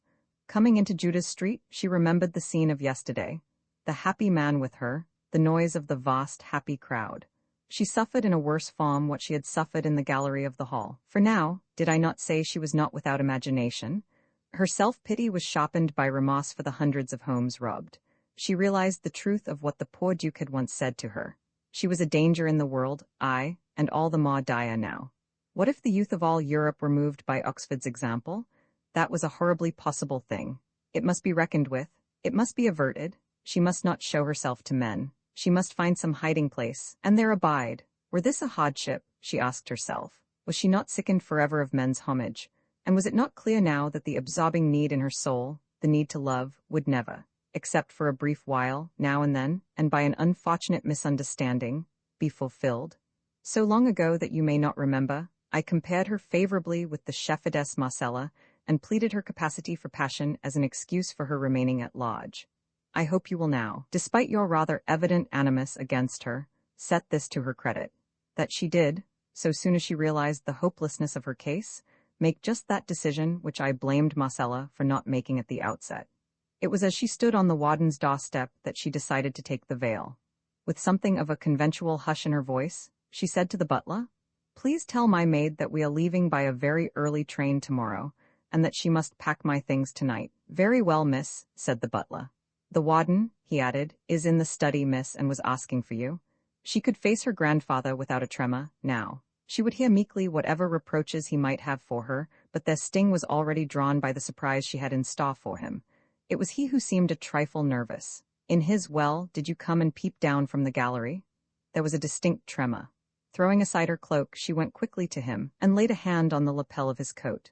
"Poor grandpapa," she said. "Nonsense, my dear child," he replied, disengaging himself. "I didn't give it a thought. If the young men chose to be so silly as to stay away, Grandpapa, haven't you been told yet?" "Told? I am a Gallio for such follies, I didn't inquire. But forgive me, Grandpapa, if I seem to you, for the moment, pert. You are warden here. It is your duty, even your privilege, to guard. Is it not? Well, I grant you the adage that it is useless to bolt the stable door when the horse has been stolen. But what shall be said of the ostler who doesn't know, won't even inquire whether the horse has been stolen, Grandpapa? You speak in riddles, Zuleika. I wish with all my heart I need not tell you the answers. I think I have a very real grievance against your staff, or whatever it is you call your subordinates here. I go so far as to dub them dotterers, and I shall the better justify that term by not shirking the duty they have left undone. The reason why there were no undergraduates in your hall tonight is that they were all dead. Dead? He gasped. Dead? It is disgraceful that I was not told. What did they die of? Of me? Of you? Yes, I am an epidemic, grandpapa, a scourge such as the world has not known. Those young men drowned themselves for love of me. He came towards her. Do you realize, girl, what this means to me? I am an old man. For more than half a century I have known this college. To it, when my wife died, I gave all that there was of heart left in me. For 30 years I have been warden, and in that charge has been all my pride. I have had no thought but for this great college, its honor and prosperity. More than once lately have I asked myself whether my eyes were growing dim, my hand less steady. No was my answer, and again no. And thus it is that I have lingered on to let Judas be struck down from its high eminence, shamed in the eyes of England, a college forever tainted and of evil omen. He raised his head. The disgrace to myself is nothing. I care not how parents shall rage against me, and the heads of other colleges make merry over my decrepitude. It is because you have wrought the downfall of Judas that I am about to lay my undying curse on you. You mustn't do that, she cried. It would be a sort of sacrilege. I am going to be a nun. Besides, why should you? I can quite well understand your feeling for Judas. But how is Judas more disgraced than any other college? If it were only the Judas undergraduates who had— There were others? Cried the warden. How many? All the boys from all the colleges. The warden heaved a deep sigh. Of course, he said, this changes the aspect of the whole matter. I wish you had made it clear at once. You gave me a very great shock, he said, sinking into his armchair, and I have not yet recovered. You must study the art of exposition. That will depend on the rules of the convent. Ah, I forgot that you were going into a convent. Anglican, I hope? Anglican, she supposed. As a young man, he said, I saw much of dear old Dr. Pusey. It might have somewhat reconciled him to my marriage if he had known that my granddaughter would take the veil. He adjusted his glasses and looked at her. Are you sure you have a vocation? Yes, I want to be out of the world. I want to do no more harm. He eyed her musingly. That, he said, is rather a revulsion than a vocation. I remember that I ventured to point out to Dr. Pusey the difference between those two things when he was almost persuading me to enter a brotherhood founded by one of his friends. It may be that the world would be well rid of you, my dear child, but it is not the world only that we must consider. Would you grace the recesses of the church? I could but try, said Zuleika. You could but try are the very words Dr. Pusey used to me. I ventured to say that in such a matter effort itself was a stigma of unfitness. For all my moods of revulsion, I knew that my place was in the world. I stayed there. But suppose, grandpapa, and seeing in fancy the vast agitated flotilla of crinolines, she could not forbear a smile. Suppose all the young ladies of that period had drowned themselves for love of you? Her smile seemed to nettle the warden. I was greatly admired, he said. Greatly, he repeated. And you liked that, grandpapa? Yes, my dear, yes, I am afraid I did, but I never encouraged it. Your own heart was never touched. Never, until I met Laura Frith. Who was she? She was my future wife. And how was it you singled her out from the rest? Was she very beautiful? No, it cannot be said that she was beautiful. Indeed, she was accounted plain. I think it was her great dignity that attracted me. She did not smile archly at me, nor shake her ringlets. In those days it was the fashion for young ladies to embroider slippers for such men in holy orders as best pleased their fancy. I received hundreds, thousands of such slippers, but never a pair from Laura Frith. She did not love you? Asked Zuleika, who had seated herself on the floor at her grandfather's feet. I concluded that she did not. It interested me very greatly. It fired me. Was she incapable of love? No, it was notorious in her circle that she had loved often, but loved in vain. Why did she marry you? I think she was fatigued by my importunities. She was not very strong, but it may be that she married me out of pique. She never told me. I did not inquire. Yet you were very happy with her. While she lived, I was ideally happy. The young woman stretched out a hand and laid it on the clasped hands of the old man. He sat gazing into the past. She was silent for a while, and in her eyes, still fixed intently on his face, there were tears. Grandpapa dear, but there were tears in her voice too. My child, you don't understand. If I had needed pity? I do understand so well. I wasn't pitying you, dear. I was envying you a little. Me, an old man with only the remembrance of happiness? You who have had happiness granted to you. That isn't what made me cry, though. I cried because I was glad. You and I, with all this great span of years between us, and yet so wonderfully alike, I had always thought of myself as a creature utterly apart. Ah, that is how all young people think of themselves. It wears off. Tell me about this wonderful resemblance of ours. He sat attentive while she described her hot to him, but when, at the close of her confidences, she said, "So you see it's a case of sheer heredity, grandpapa," the word fiddlesticks would out. "Forgive me, my dear," he said, patting her hand. "I was very much interested, but I do believe young people are even more staggered by themselves than they were in my day. And then, all these grand theories they fall back on. Heredity, as if there were something to baffle us in the fact of a young woman liking to be admired, and as if it were passing strange of her to reserve her heart for a man she can respect and look up to, and as if a man's indifference to her were not of all things the likeliest to give her a sense of inferiority to him. You and I, my dear, may in some respects be very queer people, but in the matter of the affections we are ordinary enough." "Oh, grandpapa, do you really mean that?" she cried eagerly. "At my age, a man husbands his resources. He says nothing that he does not really mean.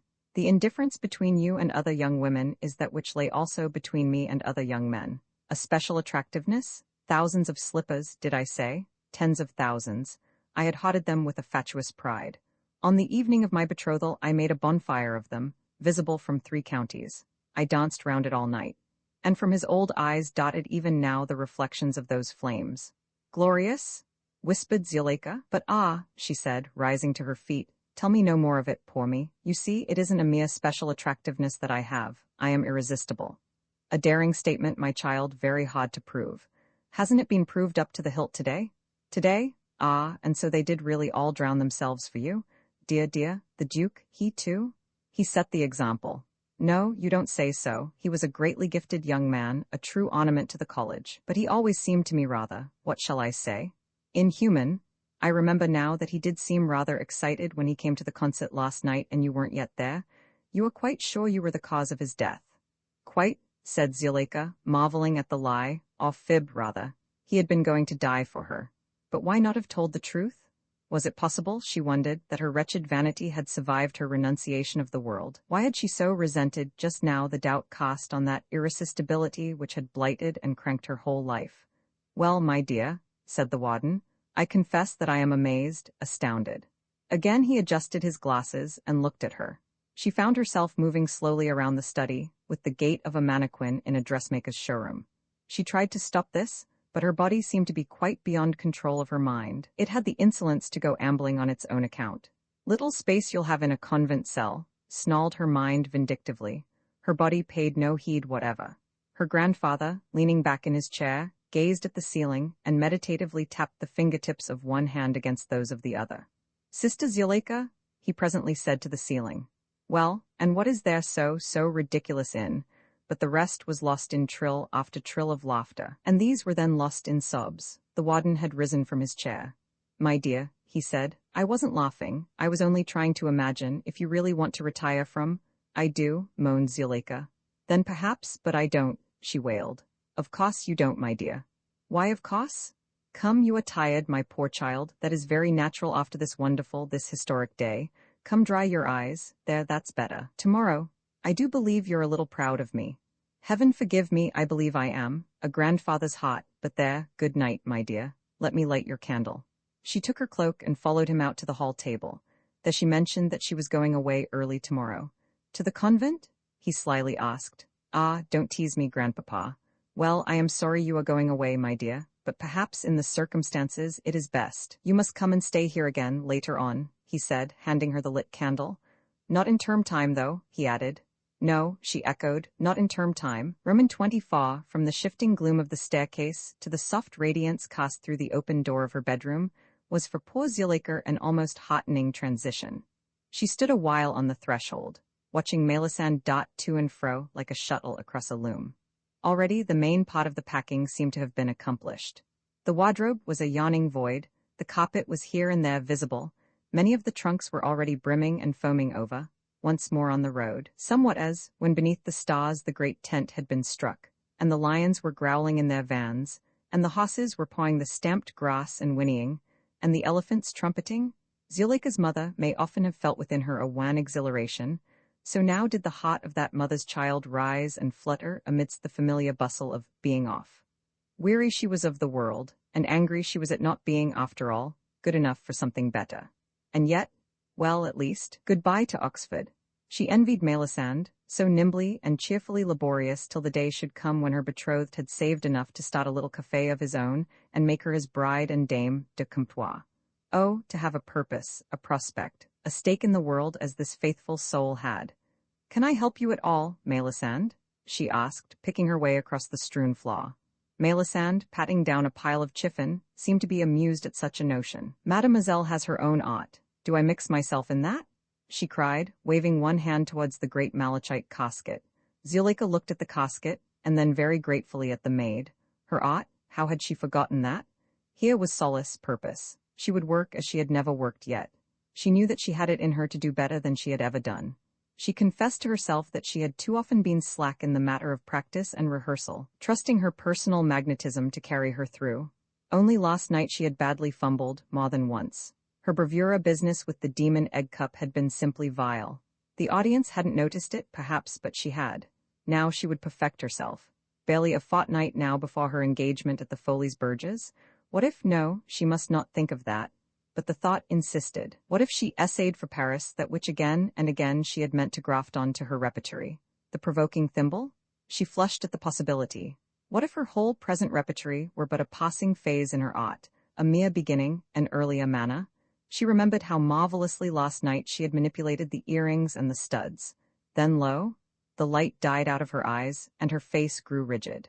That memory had brought other memories in its wake. For her, when she fled the Broad, Noak's window had blotted out all else. Now she saw again that higher window, saw that girl flaunting her earrings, jibing down at her. He put them in with his own hands. The words rang again in her ears, making her cheeks tingle. Oh, he had thought it a very clever thing to do, no doubt. A splendid little revenge, something after his own heart. And he kissed me in the open street. Excellent, excellent, she ground her teeth. And these doings must have been fresh in his mind when she overtook him and walked with him to the houseboat. Infamous, and she had then been wearing his studs. She drew his attention to them when her jewel box stood open, to receive the jewels she wore tonight. She went very calmly to it.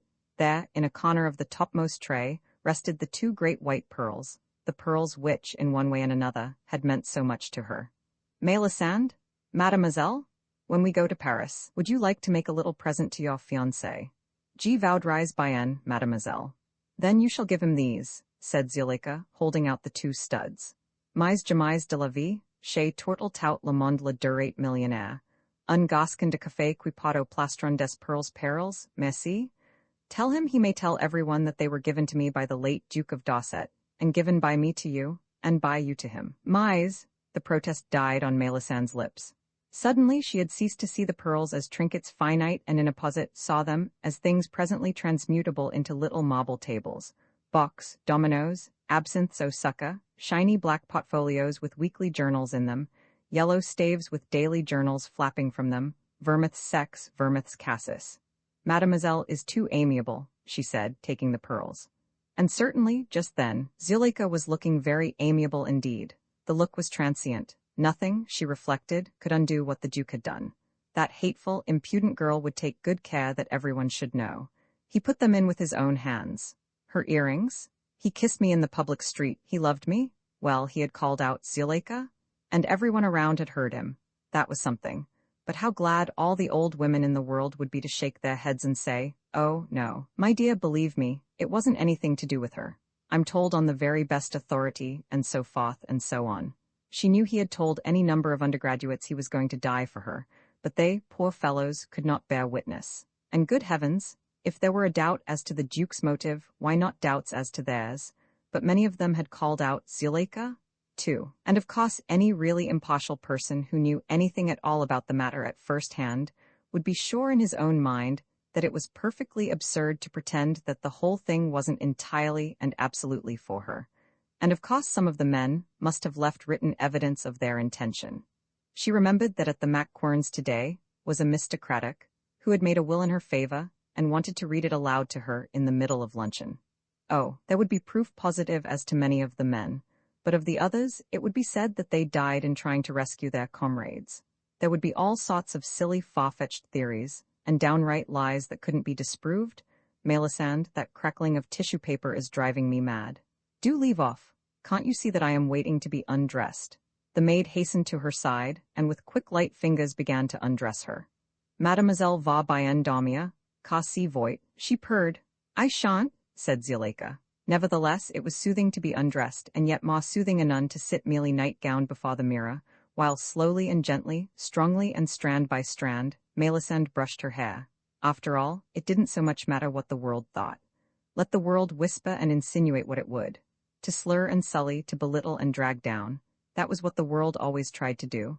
But great things were still great, and fair things still fair. With no thought for the world's opinion had these men gone down to the water today.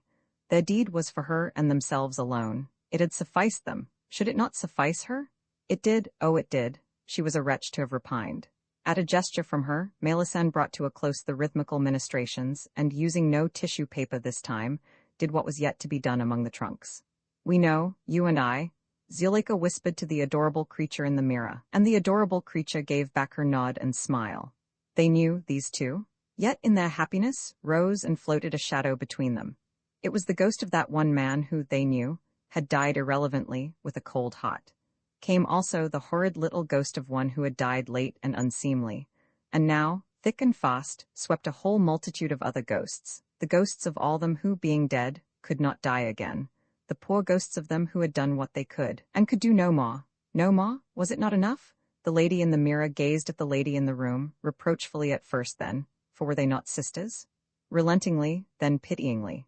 Each of the two covered her face with her hands, and there recurred, as by stealth, to the lady in the room a thought that had assailed her not long ago in Judas Street, a thought about the power of example.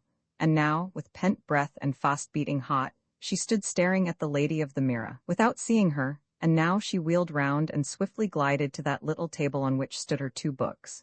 She snatched Bradshaw. We always intervene between Bradshaw and anyone whom we see consulting him. Mademoiselle will permit me to find that which she seeks? Asked Melisande. Be quiet, said Zuleika. We always repulse, at first, anyone who intervenes between us and Bradshaw.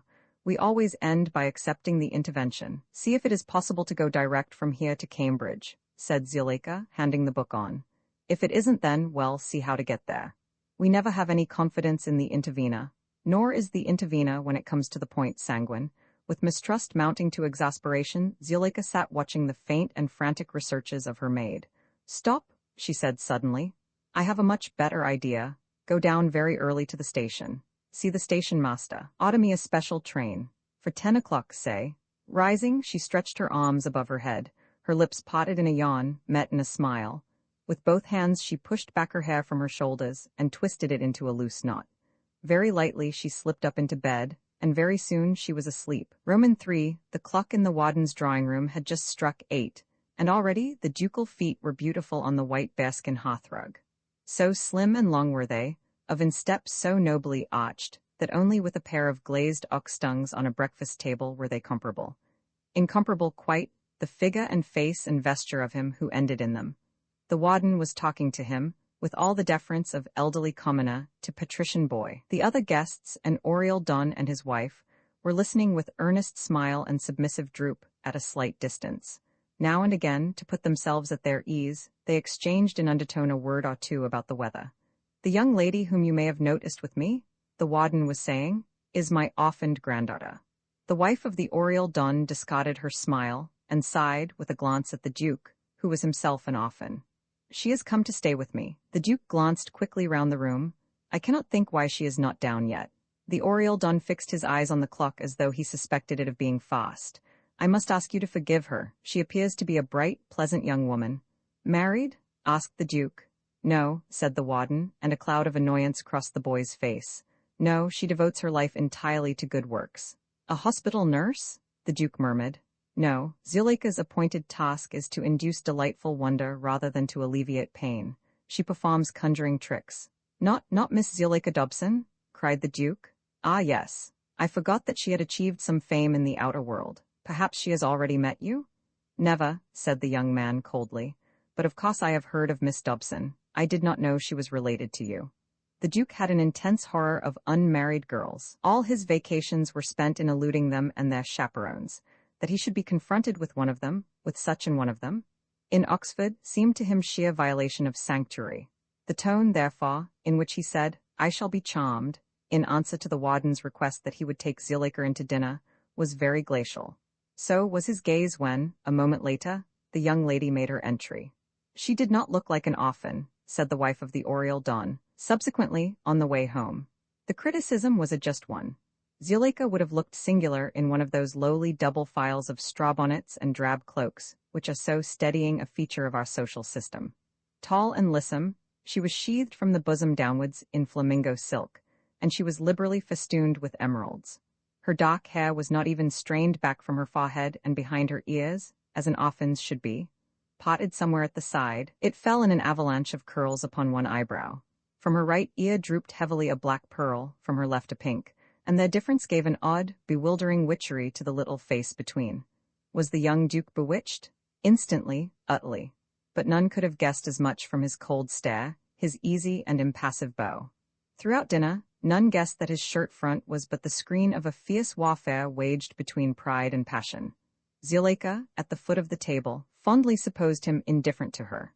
Though he sat on her right, not one word or glance would he give her.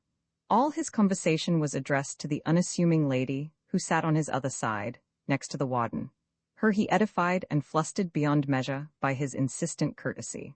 Her husband, alone on the other side of the table, was mortified by his utter failure to engage Zuleika in small talk. Zuleika was sitting with her profile turned to him, the profile with the pink pearl, and was gazing full at the young Duke. She was hardly more affable than a cameo.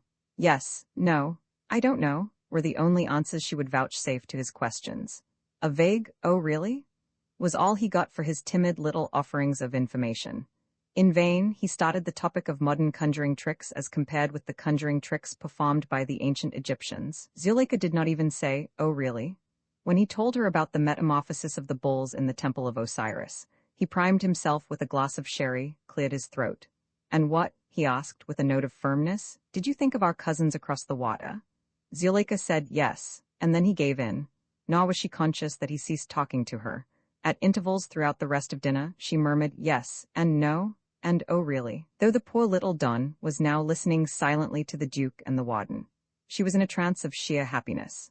At last, she thought, her hope was fulfilled, that hope which, although she had seldom remembered it in the joy of her constant triumphs, had been always lurking in her, lying near to her heart and chafing her, like the shift of sackcloth which that young, brilliant girl, loved and lost of Jacopone de Todi, wore always in secret submission to her own soul, under the fair soft robes and the rubies men saw on her. At last, here was the youth who would not bow down to her, whom, looking up to him, she could adore. She ate and drank automatically, never taking her gaze from him. She felt not one touch of pique at his behavior. She was tremulous with a joy that was new to her, greater than any joy she had known. Her soul was as a flower in its oak-tide. She was in love. Rapt, she studied every lineament of the pale and perfect face. The brow from which bronze-colored hair rose in tiers of burnished ripples, the large steel-colored eyes, with their carven lids, the carven nose, and the plastic lips. She noted how long and slim were his fingers, and how slender his wrists. She noted the glint cast by the candles upon his shirt front. The two large white pearls there seemed to her symbols of his nature. They were like two moons, cold, remote, radiant. Even when she gazed at the Duke's face, she was aware of them in her vision. Nor was the Duke unconscious, as he seemed to be, of her scrutiny. Though he kept his head averse, he knew that always her eyes were watching him. Obliquely, he saw them, saw, too, the contour of the face and the black pearl and the pink, could not blind himself, try as he would. And he knew that he was in love. Like Zuleika herself, this young Duke was in love for the first time. Wooed though he had been by almost as many maidens as she by youths, his heart, like hers, had remained cold. But he had never felt, as she had, the desire to love. He was not now rejoicing, as she was, in the sensation of first love. Nay, he was furiously mortified by it, and struggled with all his might against it. He had always fancied himself secure against any so vulgar peril, always fancied that by him at least, the proud old motto of his family, pas si bête, would not be belied. And I dare say, indeed, that had he never met Zuleika, the irresistible, he would have lived, and at a very ripe old age died, a dandy without reproach. For in him the dandiacal temper had been absolute hitherto, quite untainted and unruffled. He was too much concerned with his own perfection ever to think of admiring anyone else. Different from Zuleika, he cared for his wardrobe and his toilet table not as a means to making others admire him the more, but merely as a means through which he could intensify, a ritual in which to express and realize, his own idolatry. At Eton, he had been called Peacock, and this nickname had followed him up to Oxford. It was not wholly opposite, however, for whereas the peacock is a fool even among birds, the Duke had already taken, besides a particularly brilliant first in mods, the Stanhope, the Newdigate, the Lothian, and the Gaisford Prize for Greek verse, and these things he had achieved current calamo, wielding his pen, as Scott said of Byron, with the easy negligence of a nobleman. He was now in his 3rd year of residence and was reading, a little, for literary human ears. There is no doubt that but for his untimely death he would have taken a particularly brilliant first in that school also. For the rest, he had many accomplishments. He was adroit in the killing of all birds and fishes, stags and foxes. He played polo, cricket, rackets, chess and billiards as well as such things can be played. He was fluent in all modern languages, had a very real talent in watercolor, and was accounted, by those who had had the privilege of hearing him, the best amateur pianist on this side of the Tweed. Little wonder, then, that he was idolized by the undergraduates of his day. He did not, however, honor many of them with his friendship. He had a theoretic liking for them as a class, as the young barbarians all at play in that little antique city, but individually they jarred on him, and he saw little of them. Yet he sympathized with them always, and on occasion would actively take their part against the Dons. In the middle of his 2nd year, he had gone so far that a college meeting had to be held, and he was sent down for the rest of term. The warden placed his own landau at the disposal of the illustrious young exile, who therein was driven to the station, followed by a long, vociferous procession of undergraduates in cabs. Now, it happened that this was a time of political excitement in London. The Liberals, who were in power, had passed through the House of Commons a measure more than usually socialistic, and this measure was down for its 2nd reading in the Lords on the very day that the Duke left Oxford. An exile. It was but a few weeks since he had taken his seat in the Lords, and this afternoon, for the want of anything better to do, he strayed in.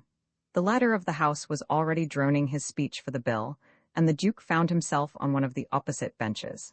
There sat his compeers, sullenly waiting to vote for a bill which every one of them detested. As the speaker subsided, the Duke, for the fun of the thing, rose. He made a long speech against the bill. His jibes at the government were so scathing, so utterly destructive his criticism of the bill itself, so lofty and so irresistible the flights of his eloquence, that when he resumed his seat, there was only one cost left to the leader of the House. He rose and, in a few husky phrases, moved that the bill be read this day 6 months. All England rang with the name of the young Duke. He himself seemed to be the one person unmoved by his exploit. He did not reappear in the upper chamber, and was heard to speak in slighting terms of its architecture, as well as of its upholstery. Nevertheless, the Prime Minister became so nervous that he procured for him, a month later, the sovereign's offer of a garter which had just fallen vacant. The Duke accepted it. He was, I understand, the only undergraduate on whom this order had ever been conferred. He was very much pleased with the insignia, and when, on great occasions, he wore them, no one dared say that the Prime Minister's choice was not fully justified. But you must not imagine that he cared for them as symbols of achievement and power. The dark blue riband, and the star scintillating to 8 points, the heavy mantle of blue velvet, with its lining of taffeta and shoulder knots of white satin, the crimson surcoat, the great embullioned tassels, and the chain of linked gold, and the plumes of ostrich and heron uprising from the black velvet hat, these things had for him little significance save as a fine setting, a finer setting than the most elaborate smoking suit, for that perfection of aspect which the gods had given him. This was indeed the gift he valued beyond all others. He knew well, however, that women care little for a man's appearance, and that what they seek in a man is strength of character, and rank, and wealth. These 3 gifts the Duke had in a high degree, and he was by women much courted because of them. Conscious that every maiden he met was eager to be his duchess, he had assumed always a manner of high austerity among maidens, and even if he had wished to flirt with Zuleika, he would hardly have known how to do it. But he did not wish to flirt with her. That she had bewitched him did but make it the more needful that he should shun all converse with her. It was imperative that he should banish her from his mind, quickly. He must not dilute his own soul's essence. He must not surrender to any passion his dandyhood. The dandy must be celibate, cloistral, is, indeed, but a monk with a mirror for beads and breviary, an anchorite, modifying his soul that his body may be perfect. Till he met Zuleika, the Duke had not known the meaning of temptation. He fought now, a St. Anthony, against the apparition. He would not look at her, and he hated her. He loved her, and he could not help seeing her. The black pearl and the pink seemed to dangle ever nearer and clearer to him, mocking him and beguiling. Inexpellable was her image. So fierce was the conflict in him that his outward nonchalance gradually gave way. As dinner drew to its close, his conversation with the wife of the Oriel Don flagged and halted. He sank, at length, into a deep silence. He sat with downcast eyes, utterly distracted. Suddenly, something fell, plump, into the dark whirlpool of his thoughts. He started. The warden was leaning forward, had just said something to him. "I beg your pardon?" asked the Duke. Dessert, he noticed, was on the table, and he was paring an apple. The Oriel Don was looking at him with sympathy, as at one who had swooned and was just coming to. "Is it true, my dear Duke," the warden repeated, "that you have been persuaded to play tomorrow evening at the Judas concert?" "Ah, yes, I am going to play something." Zuleika bent suddenly forward, addressed him. "Oh," she cried, clasping her hands beneath her chin, "will you let me come and turn over the leaves for you?" He looked her full in the face. It was like seeing suddenly at close quarters some great bright monument that one has long known only as a sun-caught speck in the distance. He saw the large violet eyes open to him, and their lashes curling to him, the vivid parted lips, and the black pearl, and the pink. "You are very kind," he murmured, in a voice which sounded to him quite far away, "but I always play without notes." Zuleika blushed, not with shame but with delirious pleasure. For that snub she would just then have bought at all the homage she had hoarded. This, she felt, was the climax. She would not outstay it. She rose, smiling to the wife of the Oriel Don. Everyone rose. The Oriel Don held open the door, and the two ladies passed out of the room. The Duke drew out his cigarette case. As he looked down at the cigarettes, he was vaguely conscious of some strange phenomenon somewhere between them and his eyes. Forewarned by the agitation of the past hour, he did not at once realize what it was that he saw. His impression was of something in bad taste, some discord in his costume, a black pearl and a pink pearl in his shirt front. Just for a moment, absurdly overestimating poor Zuleika's skill, he supposed himself a victim of legerdemain. Another moment, and the import of the studs revealed itself. He staggered up from his chair, covering his breast with one arm, and murmured that he was faint. As he hurried from the room, the Oriel Don was pouring out a tumbler of water and suggesting burnt feathers. The warden, solicitous, followed him into the hall. He snatched up his hat, gasping that he had spent a delightful evening, was very sorry, was subject to these attacks. Once outside, he took frankly to his heels. At the corner of the Broad, he looked back over his shoulder. He had half expected a scarlet figure skimming in pursuit. There was nothing. He halted. Before him, the Broad lay empty beneath the moon. He went slowly, mechanically, to his rooms. The high grim busts of the emperors stared down at him, their faces more than ever tragically cavernous and distorted. They saw and read in that moonlight the symbols on his breast. As he stood on his doorstep, waiting for the door to be opened, he must have seemed to them a thing for infinite compassion. For were they not privy to the doom that the morrow, or the morrow's morrow, held for him? Held not indeed for him alone, yet for him especially, as it were, and for him most lamentably. Roman faw, the breakfast things were not yet cleared away. A plate streaked with fine strains of marmalade, an empty toast rack, a broken roll, these and other things bore witness to a day inaugurated in the right spirit. Away from them, reclining along his window seat, was the Duke. Blue spirals rose from his cigarette, nothing in the still air to trouble them. From their railing across the road, the emperors gazed at him. For a young man, sleep is a sure solvent of distress. There whirls not for him in the night any so hideous a phantasmagoria as will not become, in the clarity of next morning, a spruce procession for him to lead. Brief the vague horror of his awakening, memory sweeps back to him, and he sees nothing dreadful after all. Why not? Is the sun's bright message to him, and why not indeed? His answer. After hours of agony and doubt prolonged to cockcrow, sleep had stolen to the Duke's bedside. He awoke late, with a heavy sense of disaster. But lo, when he remembered, everything took on a new aspect. He was in love. Why not? He mocked himself for the morbid vigil he had spent in probing and vainly binding the wounds of his false pride. The old life was done with. He laughed as he stepped into his bath. Why should the disseason of his soul have seemed shameful to him? He had had no soul till it passed out of his keeping. His body thrilled to the cold water, his soul as to a new sacrament. He was in love, and that was all he wished for. There, on the dressing table, lay the 2 studs, visible symbols of his love. Dear to him now, the colors of them. He took them in his hand one by one, fondling them. He wished he could wear them in the daytime, but this, of course, was impossible. His toilet finished, he dropped them into the left pocket of his waistcoat. Therein, near to his heart, they were lying now, as he looked out at the changed world, the world that had become Zuleika. Zuleika? His recurrent murmur was really an apostrophe to the whole world. Piled against the wall were certain boxes of black Japan tin, which had just been sent to him from London. At any other time he would certainly not have left them unopened, for they contained his robes of the Gata. Thursday, the day after tomorrow, was the date fixed for the investiture of a foreign king who was now visiting England, and the full chapter of knights had been commanded to Windsor for the ceremony. Yesterday the Duke had looked keenly forward to his excursion. It was only in those 2 rarely required robes that he had the sense of being fully dressed, but today not a thought had he of them. Some clock clove with silver the stillness of the morning. Ere came the second stroke, another and nearer clock was striking, and now there were others chiming in.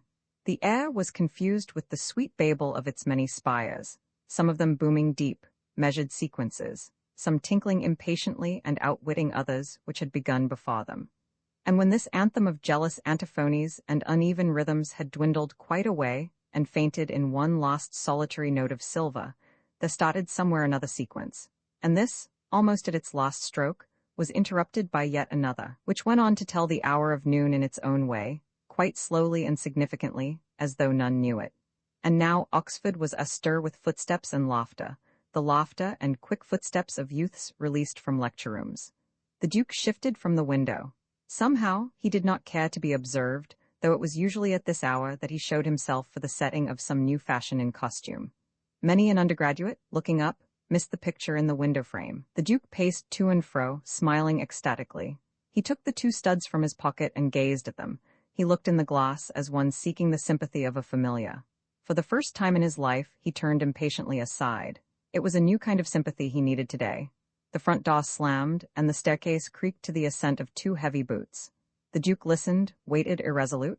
The boots past his door were already clumping up the next flight. "Noakes," he cried. The boots paused, then clumped down again. The door opened and disclosed that homely figure which Zuleika had seen on her way to Judas. Sensitive reader, start not at the apparition. Oxford is a plexus of anomalies. These 2 youths were odd as it may seem to you, subject to the same statutes, affiliated to the same college, reading for the same school. Aye, and though the one had inherited half a score of noble and castellated roofs, whose mere repairs cost him annually thousands and thousands of pounds, and the other's people had but one little mean square of lead, from which the fireworks of the Crystal Palace were clearly visible every Thursday evening, in Oxford one roof sheltered both of them. Furthermore, there was even some measure of intimacy between them. It was the Duke's whim to condescend further in the direction of Noakes than in any other. He saw in Noakes his own foil and antithesis, and made a point of walking up the High with him at least once in every term. Noakes, for his part, regarded the Duke with feelings mingled of idolatry and disapproval. The Duke's first in mods oppressed him, who, by dint of dogged industry, had scraped a second, more than all the other differences between them. But the dullard's envy of brilliant men is always assuaged by the suspicion that they will come to a bad end. Noakes may have regarded the Duke as a rather pathetic figure. On the whole, "Come in, Noakes," said the Duke. "You have been to a lecture?" "Aristotle's Politics," nodded Noakes. "And what were they?" asked the Duke. He was eager for sympathy in his love, but so little used was he to seeking sympathy that he could not unburden himself. He temporized. Noakes muttered something about getting back to work and fumbled with the door handle. "Oh, my dear fellow, don't go," said the Duke. "Sit down. Our schools don't come on for another year. A few minutes can't make a difference in your class. I wanted to tell you something, Noakes. Do sit down." Noakes sat down on the edge of a chair. The Duke leaned against the mantelpiece, facing him. "I suppose, Noakes," he said, "you have never been in love." "Why shouldn't I have been in love?" asked the little man angrily.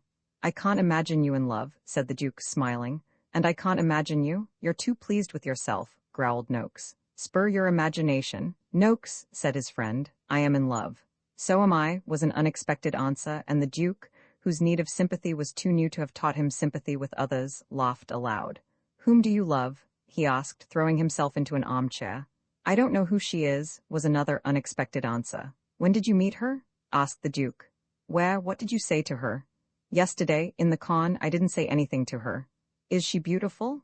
Yes. What's that to you? Dark or fair? She's dark. She looks like a foreigner. She looks like one of those photographs in the shop windows. A rhapsody, Noakes. What became of her? Was she alone? She was with the old warden in his carriage. Zuleika, Noakes, the Duke started as at an affront and glared. Next moment, he saw the absurdity of the situation. He relapsed into his chair, smiling. She's the warden's niece, he said. I dined at the warden's last night. Noakes sat still, peering across at the Duke. For the first time in his life, he was resentful of the Duke's great elegance and average stature, his high lineage and incomputable wealth. Hitherto, these things had been too remote for envy. But now, suddenly, they seemed near to him, nearer and more overpowering than the first in Maud's had ever been. And of course she's in love with you? He snarled. Really, this was for the Duke a new issue. So salient was his own passion that he had not had time to wonder whether it were returned. Zuleika's behavior during dinner, but that was how so many young women had behaved. It was no sign of disinterested love. It might mean merely? Yet no. Surely, looking into her eyes, he had seen there a radiance finer than could have been lit by common ambition. Love, none other, must have lit in those purple depths the torches whose clear flames had leapt out to him. She loved him. She, the beautiful, the wonderful, had not tried to conceal her love for him. She had shown him all, had shown all, poor darling, only to be snubbed by a prig, driven away by a boor, fled from by a fool. To the nethermost corner of his soul, he cursed himself for what he had done, and for all he had left undone. He would go to her on his knees. He would implore her to impose on him insufferable penances. There was no penance, how bittersweet soever, could make him a little worthy of her. Come in, he cried mechanically, entered the landlady's daughter. A lady downstairs, she said, asking to see your grace, says she'll step round again later if your grace is busy. What is her name? Asked the Duke, vacantly. He was gazing at the girl with pain-shot eyes. Miss Zuleika Dobson, pronounced the girl. He rose. Show Miss Dobson up, he said. Noakes had darted to the looking-glass and was smoothing his hair with a tremulous, enormous hand. Go, said the Duke, pointing to the door. Noakes went quickly. Echoes of his boots fell from the upper stairs and met the ascending susurrus of a silk skirt. The lovers met. There was an interchange of ordinary greetings. From the Duke, a comment on the weather. From Zuleika, a hope that he was well again. They had been so sorry to lose him last night. Then came a pause. The landlady's daughter was clearing away the breakfast things. Zuleika glanced comprehensively at the room, and the Duke gazed at the hearthrug. The landlady's daughter clattered out with her freight. They were alone. How pretty, said Zuleika. She was looking at his Star of the Garter, which sparkled from a litter of books and papers on a small side table. Yes, he answered. It is pretty, isn't it? Awfully pretty, she rejoined. This dialogue led them to another hollow pause. The Duke's heart beat violently within him. Why had he not asked her to take the star and keep it as a gift? Too late now. Why could he not throw himself at her feet? Here were two beings, lovers of each other, with none by. And yet, she was examining a watercolor on the wall, seemed to be absorbed by it. He watched her. She was even lovelier than he had remembered, or rather her loveliness had been in some subtle way transmuted. Something had given to her a graver, nobler beauty. Last night's nymph had become the Madonna of this morning. Despite her dress, which was of a tremendous tartan, she diffused the pale, authentic radiance of a spirituality most high, most simple. The Duke wondered where lay the change in her. He could not understand. Suddenly she turned to him, and he understood. No longer the black pearl and the pink, but two white pearls. He thrilled to his heart's core. I hope, said Zuleika, you aren't awfully vexed with me for coming like this. Not at all, said the Duke. I am delighted to see you. How inadequate the words sounded, how formal and stupid. The fact is, she continued, I don't know a soul in Oxford, and I thought perhaps you'd give me luncheon and take me to see the boat races. Will you? I shall be charmed, he said, pulling the bell rope. Poor fool. He attributed the shade of disappointment on Zuleika's face to the coldness of his tone. He would dispel that shade. He would avow himself. He would leave her no longer in this false position.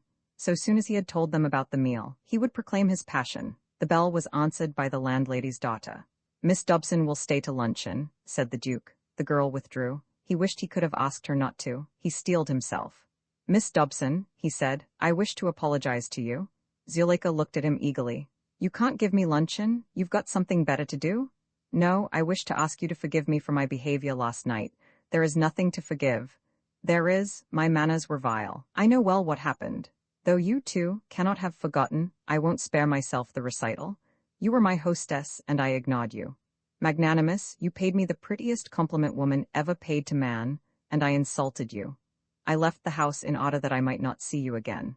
To the doorsteps down which he should have kicked me, your grandfather followed me with words of kindliest courtesy. If he had sped me with a kick so skilful that my skull had been shattered on the curb, neither would he have outstepped those bounds set to the conduct of English gentlemen, nor would you have garnered more than a trifle on account of your proper reckoning. I do not say that you are the first person whom I have wantonly injured, but it is a fact that I, in whom pride has ever been the topmost quality, have never expressed sorrow to anyone for anything. Thus, I might urge that my present abjectness must be intolerably painful to me, and should incline you to forgive. But such an argument were specious merely. I will be quite frank with you. I will confess to you that, in this humbling of myself before you, I take a pleasure as passionate as it is strange. A confusion of feelings? Yet you, with a woman's instinct, will have already caught the clue to it. It needs no mirror to assure me that the clue is here for you, in my eyes.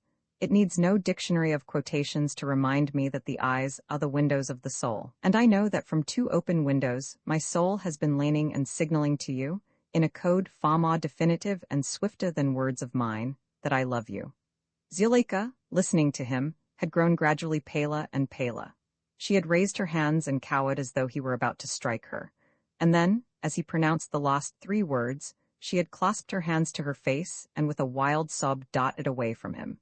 She was leaning now against the window, her head bowed and her shoulders quivering. The Duke came softly behind her. "Why should you cry? Why should you turn away from me? Did I frighten you with the suddenness of my words? I am not versed in the tricks of wooing, I should have been more patient, but I love you so much that I could hardly have waited. A secret hope that you loved me too emboldened me, compelled me. You do love me, I know it. And knowing it, I do but ask you to give yourself to me, to be my wife. Why should you cry? Why should you shrink from me? Dear, if there were anything, any secret, if you had ever loved and been deceived, do you think I should honor you the less deeply, should not cherish you the more tenderly? Enough for me that you are mine. Do you think I should ever reproach you for anything that may have?" Zuleika turned on him. "How dare you?" she gasped. "How do you speak to me like that?" The Duke reeled back. Horror had come into his eyes. "You do not love me," he cried. "Love you?" she retorted. You no longer love me, why? What do you mean? You loved me, don't trifle with me. You came to me loving me with all your heart. How do you know? Look in the glass. She went at his bidding, he followed her. "You see them?" he said after a long pause. Zuleika nodded. The two pearls quivered to her nod. "They were white when you came to me," he sighed. "They were white because you loved me. From them, it was that I knew you loved me even as I loved you, but their old colors have come back to them. That is how I know that your love for me is dead." Zuleika stood gazing pensively, twitching the two pearls between her fingers. Tears gathered in her eyes. She met the reflection of her lover's eyes, and her tears brimmed over. She buried her face in her hands and sobbed like a child. Like a child's, her sobbing ceased quite suddenly. She groped for her handkerchief, angrily dried her eyes, and straightened and smoothed herself. "Now I'm going," she said. "You came here of your own accord because you loved me," said the Duke, "and you shall not go till you have told me why you have left off loving me." "How did you know I loved you?" she asked after a pause. "How did you know I hadn't simply put on another pair of earrings?" The Duke, with a melancholy laugh, drew the two studs from his waistcoat pocket. "These are the studs I wore last night," he said. Zuleika gazed at them. "I see," she said, then, looking up. "When did they become like that?" "It was when you left the dining room that I saw the change in them." "How strange! It was when I went into the drawing room that I noticed mine. I was looking in the glass, and," she started. "Then you were in love with me last night?" "I began to be in love with you from the moment I saw you." "Then how could you have behaved as you did?" "Because I was a pedant. I tried to ignore you, as pedants always do try to ignore any fact they cannot fit into their pet system. The basis of my pet system was celibacy. I don't mean the mere state of being a bachelor. I mean celibacy of the soul, egoism, in fact. You have converted me from that. I am now a confirmed tuist." "How dared you insult me?" she cried, with a stamp of her foot. "How did you make a fool of me before those people?" "Oh, it is too infamous. I have already asked you to forgive me for that. You said there was nothing to forgive. I didn't dream that you were in love with me. What difference can that make? All the difference in life." "Sit down, you bewilder me," said the Duke. "Explain yourself," he commanded. "Isn't that rather much for a man to ask of a woman?" "I don't know. I have no experience of women, in the abstract. It seems to me that every man has a right to some explanation from the woman who has ruined his life. You are frightfully sorry for yourself, said Zuleika with a bitter laugh. Of course it doesn't occur to you that I am at all to be pitied? No, you are blind with selfishness. You love me. I don't love you. That is all you can realize. Probably you think you are the first man who has ever fallen on such a plight, said the Duke, bowing over a deprecatory hand. If there were to pass my window 1/10 of them whose hearts have been lost to Miss Dobson, I should win no solace from that interminable parade. Zuleika blushed. Yet, she said more gently, be sure they would all be not a little envious of you. Not one of them ever touched the surface of my heart.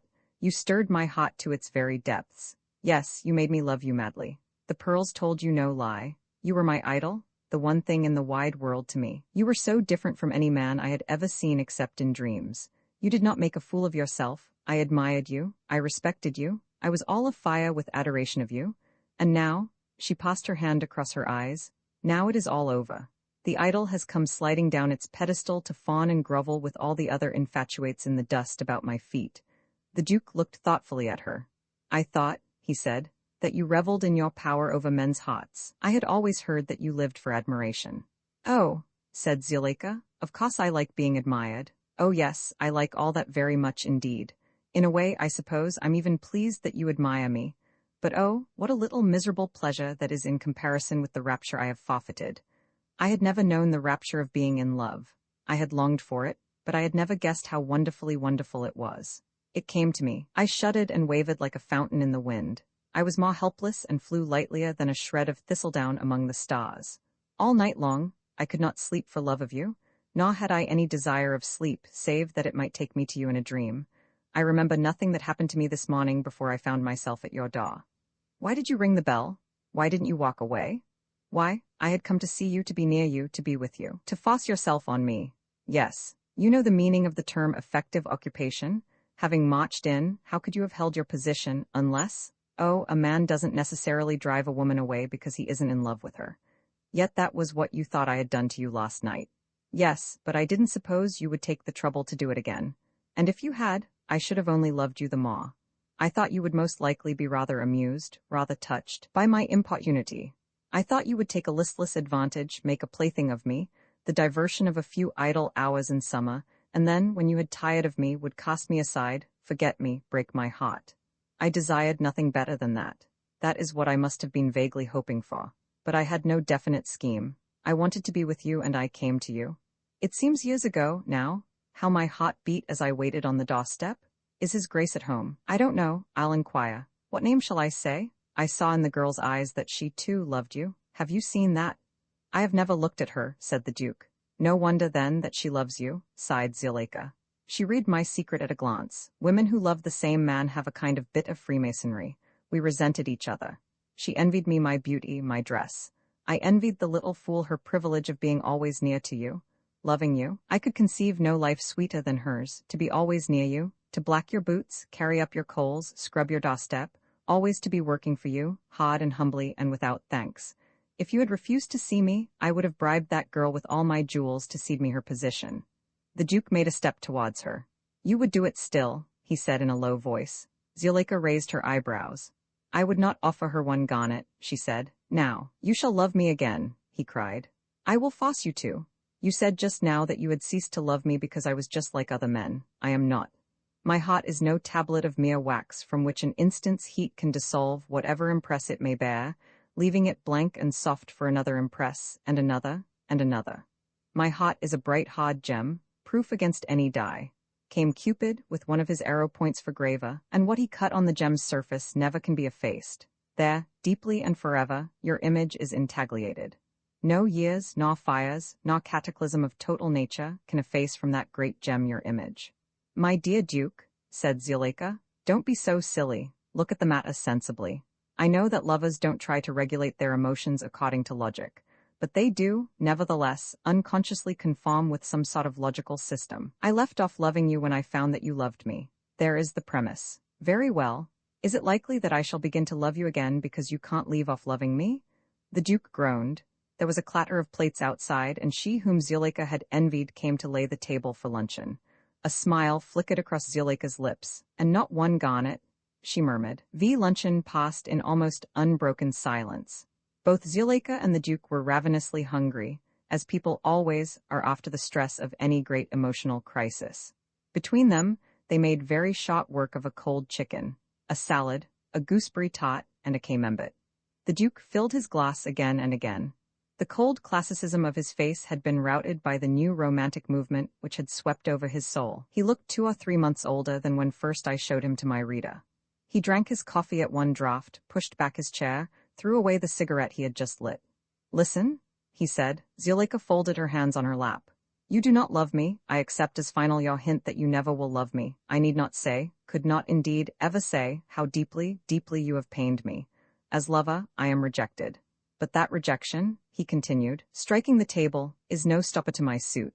It does but drive me to the use of arguments. My pride shrinks from them. Love, however, is greater than pride, and I, John, Albert, Edward, Claude, Aud, Angus, Tankerton, 1 Tanville Tankerton, 2 14th Duke of Dorset, Marquis of Dorset, Earl of Grove, Earl of Chastermain, Viscount Bruceby, Baron Grove, Baron Petstrap, and Baron Walloch, in the peerage of England, offer you my hand. Do not interrupt me. Do not toss your head. Consider well what I am saying. Weigh the advantages you would gain by acceptance of my hand. Indeed, they are manifold and tremendous. They are also obvious. Do not shut your eyes to them. You, Miss Dobson, what are you? A conjurer and a vagrant, without means, save such as you can earn by the sleight of your hand, without position, without a home, all unguarded but by your own self-respect. That you follow an honorable calling, I do not for one moment deny. I do, however, ask you to consider how great are its perils and hardships, its fatigues and inconveniences. From all these evils I offer you instant refuge. I offer you, Miss Dobson, a refuge more glorious and more augustly gilded than you, in your airiest flights of fancy, can ever have hoped for or imagined. I own about 340,000 acres. My town residence is in St. James's Square. Tankerton, of which you may have seen photographs, is the chief of my country seats. It is a Tudor house set on the ridge of a valley. The valley, its park, is halved by a stream so narrow that the deer leap across. The gardens are estrated upon the slope. Round the house runs a wide paven terrace. There are always 2 or 3 peacocks trailing their sheathed feathers along the balustrade, and stepping how stiffly, as though they had just been unharnessed from Juno's chariot. 2 flights of shallow steps lead down to the flowers and fountains. Oh, the gardens are wonderful. There is a Jacobean garden of white roses. Between the ends of 2 pleached alleys, under a dome of branches, is a little lake, with a triton of black marble, and with water lilies. Hither and thither, under the archipelago of water lilies, dart goldfish, tongues of flame in the dark water. There is also a long straight alley of clipped yew. It ends in an alcove for a pagoda of painted porcelain, which the Prince Regent, peace be to his ashes, presented to my great-grandfather. There are many twisting paths and sudden aspects and devious, fantastic arbors. Are you fond of horses? In my stables of pinewood and plated silver 70 are installed. Not all of them together could vie in power with one of the meanest of my motor cars. Oh, I never go in motors, said Zuleika. They make one look like nothing on earth, and like everybody else. I myself, said the Duke, use them little for that very reason. Are you interested in farming? At Tankerton there is a model farm which would at any rate amuse you, with its heifers and hens and pigs that are like so many big new toys. There is a tiny dairy, which is called Her Grace's. You could make, therein, real butter with your own hands, and round it into little pats, and press every pat with a different device. The boudoir that would be yours is a blue room. 4 wattos hang in it.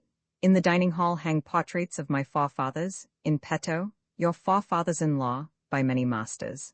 Are you fond of peasants? My tenantry are delightful creatures, and there is not one of them who remembers the bringing of the news of the Battle of Waterloo. When a new duchess is brought to Tankerton, the oldest elm in the park must be felled. That is one of many strange old customs. As she is driven through the village, the children of the tenantry must strew the road with daisies.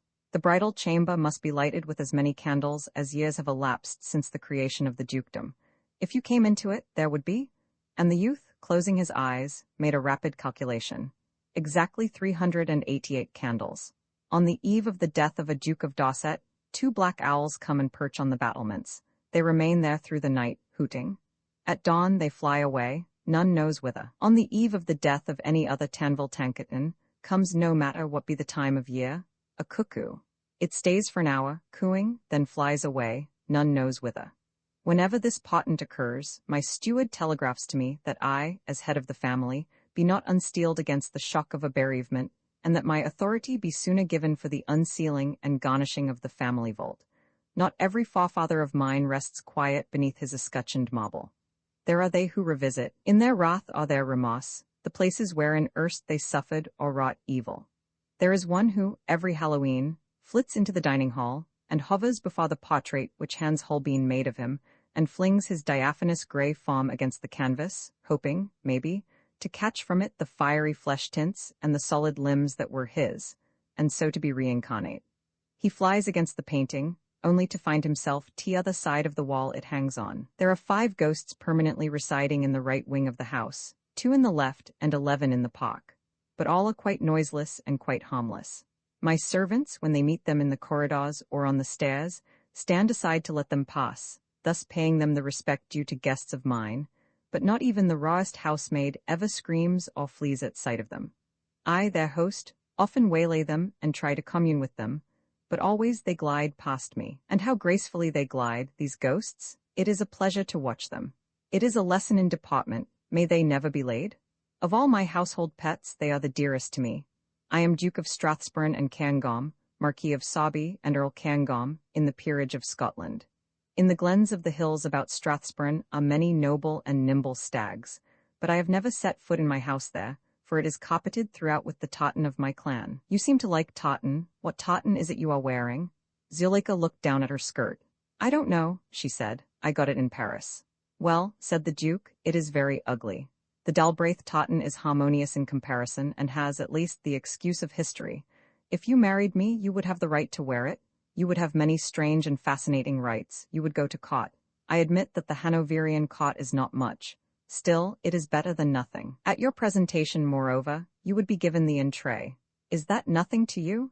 You would be driven to court in my state coach. It is swung so high that the streetsters can hardly see its occupant. It is lined with rose silk, and on its panels and on its hammercloth my arms are emblazoned. No one has ever been able to count the quarterings. You would be wearing the family jewels, reluctantly surrendered to you by my aunt. They are many and marvelous in their antique settings. I don't want to brag. It humiliates me to speak to you as I am speaking, but I am hot set on you, and to win you there is not a precious stone I would leave unturned. Conceive a parure all of white stones, diamonds, white sapphires, white topazes, tourmalines. Another of rubies and amethysts set in gold filigree. Rings that once were poison combs on Florentine fingers. Red roses for your hair, every petal a hollowed ruby. Amulets and ape buckles, zones and fillets. I know that you would be weeping for wonder before you had seen a tithe of these gauds. Know, too, Miss Dobson, that in the peerage of France I am Duc de Tretet et de la Roche Guillaume. Louis Napoleon gave the title to my father for not cutting him in the boys. I have a house in the Champs-Élysées. There is a Swiss in its courtyard. He stands 6'7" in his stockings, and the chasseurs are hardly less tall than he. Wherever I go, there are 2 chefs in my retinue. Both are masters in their art and furiously jealous of each other. When I compliment either of them on some dish, the other challenges him. They fight with rapiers next morning in the garden of whatever house I am occupying. I do not know whether you are greedy. If so, it may interest you to learn that I have a 3rd chef who makes only soufflés and an Italian pastry cook, to say nothing of a Spaniard for salads, an Englishwoman for roasts, and an Abyssinian for coffee. You found no trace of their handiwork in the meal you have just had with me? No, for in Oxford it is a whim of mine, I may say a point of honor, to lead the ordinary life of an undergraduate. What I eat in this room is cooked by the heavy and unaided hand of Mrs. Batch, my landlady. It is set before me by the unaided and, or are you in error, loving hand of her daughter. Other ministers have I none here. I dispense with my private secretaries. I am unattended by a single valet. So simple a way of life repels you? You would never be called upon to share it. If you married me, I should take my name off the books of my college. I propose that we should spend our honeymoon at Bailly. I have a villa at Bailly. It is there that I keep my grandfather's collection of majolica. The sun shines there always. A long olive grove secretes the garden from the sea. When you walk in the garden, you know the sea only in blue glimpses through the vacillating leaves. White gleaming from the bosky shade of this grove are several goddesses. Do you care for Canova? I don't myself. If you do, these figures will appeal to you. They are in his best manner. Do you love the sea? This is not the only house of mine that looks out on it. On the coast of County Clare, am I not Earl of Enniskerry and Baron Chandron in the Peerage of Ireland? I have an ancient castle. Sheer from a rock stands it, and the sea has always raged up against its walls. Many ships lie wrecked under that loud, implacable sea. But mine is a brave, strong castle. No storm affrights it, and not the centuries, clustering hours, with their caresses, can seduce it from its hard austerity. I have several titles which for the moment escape me. Baron LLFFTHWCHL and, but you can find them for yourself in Debrett. In me you behold a prince of the Holy Roman Empire, and a knight of the most noble order of the Garter. Look well at me. I am hereditary comer of the Queen's lapdogs. I am young, I am handsome. My temper is sweet, and my character without blemish. In fine, Miss Dobson, I am a most desirable party. But, said Zuleika, I don't love you. The Duke stamped his foot. I beg your pardon, he said hastily. I ought not to have done that, but you seem to have entirely missed the point of what I was saying. No, I haven't, said Zuleika. Then what? Cried the Duke, standing over her. What is your reply? Said Zuleika, looking up at him. My reply is that I think you are an awful snob. The Duke turned on his heel and strode to the other end of the room. There he stood for some moments, his back to Zuleika.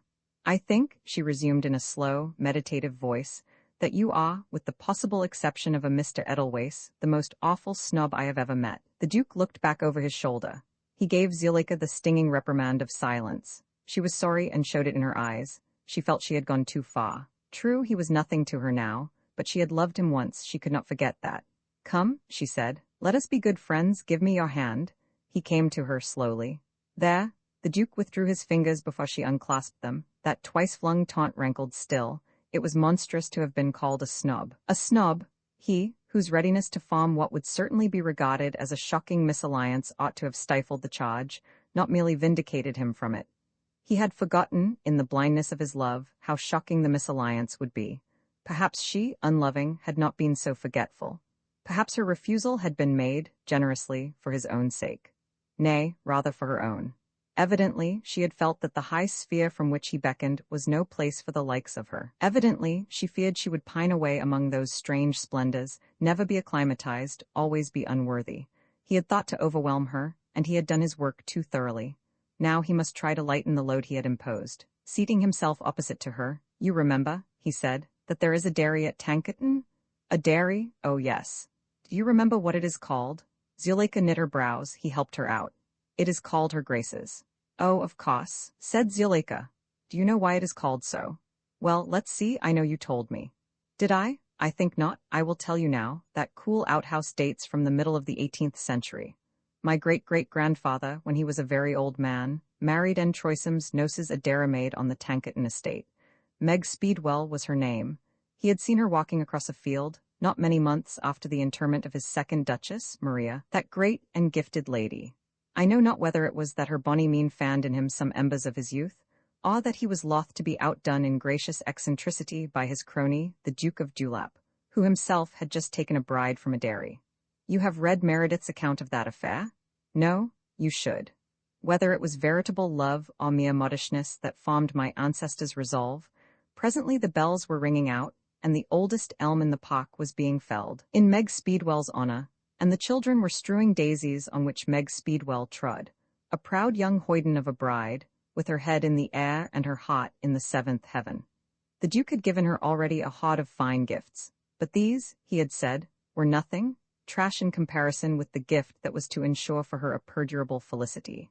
After the wedding breakfast, when all the squires had ridden away on their cobs, and all the squires' ladies in their coaches, the Duke led his bride forth from the hall, leaning on her arm, till they came to a little edifice of new white stone, very spick and span, with 2 lattice windows and a bright green door between. This he bade her enter. Aflutter with excitement, she turned the handle. In a moment she flounced back, red with shame and anger, flounced forth from the fairest, whitest, dapperest dairy, wherein was all of the best that the keenest dairymaid might need. The Duke bade her dry her eyes, for that it ill befitted a great lady to be weeping on her wedding day. As for gratitude, he chuckled, zounds, that is a wine all the better for the keeping. Duchess Meg soon forgot this unworthy wedding gift, such was her rapture in the other, the so august, appurtenances of her new life. What with her fine silk gowns and farthingales, and her powder closet, and the canopied bed she slept in, a bed bigger far than the room she had slept in with her sisters, and standing in a room far bigger than her father's cottage. And what with Betty, her maid, who had pinched and teased her at the village school, but now waited on her so meekly, and trembled so fearfully at a scolding.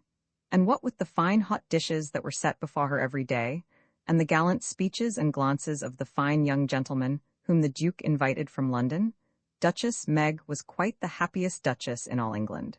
For a while, she was like a child in a hayrick, but anon, as the sheer delight of novelty wore away, she began to take a more serious view of her position. She began to realize her responsibilities. She was determined to do all that a great lady ought to do.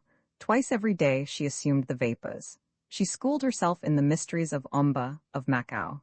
She spent hours over the tambour frame. She rode out on horseback with a riding master. She had a music master to teach her the spinet, a dancing master, too, to teach her the minuet and the triumph and the gaudy. All these accomplishments she found mighty hard. She was afraid of her horse. All the morning she dreaded the hour when it would be brought round from the stables. She dreaded her dancing lesson. Try as she would, she could but stamp her feet flat on the parquet, as though it had been the village green. She dreaded her music lesson. Her fingers, disobedient to her ambition, clumsily thumped the keys of the spinet, and by the notes of the ska propped up before her she was as cruelly perplexed as by the black and red pips of the cards she conned at the gaming table, or by the red and gold threads that were always straying and snapping on her tambour frame. Still she persevered. Day in, day out, sullenly, she worked hard to be a great lady. But skill came not to her, and hope dwindled, only the dull effort remained. One accomplishment she did master, to wit, the vapors. They became for her a dreadful reality. She lost her appetite for the fine hot dishes. All night long she lay awake, restless, tearful, under the fine silk canopy, till dawn stared her into slumber. She seldom scolded Betty. She who had been so lusty and so blooming saw in her mirror that she was pale and thin now, and the fine young gentleman, seeing it too, paid more heed now to their wine and their dice than to her. And always, when she met him, the Duke smiled the same mocking smile. Duchess Meg was pining slowly and surely away. One morning, in springtime, she altogether vanished. Betty, bringing the cup of chocolate to the bedside, found the bed empty. She raised the alarm among her fellows. They searched high and low. Nowhere was their mistress. The news was broken to their master, who, without comment, rose, bade his man dress him, and presently walked out to the place where he knew he would find her. And there, to be sure, she was churning for dear life. Her sleeves were rolled above her elbows, and her skirt was kilted high, and as she looked back over her shoulder and saw the Duke, there was the flush of roses in her cheeks, and the light of 1,000 thanks in her eyes. "Oh," she cried, "what a curtsy I would drop you, but that to let go the handle were to spoil all." And every morning, ever after, she woke when the birds woke, rose when they rose, and went singing through the dawn to the dairy, there to practice for her pleasure that sweet and lowly handicraft which she had once practiced for her need. And every evening, with her milking stool under her arm, and her milk pail in her hand, she went into the field and called the cows to her, as she had been wont to do. To those so august, accomplishments she no more pretended. She gave them the go-by, and all the old zest and joyousness of her life came back to her. Soundlier than ever slept she, and sweetlier dreamed, under the fine silk canopy, till the birds called her to her work. Greater than ever was her love of the fine furbelows that were hers to flaunt in, and shopper her appetite for the fine hot dishes, and more tempestuous her scolding of Betty, poor maid. She was more than ever now the cynosure, the adored, of the fine young gentleman. And as for her husband, she looked up to him as the wisest, kindest man in all the world. "And the fine young gentleman," said Zuleika, "did she fall in love with any of them?" "You forget," said the Duke coldly, "she was married to a member of my family." "Oh, I beg your pardon, but tell me, did they all adore her?" "Yes, every one of them wildly, madly." "Ah," murmured Zuleika with a smile of understanding. A shadow crossed her face. "Even so," she said with some pique, "I don't suppose she had so very many adorers. She never went out into the world." "Tankerton," said the Duke dryly, "is a large house, and my great-great-grandfather was the most hospitable of men. However," he added, marveling that she had again missed the point so utterly, "my purpose was not to confront you with a past rival in conquest, but to set at rest a fear which I had, I think, roused in you by my somewhat full description of the high majestic life to which you, as my bride, would be translated. A fear? What sort of a fear? That you would not breathe freely, that you would starve, if I may use a somewhat fantastic figure, among those strawberry leaves. And so I told you the story of Meg Speedwell, and how she lived happily ever after. Nay, hear me out. The blood of Meg Speedwell's lord flows in my veins. I think I may boast that I have inherited something of his sagacity. In any case, I can profit by his example. Do not fear that I, if you were to wed me, should demand a metamorphosis of your present self. I should take you as you are, gladly. I should encourage you to be always exactly as you are, a radiant, irresistible member of the upper middle class, with a certain freedom of manner acquired through a life of peculiar liberty. Can you guess what would be my principal wedding gift to you? Meg Speedwell had her dairy. For you would be built another outhouse, a neat hall wherein you would perform your conjuring tricks, every evening except Sunday, before me and my tenants and my servants, and before such of my neighbors as might care to come. None would respect you the less, seeing that I approved. Thus in you would the pleasant history of Meg Speedwell repeat itself. You, practicing for your pleasure, nay, hear me out, that sweet and lowly handicraft which, I won't listen to another word, cried Zuleika. You are the most insolent person I have ever met. I happen to come of a particularly good family. I move in the best society. My manners are absolutely perfect. If I found myself in the shoes of 20 duchesses simultaneously, I should know quite well how to behave. As for the one pair you can offer me, I kick them away, so I kick them back at you, I tell you. Hush, said the Duke. Hush, you are overexcited. There will be a crowd under my window. There, I am sorry, I thought. Oh, I know what you thought, said Zuleika in a quieter tone. I am sure you meant well. I am sorry I lost my temper. Only, you might have given me credit for meaning what I said, that I would not marry you because I did not love you. I dare say there would be great advantages in being your duchess. But the fact is, I have no worldly wisdom. To me, marriage is a sacrament. I could no more marry a man about whom I could not make a fool of myself than I could marry one who made a fool of himself about me, else had I long ceased to be a spinster. Oh, my friend, do not imagine that I have not rejected in my day a score of suitors quite as eligible as you. As eligible? Who were they? Frowned the Duke. Oh, Archduke this and Grand Duke that and His Serene Highness the other. I have a wretched memory for names. And my name, too, will soon escape you, perhaps?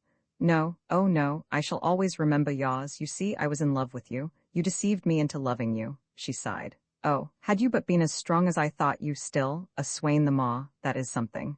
She leaned forward, smiling archly. Those studs, show me them again. The Duke displayed them in the hollow of his hand. She touched them lightly, reverently, as a tourist touches a sacred relic in a church. At length, do give me them, she said. I will keep them in a little secret partition of my jewel case. The Duke had closed his fist. Do, she pleaded. My other jewels, they have no separate meanings for me. I never remember who gave me this one or that. These would be quite different. I should always remember their history, do? Ask me for anything else, said the Duke. These are the one thing I could not part with even to you, for whose sake they are hallowed. Zuleika pouted. On the verge of persisting, she changed her mind and was silent. Well, she said abruptly, how about these races? Are you going to take me to see them? Races? What races? Murmured the Duke. Oh yes, I had forgotten. Do you really mean that you want to see them? Why, of course, they are great fun, aren't they? And you are in a mood for great fun? Well, there is plenty of time. The second division is not rowed till 4:30. The second division, why not take me to the first? That is not rowed till 6. Isn't this rather an odd arrangement? No doubt, but Oxford never pretended to be strong in mathematics. Why, it's not yet 3, cried Zuleika with a woebegone stare at the clock. What is to be done in the meantime? Am not I sufficiently diverting? Asked the Duke bitterly. Quite candidly, no. Have you any friend lodging with you here? One overhead, a man named Noakes. A small man with spectacles? Very small with very large spectacles. He was pointed out to me yesterday. As I was driving from the station, no, I don't think I want to meet him. What can you have in common with him? One frailty, at least. He, too, Miss Dobson, loves you. But of course he does. He saw me drive past. Very few of the others, she said, rising and shaking herself, have set eyes on me. Do let us go out and look at the colleges. I do need change of scene. If you were a doctor, you would have prescribed that long ago. It is very bad for me to be here, a kind of Cinderella, moping over the ashes of my love for you. Where is your hat? Looking round, she caught sight of herself in the glass. Oh, she cried, what a fright I do look. I must never be seen like this. You look very beautiful. I don't. That is a lover's illusion. You yourself told me that this tartan was perfectly hideous. There was no need to tell me that. I came thus because I was coming to see you.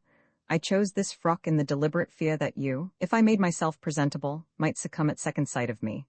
I would have sent out for a sack and dressed myself in that. I would have blacked my face all over with burnt cock, only I was afraid of being mobbed on the way to you. Even so, you would but have been mobbed for your incorrigible beauty. My beauty, how I hate it, sighed Zuleika. Still, here it is, and I must needs make the best of it. Come, take me to Judas, I will change my things. Then I shall be fit for the races. As these two emerged, side by side, into the street, the emperors exchanged stony sidelong glances, for they saw the more than normal pallor of the duke's face, and something very like desperation in his eyes. They saw the tragedy progressing to its foreseen close. Unable to stay its course, they were grimly fascinated now. Vi the evil that men do lives after them, the good is oft interred with their bones.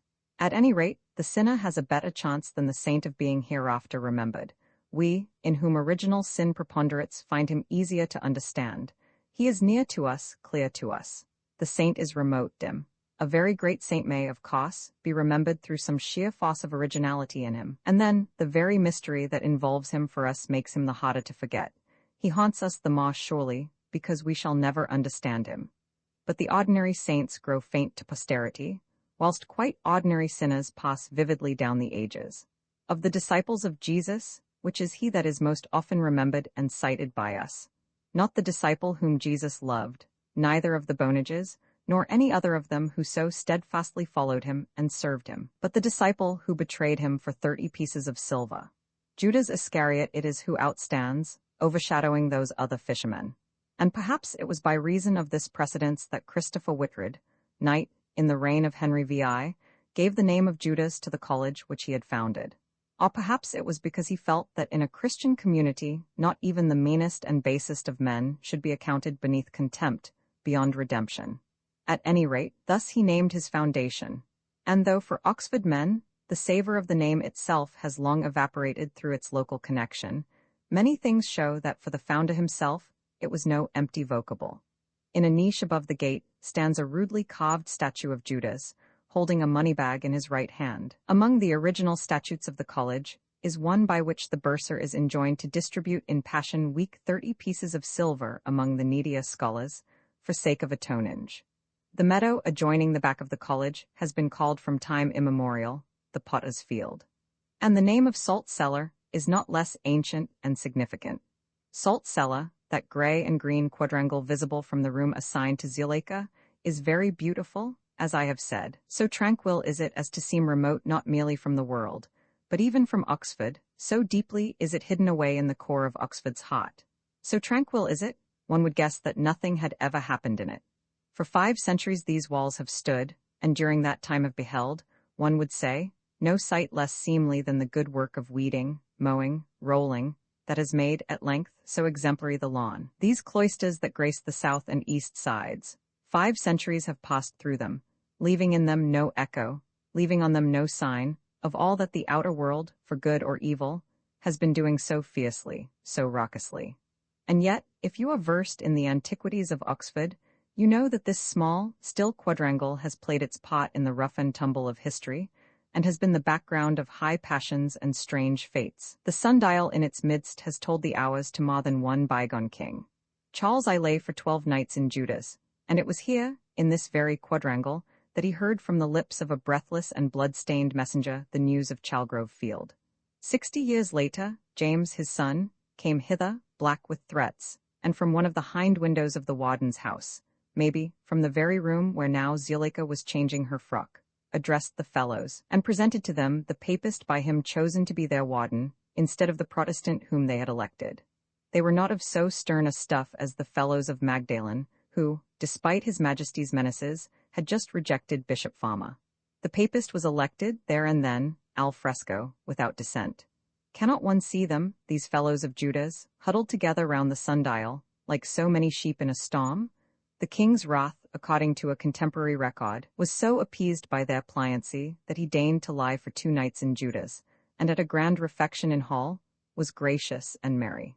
Perhaps it was in lingering gratitude for such patronage that Judas remained so pious to his memory, even after smug, Herrenhausen had been dumped down on us forever. Certainly, of all the colleges none was more ardent than Judas for James Stewart.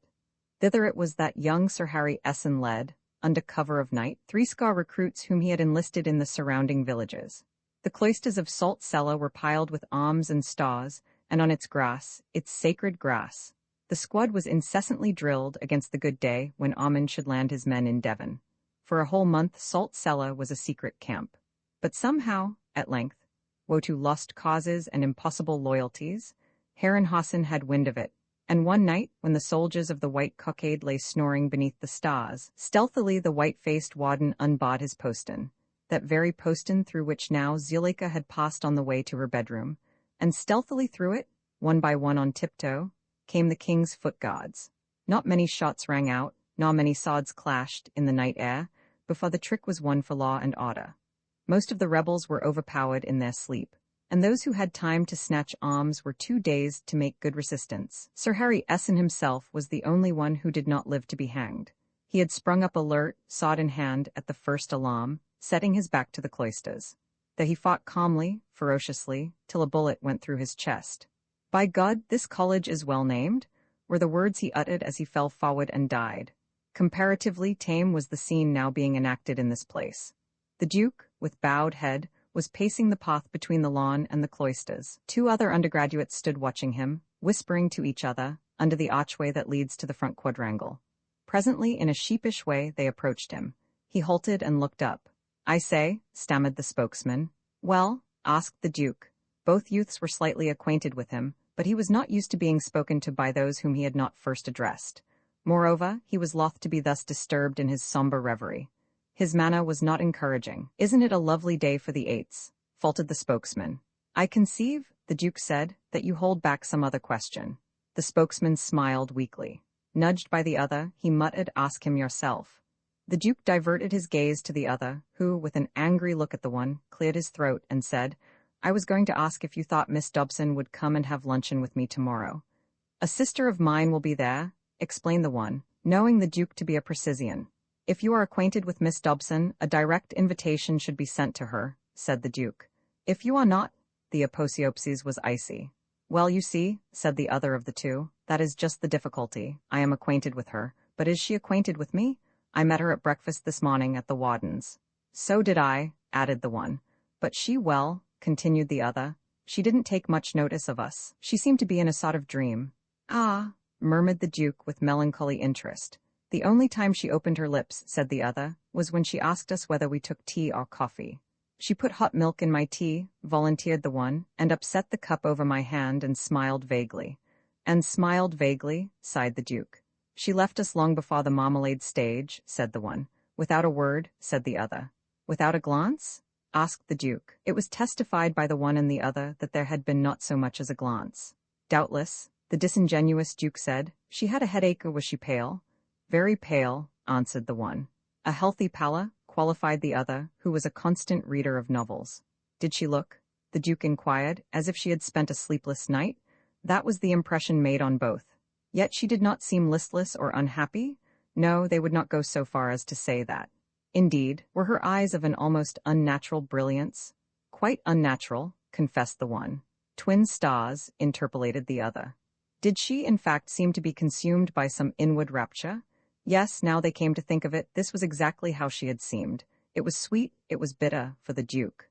"I remember," Zuleika had said to him, "nothing that happened to me this morning till I found myself at your door. It was bittersweet to have that outline filled in by these artless pencils. No, it was only bitter to be at his time of life, living in the past." "The purpose of your tattle?" he asked coldly.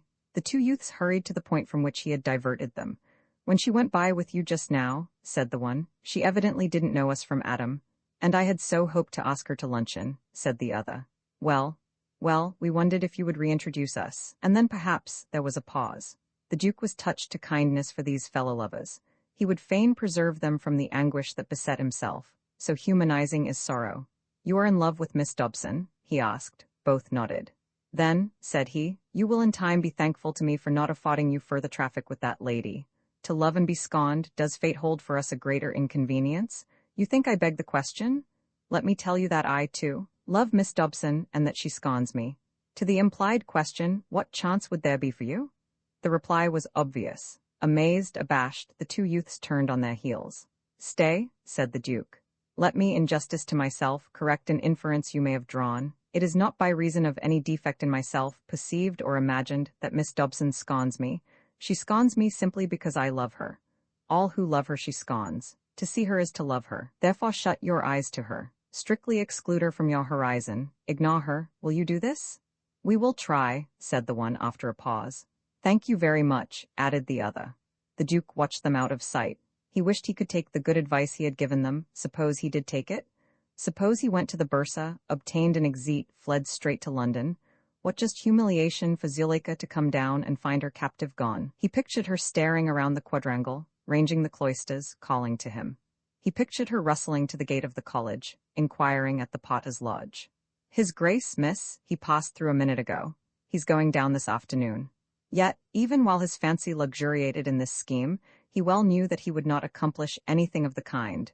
Knew well that he would wait here humbly, eagerly, even though Zuleika lingered over her toilet till crack o' doom. He had no desire that was not scented in her.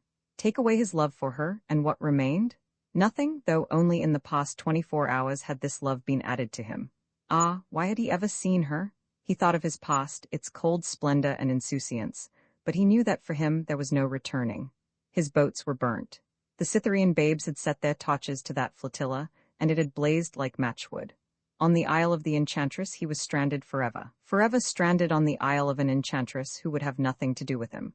What, he wondered, should be done in so piteous a quandary? There seemed to be two courses. One was to pine slowly and painfully away. The other, academically, the Duke had often reasoned that a man for whom life holds no chance of happiness cannot too quickly shake life off. Now, of a sudden, there was for that theory a vivid application. Whether 'tis nobler in the mind to suffer was not a point by which he, more an antique Roman than a Dane, was at all troubled. Never had he given ear to that cackle which is called public opinion. The judgment of his peers, this, he had often told himself, was the sole arbitrage he could submit to. But then, who was to be on the bench? Peerless, he was irresponsible, the captain of his soul, the despot of his future. No injunction but from himself would he bow to, and his own injunctions, so little Danish was he, had always been peremptory and lucid. Lucid and peremptory now, the command he issued to himself. So sorry to have been so long, caroled a voice from above. The Duke looked up. I'm all but ready, said Zuleika at her window. That brief apparition changed the color of his resolve. He realized that to die for love of this lady would be no mere measure of precaution, or counsel of despair. It would be in itself a passionate indulgence, a fiery rapture, not to be foregone. What better could he ask than to die for his love? Poor indeed seemed to him now the sacrament of marriage beside the sacrament of death.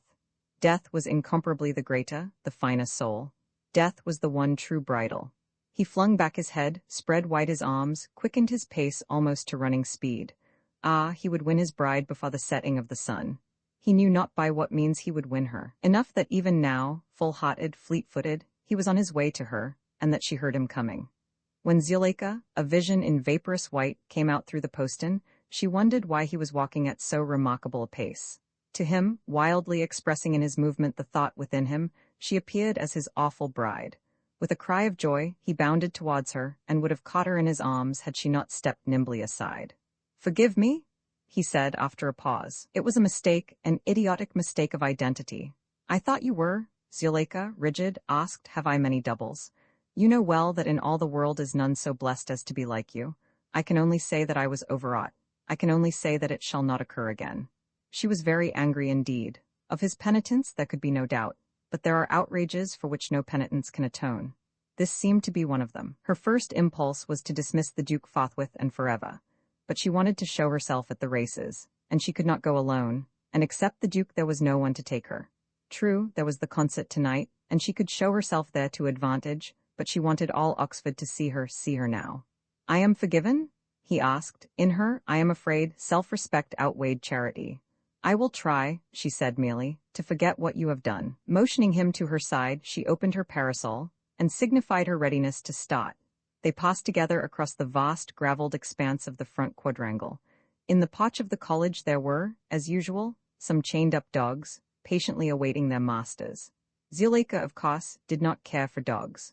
One has never known a good man to whom dogs were not dear, but many of the best women have no such fondness. You will find that the woman who is really kind to dogs is always one who has failed to inspire sympathy in men.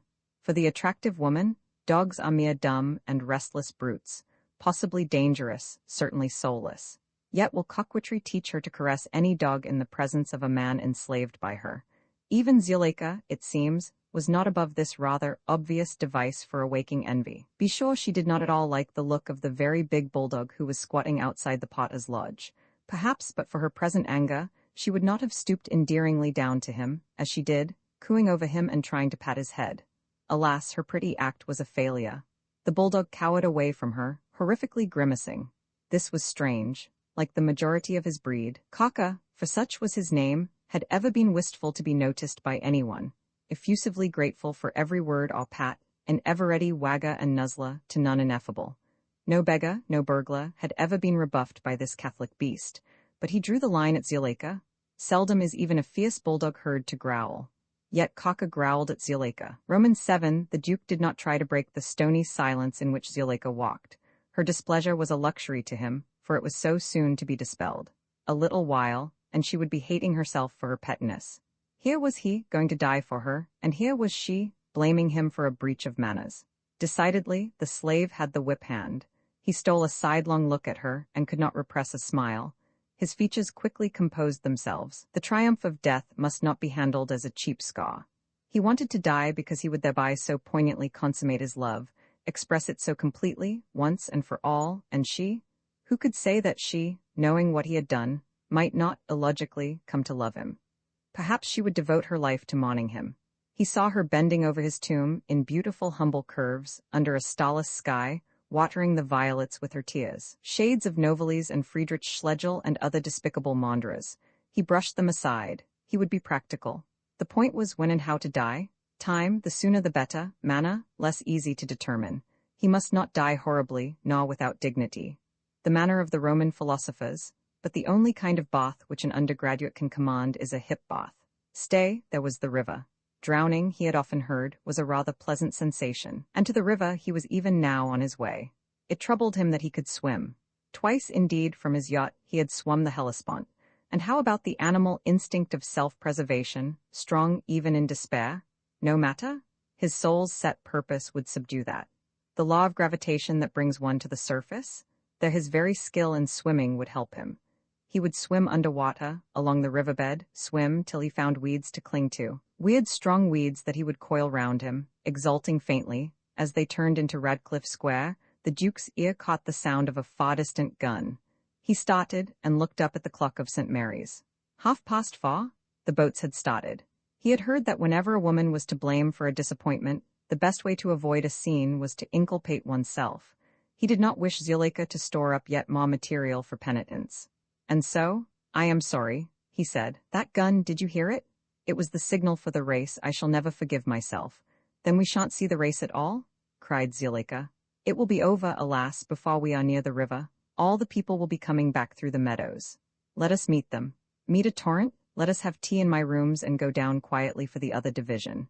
Let us go straight on. Through the square, across the high down Grove Street they passed. The Duke looked up at the Tower of Merton. Omega Letta 3 dB, Omicron, Letta 1 F5 4 pi, Omicron, Tau Alpha, Letta 1 F5 6 theta, Iota Letta 3 dB, Letta 1 F0, 1 lambda lambda alpha, nu upsilon nu, pi alpha upsilon nu sigma tau alpha tau Omicron nu. Strange that tonight it would still be standing here, in all its sober and solid beauty. Still be gazing, over the roofs and chimneys, at the Tower of Magdalen, its rightful bride. Through untold centuries of the future it would stand thus, gaze thus. He winced. Oxford walls have a way of belittling us, and the Duke was loth to regard his doom as trivial. Aye, by all minerals we are mocked. Vegetables, yearly deciduous, are far more sympathetic. The lilac and laburnum, making lovely now the railed pathway to Christ Church meadow, were all a-swaying and a-nodding to the Duke as he passed by. Adieu, adieu, your grace. They were whispering. We are very sorry for you, very sorry indeed. We never dared suppose you would predecease us. We think your death a very great tragedy. Adieu? Perhaps we shall meet in another world, that is, if the members of the animal kingdom have immortal souls as we have. The Duke was little versed in their language. Yet, as he passed between these gently garrulous blooms, he caught at least the drift of their salutation, and smiled a vague but courteous acknowledgment, to the right and the left alternately, creating a very favorable impression. No doubt, The young elms lining the straight way to the barges had seen him coming, but any whispers of their leaves were lost in the murmur of the crowd returning from the race. Here, at length, came the torrent of which the Duke had spoken, and Zuleika's heart rose at it. Here was Oxford. From side to side, the avenue was filled with a dense procession of youths interspersed with maidens whose parasols were as flotsam and jetsam on a seething current of straw hats. Zuleika neither quickened nor slackened her advance, but brightlier and brightlier shone her eyes. The vanguard of the procession was pausing now, swaying, breaking at sight of her. She passed, imperial, through the way cloven for her. All down the avenue, the throng parted as though some great, invisible comb were being drawn through it. The few youths who had already seen Zuleika, and by whom her beauty had been bruited throughout the university, were lost in a new wonder. So incomparably fairer was she than the remembered vision. And the rest hardly recognized her from the descriptions. So incomparably fairer was the reality than the hope. She passed among them. None questioned the worthiness of her escort. Could I give you better proof the awe in which our Duke was held? Any man is glad to be seen escorting a very pretty woman. He thinks it adds to his prestige. Whereas, in point of fact, his fellow men are saying merely, "Who's that appalling fellow with her? Ah, why does she go about with that ass so-and-so?" Such cavil may in part be envy, but it is a fact that no man, howsoever graced, can shine in juxtaposition to a very pretty woman. The Duke himself cut a poor figure beside Zuleika. Yet not one of all the undergraduates felt she could have made a wiser choice. She swept among them. Her own intrinsic radiance was not all that flashed from her. She was a moving reflector and refractor of all the rays of all the eyes that mankind had turned on her. Her mien told the story of her days.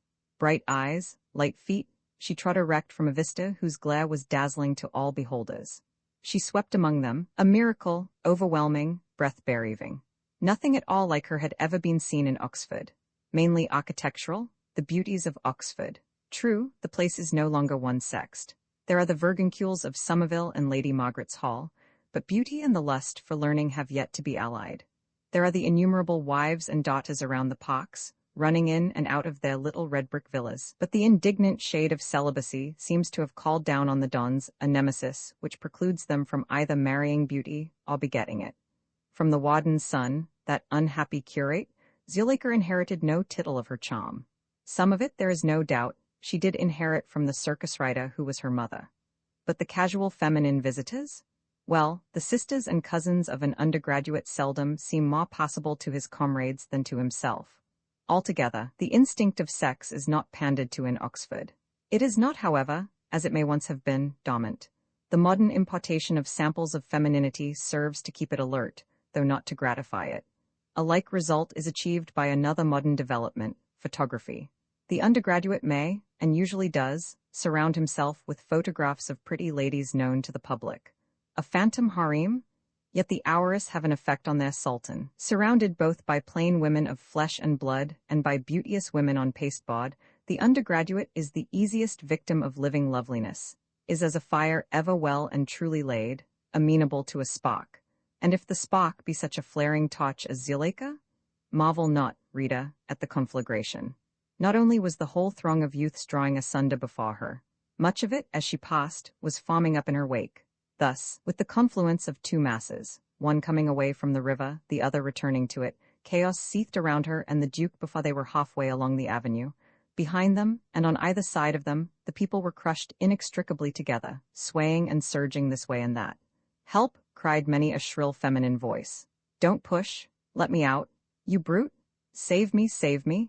Many ladies fainted, whilst their escorts, supporting them and protecting them as best they could, peered over the heads of their fellows for one glimpse of the divine Miss Dobson. Yet for her and the Duke, in the midst of the terrific compress, there was space enough. In front of them, as by a miracle of deference, a way still cleared itself. They reached the end of the avenue without a pause in their measured progress.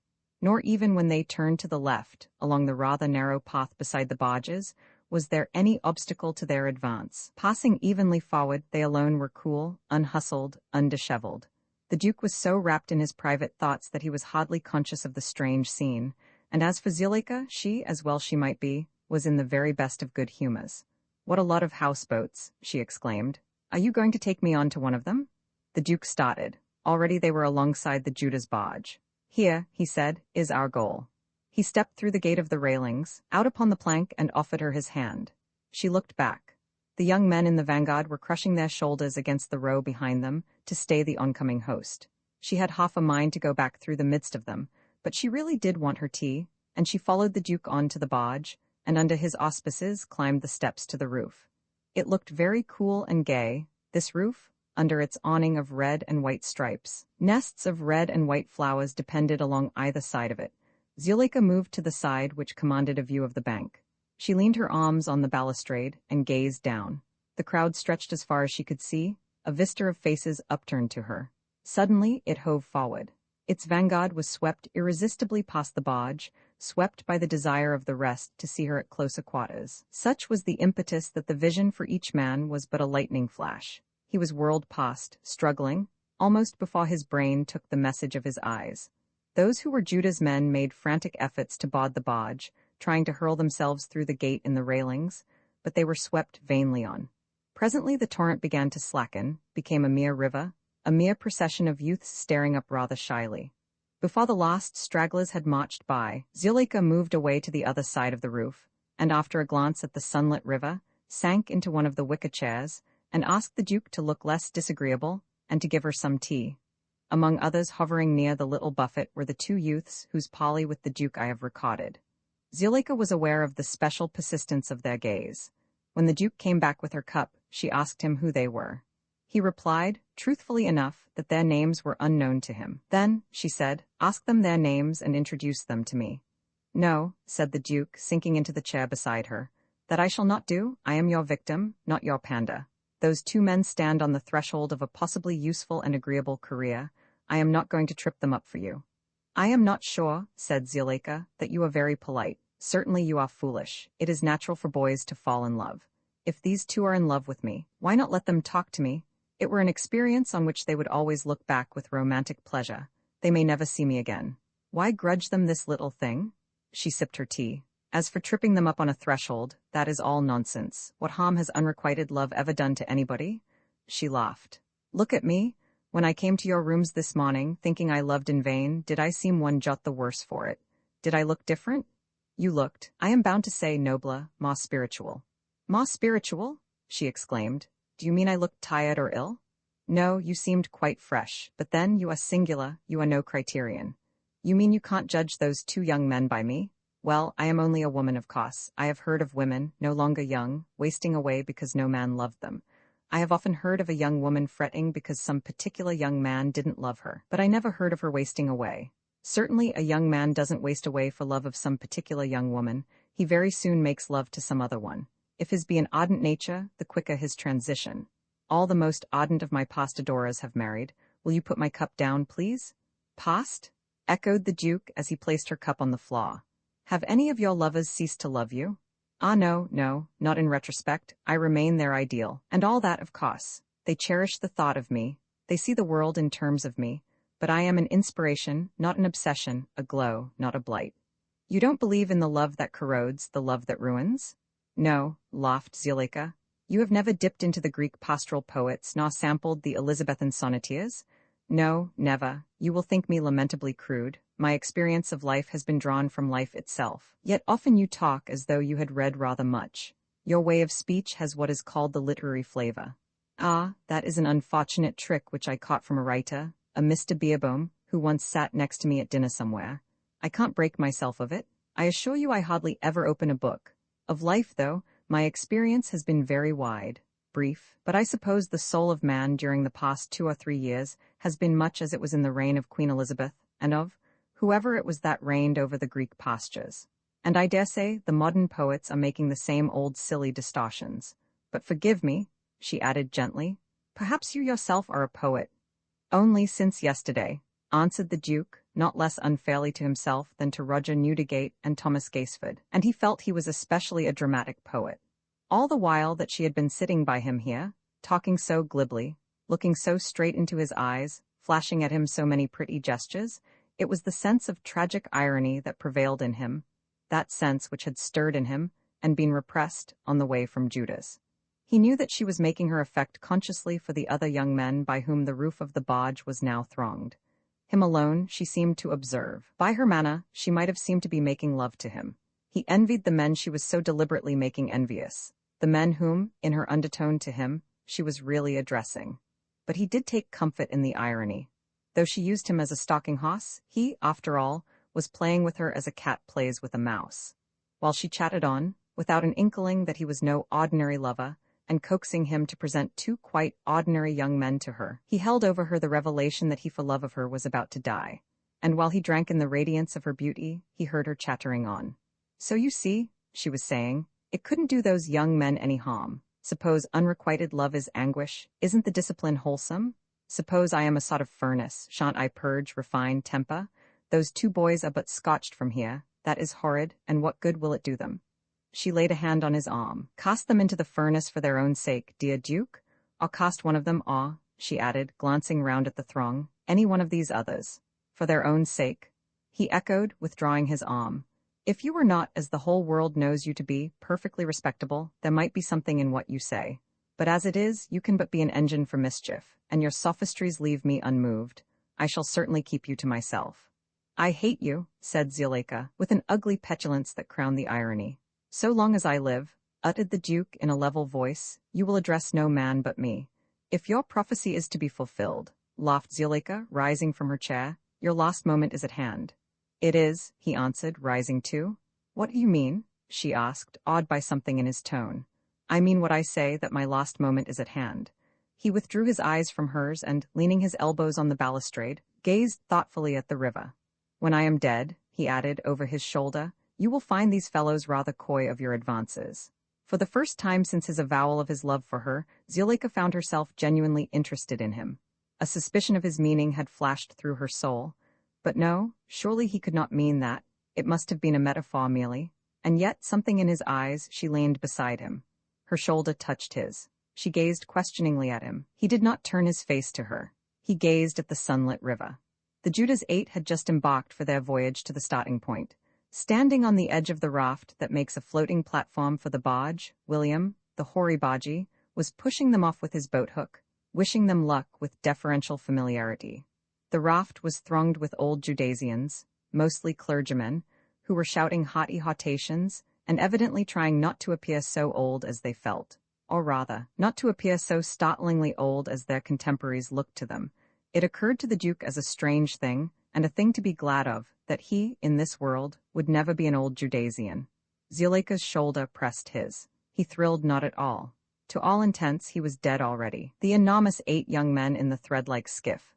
The skiff that would scarce have seemed an adequate vehicle for the tiny cocks who sat facing them, were staring up at Zuleika with that uniformity of impulse which, in another direction, had enabled them to bump a boat on 2 of the previous nights. If tonight they bumped the next boat, Univ, then would Judas be 3 places up on the river, and tomorrow Judas would have a bump supper. Furthermore, if Univ were bumped tonight, Magdalen might be bumped tomorrow. Then would Judas, for the first time in history, be head of the river. Oh, tremulous hope! Yet, for the moment, these 8 young men seemed to have forgotten the awful responsibility that rested on their overdeveloped shoulders. Their hearts, already strained by rowing, had been transfixed this afternoon by Eros dots. All of them had seen Zuleika as she came down to the river, and now they sat gaping up at her, fumbling with their oars. The tiny cocks gaped too, but he it was who first recalled duty. With piping adjurations he brought the giants back to their senses. The boat moved away downstream, with a fairly steady stroke. Not in a day can the traditions of Oxford be sent spinning. From all the barges, the usual punt loads of young men were being ferried across to the towing path. Young men naked of knee, armed with rattles, post horns, motor hooters, gongs, and other instruments of clangor. Though Zuleika filled their thoughts, they hurried along the towing path, as by custom, to the starting point. She, meanwhile, had not taken her eyes off the Duke's profile. Nor had she dared, for fear of disappointment, to ask him just what he had meant. "All these men," he repeated dreamily, "will be coy of your advances." It seemed to him a good thing that his death, his awful example, would disinfatuate his fellow alumni. He had never been conscious of public spirit. He had lived for himself alone. Love had come to him yesternight, and today had waked in him a sympathy with mankind. It was a fine thing to be a savior. It was splendid to be human. He looked quickly round to her who had wrought this change in him. But the loveliest face in all the world will not please you if you see it suddenly, eye to eye, at a distance of half an inch from your own. It was thus that the Duke saw Zuleika's, a monstrous deliquium éclair, only for the fraction of an instant, though. Recoiling, he beheld the loveliness that he knew, more adorably vivid now in its look of eager questioning, and in his every fibre he thrilled to her. Even so had she gazed at him last night, this morning. Aye, now as then, her soul was full of him. He had recaptured, not her love, but his power to please her. It was enough. He bowed his head, and Moriturus te saluto were the words formed silently by his lips. He was glad that his death would be a public service to the university, but the salutary lesson of what the newspapers would call his rash act was, after all, only a side issue. The great thing, the prospect that flushed his cheek, was the consummation of his own love, for its own sake, by his own death. And as he met her gaze, the question that had already flitted through his brain found a faltering utterance. "And shall you maun me?" he asked her. But she would have no ellipses. "What are you going to do?" she whispered. "Do you not know? Tell me. Once and for all, you cannot love me?" Slowly she shook her head. The black pearl and the pink, quivering, gave stress to her ultimatum, but the violet of her eyes was all but hidden by the dilation of her pupils. "Then," whispered the Duke, "when I shall have died, deeming life a vain thing without you, will the gods give you tears from me? Miss Dobson, will your soul awaken, when I shall have sunk forever beneath these waters, whose supposed purpose here this afternoon is but that they be ploughed by the blades of these young Osmen? Will there be struck from that flint, your heart, some late and momentary spark of pity for me?" "Why, of course," babbled Zuleika, with clasped hands and dazzling eyes. But she curbed herself. It would, oh, you mustn't think of it, I couldn't allow it. I should never forgive myself. In fact, you would maun me always." Why yes, why's always. What else could she say? But would his answer be that he dared not condemn her to lifelong torment? Then his answer was, "My joy in dying for you is made perfect." Her muscles relaxed, her breath escaped between her teeth. "You are utterly resolved?" she asked. "Are you?" "Utterly. Nothing I might say could change your purpose?" "Nothing. No entreaty, howsoever piteous, could move you?" "None." Forthwith she urged, entreated, cajoled, commanded, with infinite prettiness of ingenuity and of eloquence. Never was such a cascade of dissuasion as hers. She only didn't say she could love him. She never hinted that. Indeed, throughout her pleading rang this recurrent motif, that he must live to take to himself as mate some good, serious, clever woman who would be a not unworthy mother of his children. She laid stress on his youth, his great position, his brilliant attainments, the much he had already achieved, the splendid possibilities of his future. Though of course she spoke in undertones, not to be overheard by the throng on the barge, it was almost as though his health were being floridly proposed at some public banquet, say, at a tenant's dinner. Insomuch that, when she ceased, the Duke half expected Jellings, his steward, to bob up uttering, with lifted hands, a stentorian furor, and all the company to take up the chant. "He's a jolly good fellow." His brief reply on those occasions seemed always to indicate that, whatever else he might be, a jolly good fellow he was not. But by Zuleika's eulogy he really was touched. Thank you," he gasped, and there were tears in his eyes. Dear the thought that she so revered him, so wished him not to die, but this was no more than a rushlight in the austere radiance of his joy in dying for her, and the time was come. Now for the sacrament of his immersion in infinity. "Goodbye," he said simply, and was about to swing himself on to the ledge of the balustrade. Zuleika, divining his intention, made way for him. Her bosom heaved quickly. All color had left her face, but her eyes shone as never before. Already his foot was on the ledge when hark, the sound of a distant gun. To Zuleika, with all the chords of her soul strung to the utmost tensity, the effect was as if she herself had been shot, and she clutched at the Duke's arm like a frightened child. He laughed. It was the signal for the race, he said, and laughed again, rather bitterly, at the crude and trivial interruption of high matters. "The race?" She laughed hysterically. "Yes, they are off." He mingled his laughter with hers, gently seeking to disengage his arm. "And perhaps," he said, "I, clinging to the weeds of the river's bed, shall see dimly the boats and the oars pass over me, and shall be able to gurgle a cheer for Judas." "Don't," she shuddered, with a woman's notion that a jest means levity. A tumult of thoughts surged in her, all confused. She only knew that he must not die. Not yet? A moment ago, his death would have been beautiful. Not now. Her grip of his arm tightened. Only by breaking her wrist could he have freed himself. A moment ago, she had been in the seventh heaven. Men were supposed to have died for love of her. It had never been proved. There had always been something, cod debts, ill health, what not, to account for the tragedy. No man, to the best of her recollection, had ever hinted that he was going to die for her. Never, assuredly, had she seen the deed done. And then came he, the first man she had loved, going to die here, before her eyes, because she no longer loved him. But she knew now that he must not die. Not yet. All around her was the hush that falls on Oxford when the signal for the race has sounded. In the distance could be heard faintly the noise of cheering, a little sing-song sound drawing nearer. Ah, how could she have thought of letting him die so soon? She gazed into his face, the face she might never have seen again. Even now, but for that gunshot, the waters would have closed over him, and his soul, maybe, have passed away. She had saved him, thank heaven. She had him still with her. Gently, vainly, he still sought to unclasp her fingers from his arm. "Not now," she whispered. "Not yet." And the noise of the cheering, and of the trumpeting and rattling, as it drew near, was an accompaniment to her joy in having saved her lover. She would keep him with her for a while. Let all be done in order. She would savor the full sweetness of his sacrifice. Tomorrow, yes, let him have his heart's desire of death. Not now, not yet. Tomorrow, she whispered, tomorrow, if you will. Not yet? The first boat came jerking past in midstream, and the towing path, with its serried throng of runners, was like a live thing, keeping pace. As in a dream, Zuleika saw it, and the din was in her ears. No heroine of Wagner had ever a louder accompaniment than had ours to the surging soul within her bosom. And the Duke, tightly held by her, vibrated as to a powerful electric current. He let her cling to him, and her magnetism ranged through him. Ah, it was good not to have died. Fool, he had meant to drain offhand at one-cost draught, the delicate wine of death. He would let his lips caress the brim of the august goblet. He would dally with the aroma that was there. So be it, he cried into Zuleika's ear, cried loudly, for it seemed as though all the Wagnerian orchestras of Europe, with the Straussian ones thrown in, were here to clash in unison the full volume of right music for the glory of the reprieve. The fact was that the Judah's boat had just bumped Univ.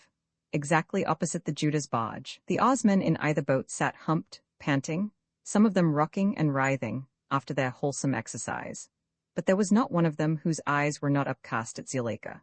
And the vocalization and instrumentation of the dancers and stampers on the towing path had by this time ceased to mean aught of joy in the victors or of comfort for the vanquished, and had resolved itself into a wild, wordless hymn to the glory of Miss Dobson. Behind her, and all around her on the roof of the barge, young Judasians were venting in like manna their hearts through their lungs. She paid no heed. It was as if she stood alone with her lover on some silent pinnacle of the world. It was as if she were a little girl with a brand-new and very expensive doll which had banished all the little other old toys from her mind. She simply could not, in her naive rapture, take her eyes off her companion. To the dancers and stampers of the towing path, many of whom were now being ferried back across the river, and to the other youths on the roof of the barge, Zuleika's air of absorption must have seemed a little strange. For already the news that the Duke loved Zuleika, and that she loved him not, and would stoop to no man who loved her, had spread like wildfire among the undergraduates. The two youths in whom the Duke had deigned to confide had not held their peace, and the effect that Zuleika had made as she came down to the river was intensified by the knowledge that not the great paragon himself did she deem worthy of her. The mere sight of her had captured young Oxford. The news of her supernal haughtiness had riveted the chains. "Come," said the Duke at length, staring around him with the eyes of one awakened from a dream. "Come, I must take you back to Judah's." "But you won't leave me there?" pleaded Zuleika. "You will stay to dinner. I am sure my grandfather would be delighted." "I am sure he would," said the Duke, as he piloted her down the steps of the barge. "But alas, I have to dine at the Junta tonight." "The Junta? What is that?" "A little dining club. It meets every Tuesday." "But you don't mean you are going to refuse me for that?" "To do so is misery, but I have no choice. I have asked a guest." "Then ask another. Ask me?" Zuleika's notions of Oxford life were rather hazy. It was with difficulty that the Duke made her realize that he could not even if, as she suggested, she dressed herself up as a man, invite her to the Junta. She then fell back on the impossibility that he would not dine with her tonight, his last night in this world. She could not understand that admirable fidelity to social engagements which is one of the virtues implanted in the members of our aristocracy. Bohemian by training and by career, she construed the Duke's refusal as either a cruel slight to herself or an act of imbecility. The thought of being parted from her for one moment was torture to him, but noblesse oblige, and it was quite impossible for him to break an engagement merely because a more charming one offered itself. He would as soon have cheated at cards. And so, as they went side by side up the avenue, in the mellow light of the westering sun, proceeded in their course and pursued, and surrounded by the mob of horse-infatuate youths, Zuleika's face was as that of a little girl sulking. Vainly the Duke reasoned with her. She could not see the point of view. With that sudden softening that comes to the face of an angry woman who has hit on a good argument, she turned to him and asked, "How if I hadn't saved your life just now? Much you thought about your guest when you were going to dive and die." "I did not forget him," answered the Duke, smiling at her casuistry. "Nor had I any scruple in disappointing him. Death cancels all engagements." And Zuleika, worsted, resumed her sulking. But presently, as they neared Judah's, she relented. It was paltry to be cross with him who had resolved to die for her and was going to die so on the morrow. And after all, she would see him at the concert tonight. They would sit together. And all tomorrow they would be together, till the time came for parting. Hers was a naturally sunny disposition, and the evening was such a lovely one, all bathed in gold. She was ashamed of her ill humor. "Forgive me," she said, touching his arm. "Forgive me for being horrid." And forgiven she promptly was. "And promise you will spend all tomorrow with me." And of course he promised. As they stood together on the steps of the warden's front door, exalted above the level of the flushed and swaying crowd that filled the whole length and breadth of Judah's street, she implored him not to be late for the concert. "I am never late," he smiled. "Ah, you're so beautifully brought up." The door was opened. "And oh, you're beautiful besides," she whispered, and waved her hand to him as she vanished into the hall. Roman 8, a few minutes before 7:30, the Duke, arrayed for dinner, passed leisurely up the High. The arresting feature of his costume was a mulberry-colored coat with brass buttons. This, to anyone versed in Oxford law, betokened him a member of the junta. It is awful to think that a casual stranger might have mistaken him for a footman. It does not do to think of such things. The tradesmen, at the doors of their shops, bowed low as he passed, rubbing their hands and smiling, hoping inwardly that they took no liberty in sharing the cool, rosy air of the evening with his grace. They noted that he wore in his shirt front a black pearl and a pink. Daring, but becoming, they opined. The rooms of the junta were over a stationer's shop, next door but one to the mitre. They were small rooms, but as the junta had now, besides the Duke, only 2 members, and as no member might introduce more than one guest, there was ample space. The Duke had been elected in his 2nd term. At that time there were 4 members, but these were all leaving Oxford at the end of the summer term, and there seemed to be in the ranks of the Bullingdon and the Loda no one quite eligible for the junta, that holy of holies. Thus it was that the Duke inaugurated in solitude his 2nd year of membership. From time to time, he proposed and seconded a few candidates, after sounding them as to whether they were willing to join. But always, when election evening, the last Tuesday of term, drew near, he began to have his doubts about these fellows. This one was rowdy, that one was overdressed. Another did not ride quite straight to hounds. In the pedigree of another, a bar sinister was more than suspected. Election evening was always a rather melancholy time.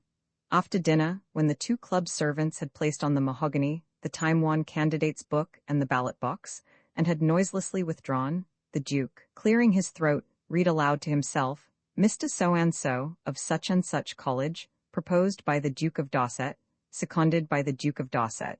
And in every case, when he drew out the drawer of the ballot box, found it was a black ball that he had dropped into the urn. Thus it was that at the end of the summer term, the annual photographic group taken by Messrs. Hills and Saunders was a presentment of the Duke alone. In the course of his 3rd year he had become less exclusive. Not because there seemed to be anyone really worthy of the junta, but because the junta, having thriven since the 18th century, must not die. Suppose, one never knew, he were struck by lightning, the junta would be no more. So, not without reluctance, but unanimously, he had elected the Mac Quern of Balliol and Sir John Marraby of Brasenose. Tonight, as he, a doomed man, went up into the familiar rooms, he was wholly glad that he had thus relented. As yet, he was spared the tragic knowledge that it would make no difference. 3 The Mac Quern and 2 other young men were already there. "Mr. President," said the Mac Quern, "I present Mr. Trent Garby of Christ Church." "The junta is honored," said the Duke, bowing. Such was the ritual of the club. The other young man, because his host, Sir John Marraby, was not yet on the scene, had no locus standi and, though a friend of the Mac Quern and well known to the Duke, had to be ignored. A moment later, Sir John arrived. "Mr. President," he said, "I present Lord Sayes of Magdalen." "The junta is honored," said the Duke, bowing. Both hosts and both guests, having been prominent in the throng that vociferated around Zuleika an hour earlier, were slightly abashed in the Duke's presence. He, however, had not noticed anyone in particular, and even if he had, that fine tradition of the club, a member of the junta can do no wrong, a guest of the junta cannot err, would have prevented him from showing his displeasure. A Herculean figure filled the doorway. "The junta is honored," said the Duke, bowing to his guest. "Duke," said the newcomer quietly, "the honor is as much mine as that of the interesting and ancient institution which I am this night privileged to inspect." Turning to Sir John and the Mac Quern, the Duke said, "I present Mr. Abimlechvi Uva of Trinity." "The junta," they replied, "is honored." "Gentlemen," said the Rhodes Scholar, "your good courtesy is just such as I would have anticipated from members of the ancient junta. Like most of my countrymen, I am a man of few words. We are habituated out there to act rather than talk. Judged from the viewpoint of your beautiful old civilization, I am aware my curtness must seem crude. But gentlemen, believe me, right here, dinner is served, your grace." Thus interrupted, Mr. Uva, with the resourcefulness of a practiced orator, brought his thanks to a quick but not abrupt conclusion. The little company passed into the front room. Through the window, from the high, fading daylight mingled with the candlelight. The mulberry coats of the hosts, interspersed by the black ones of the guests, made a fine pattern around the oval table agleam with the many curious pieces of gold and silver plate that had accrued to the junta in course of years. The president showed much deference to his guest. He seemed to listen with close attention to the humorous anecdote with which, in the American fashion, Mr. Uva inaugurated dinner. To all Rhodes Scholars, indeed, his courtesy was invariable. He went out of his way to cultivate them, and this he did more as a favor to Lord Milner than of his own caprice. He found these scholars, good fellows though they were, rather oppressive. They had not, how could they have, the undergraduate's virtue of taking Oxford as a matter of course. The Germans loved it too little, the colonials too much. The Americans were, to a sensitive observer, the most troublesome, as being the most troubled of the whole lot. The Duke was not one of those Englishmen who fling, or care to hear flung, cheap sneers at America. Whenever anyone in his presence said that America was not large in area, he would firmly maintain that it was. He held, too, in his enlightened way, that Americans have a perfect right to exist. But he did often find himself wishing Mr. Rhodes had not enabled them to exercise that right in Oxford. They were so awfully afraid of having their strenuous native characters undermined by their delight in the place. They held that the future was theirs, a glorious asset, far more glorious than the past. But a theory, as the Duke saw, is one thing, an emotion another. It is so much easier to covet what one hasn't than to revel in what one has. Also, it is so much easier to be enthusiastic about what exists than about what doesn't. The future doesn't exist, the past does. For whereas all men can learn, the gift of prophecy has died out. A man cannot work up in his breast any real excitement about what possibly won't happen. He cannot very well help being sentimentally interested in what he knows has happened. On the other hand, he owes a duty to his country. And if his country be America, he ought to try to feel a vivid respect for the future, and a cold contempt for the past. Also, if he be selected by his country as a specimen of the best moral, physical, and intellectual type that she can produce for the astounding of the effete foreigner, and incidentally for the purpose of raising that foreigner's tone, he mustn't he, do his best to astound, to exalt. But then comes in this difficulty. Young men don't like to astound and exalt their fellows, and Americans, individually, are of all people the most anxious to please. That they talk overmuch is often taken as a sign of self-satisfaction. It is merely a mannerism. Rhetoric is a thing inbred in them. They are quite unconscious of it. It is as natural to them as breathing. And while they talk on, they really do believe that they are a quick, businesslike people, by whom things are put through, with an almost brutal abruptness. This notion of theirs is rather confusing to the patient English auditor. Altogether, the American Rhodes Scholars, with their splendid native gift of oratory, and their modest desire to please, and their not less evident feeling that they ought merely to edify, and their constant delight in all that of Oxford their English brethren don't notice, and their constant fear that they are being corrupted, are a noble, rather than a comfortable, element in the social life of the university. So, at least, they seemed to the Duke. And tonight, but that he had invited Uva to dine with him, he could have been dining with Zuleika. And this was his last dinner on earth. Such thoughts made him the less able to take pleasure in his guest. Perfect, however, the amenity of his manner. This was the more commendable because Uva's aura was even more disturbing than that of the average Rhodes scholar. Tonight, besides the usual conflicts in this young man's bosom, raged a special one between his desire to behave well and his jealousy of the man who had today been Miss Dobson's escort. In theory, he denied the Duke's right to that honor. In sentiment, he admitted it. Another conflict, you see, and another. He longed to orate about the woman who had his heart, yet she was the one topic that must be shirked. The Macquern and Mr. Trent Garby, Sir John Merriby and Lord Sayes, they too, though they were no orators, would fain have unpacked their hearts in words about Zuleika.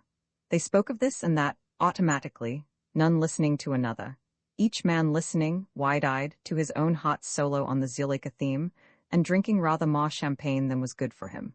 Maybe these youths sowed in themselves, on this night, the seeds of lifelong intemperance. We cannot tell, they did not live long enough for us to know.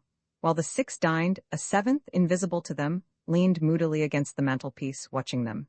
He was not of their time. His long brown hair was knotted in a black ribbon behind. He wore a pale brocaded coat and lace ruffles, silken stockings, a sword. Privy to their doom, he watched them. He was loth that his junta must die. Yes, his. Could the diners have seen him, they would have known him by his resemblance to the mezzotint portrait that hung on the wall above him. They would have risen to their feet in presence of Humphrey Greddon, founder and first president of the club. His face was not so oval, nor were his eyes so big, nor his lips so full, nor his hands so delicate as they appeared in the mezzotint. Yet, baiting the conventions of 18th-century portraiture, the likeness was a good one. Humphrey Greddon was not less well-knit and graceful than the painter had made him, and hard though the lines of the face were, there was about him a certain air of high romance that could not be explained away by the fact that he was of a period not our own. You could understand the great love that Nellie O'Mora had borne him. Under the mezzotint hung Hopna's miniature of that lovely and ill-starred girl, with her soft dark eyes, and her curls all astray from beneath her little blue turban. And the Duke was telling Mr. Uva her story, how she had left her home for Humphrey Greddon when she was but 16, and he an undergraduate at Christ Church, and had lived for him in a cottage at Little Maw, whither he would ride, most days, to be with her, and how he tired of her, broke his oath that he would marry her, thereby broke her heart, and how she drowned herself in a millpond, and how Greddon was killed in Venice 2 years later, dueling on the Riva Schiavoni with a senator whose daughter he had seduced. And he, Greddon, was not listening very attentively to the tale. He had heard it told so often in this room, and he did not understand the sentiments of the modern world. Nellie had been a monstrous pretty creature. He had adored her, and had done with her. It was right that she should always be toasted off to dinner by the junta, as in the days when first he loved her. Here's to Nellie O'Mora, the fairest witch that ever was or will be. He would have resented the omission of that toast, but he was sick of the pitying, melting looks that were always cast towards her miniature. Nellie had been beautiful, but, by God, she was always a dunce and a simpleton. How could he have spent his life with her? She was a fool, by God, not to marry that fool Trailby of Merton whom he took to see her. Mr. Uva's moral tone and his sense of chivalry were of the American kind, far higher than ours, even, and far better expressed.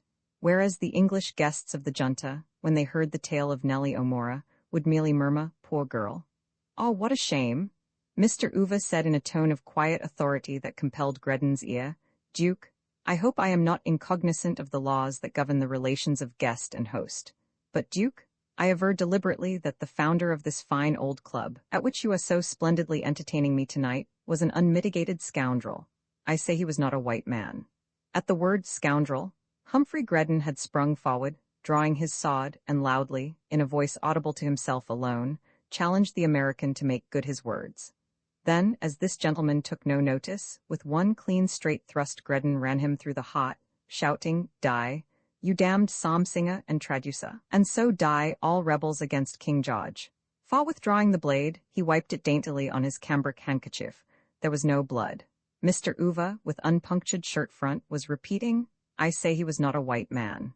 And Greddon remembered himself, remembered he was only a ghost, impalpable, impotent, of no account. "But I shall meet you in hell tomorrow," he hissed in Uva's face, and there he was wrong. It is quite certain that Uva went to heaven. Unable to avenge himself, Greddon had looked to the Duke to act for him.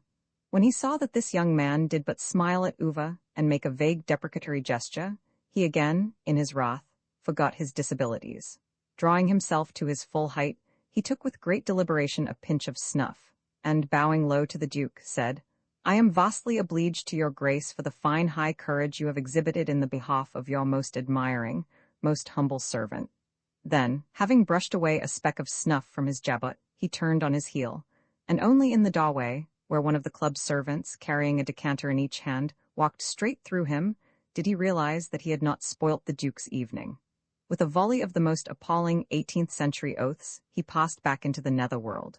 To the Duke, Nellie O'Mora had never been a very vital figure. He had often repeated the legend of her, but having never known what love was, he could not imagine her rapture or her anguish. Himself the quarry of all Mayfair's wise virgins, he had always, so far as he thought of the matter at all, suspected that Nellie's death was due to thwarted ambition. But tonight, while he told Uva about her, he could see into her soul.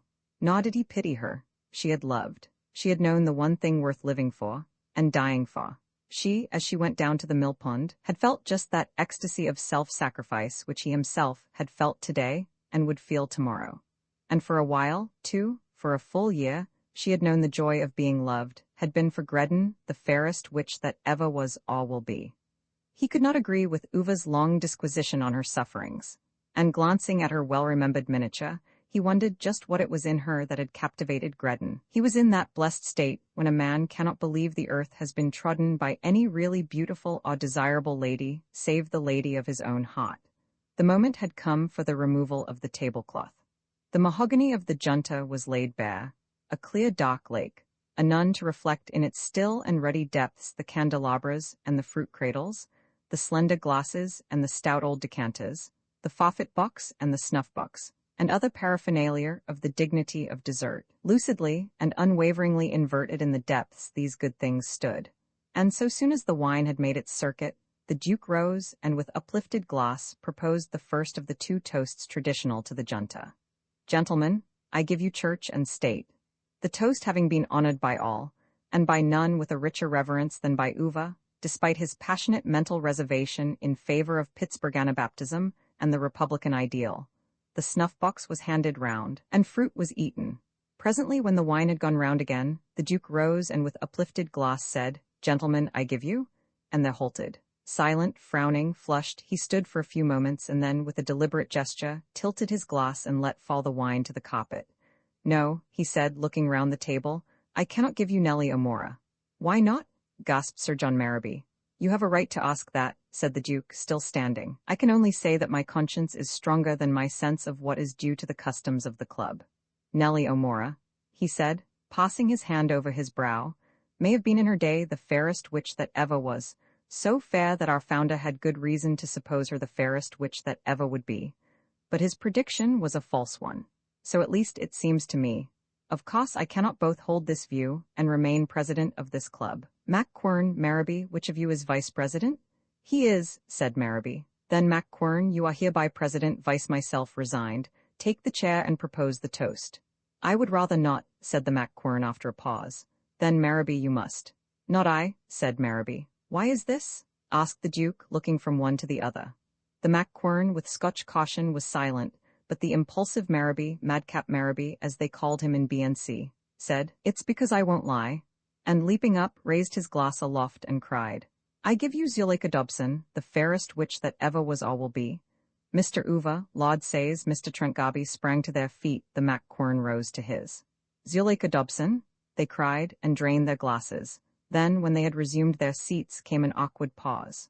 The Duke, still erect beside the chair he had vacated, looked very grave and pale. Merrowby had taken an outrageous liberty, but a member of the junta can do no wrong, and the liberty could not be resented. The Duke felt that the blame was on himself, who had elected Merrowby to the club. Mr. Uva, too, looked grave. All the antiquarian in him deplored the sudden rupture of a fine old Oxford tradition. All the chivalrous American in him resented the slight on that fair victim of the feudal system, Miss O'Mora. And at the same time, all the Abimlech v. in him rejoiced at having honored by word and act the one woman in the world. Gazing around at the flushed faces and heaving shirt-fronts of the diners, the Duke forgot Merrowby's misdemeanor. What mattered far more to him was that here were 5 young men deeply under the spell of Zuleika. They must be saved, if possible. He knew how strong his influence was in the university. He knew also how strong was Zuleika's. He had not much hope of the issue, but his newborn sense of duty to his fellows spurred him on. "Is there," he asked with a bitter smile, "any one of you who doesn't with his whole heart love Miss Dobson?" Nobody held up a hand. "As I feared," said the Duke, knowing not that if a hand had been held up, he would have taken it as a personal insult. No man really in love can forgive another for not sharing his ardor. His jealousy for himself when his beloved prefers another man is hardly a stronger passion than his jealousy for her when she is not preferred to all other women. "You know her only by sight, by repute?" asked the Duke. They signified that this was so. "I wish you would introduce me to her," said Marraby. "You are all coming to the Judas concert tonight?" the Duke asked, ignoring Marraby. "You have all secured tickets?" They nodded. "To hear me play, or to see Miss Dobson?" There was a murmur of both. "And you would all of you, like Marraby, wish to be presented to this lady?" Their eyes dilated. "That way happiness lies, think you?" "Oh, happiness be hanged," said Marraby. To the Duke this seemed a profoundly sane remark, an epitome of his own sentiments, but what was right for himself was not right for all. He believed in convention as the best way for average mankind. And so, slowly, calmly, he told to his fellow diners just what he had told a few hours earlier to those two young men in Salt Cellar. Not knowing that his words had already been spread throughout Oxford, he was rather surprised that they seemed to make no sensation. Quite flat, too, fell his appeal that the siren be shunned by all. Mr. Uva, during his year of residence, had been sorely tried by the quaint old English custom of not making public speeches after private dinners. It was with a deep sigh of satisfaction that he now rose to his feet. "Duke," he said in a low voice, which yet penetrated to every corner of the room, "I guess I am voicing these gentlemen when I say that your words show up your good heart, all the time. Your mentality, too, is bully, as we all predicate. One may say without exaggeration that your scholarly and social attainments are a byword throughout the solar system, and beyond. We rightly venerate you as our boss. Sir, we worship the ground you walk on, but we owe a duty to our own free and independent manhood. Sir, we worship the ground Miss said. Dobson treads on, we have pegged out a claim right there, and from that location we aren't to be budged, not for bob nuts. We asseverate we squat where we squat come what will, you say we have no chance to win Miss said. Dobson, that we know, we aren't worthy, we lie prone, let her walk over us, you say her heart is cold. We don't profess we can take the chill off. But, sir, we can't be diverted out of loving her, not even by you, sir. No, sir, we love her and shall and will, sir, with our latest breath." This peroration evoked loud applause. "I love her and shall and will," shouted each man, and again they honored in wine her image. Sir John Marraby uttered a cry familiar in the hunting field. The Mac-Quern contributed a few bars of a sentimental ballad in the dialect of his country. "Hurrah, hurrah!" shouted Mr. Trentgarby. Lord Sayes hummed the latest waltz, waving his arms to its rhythm, while the wine he had just spilt on his shirt front trickled unheeded to his waistcoat. Mr. Uva gave the Yale cheer. The genial din was wafted down through the open window to the passers-by. The wine merchant across the way heard it and smiled pensively. "Youth, youth," he murmured. The genial din grew louder. At any other time, the Duke would have been jarred by the disgrace to the junta. But now, as he stood with bent head, covering his face with his hands, he thought only of the need to rid these young men, here and now, of the influence that had befallen them. Tomorrow his tragic example might be too late, the mischief have sunk too deep, the agony be lifelong. His good breeding forbade him to cast over a dinner table the shadow of his death. His conscience insisted that he must.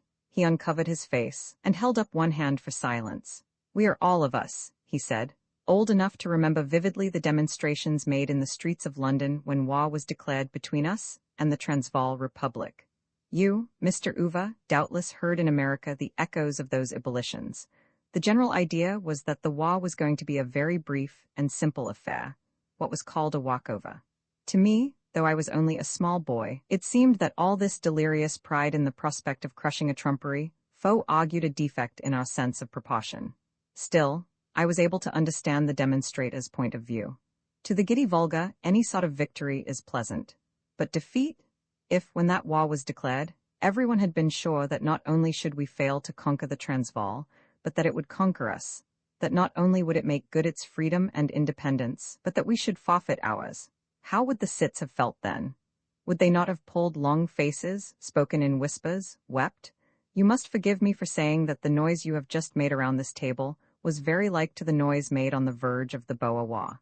And your procedure seems to me as unaccountable as would have seemed the antics of those mobs if England had been plainly doomed to disaster and to vassalage.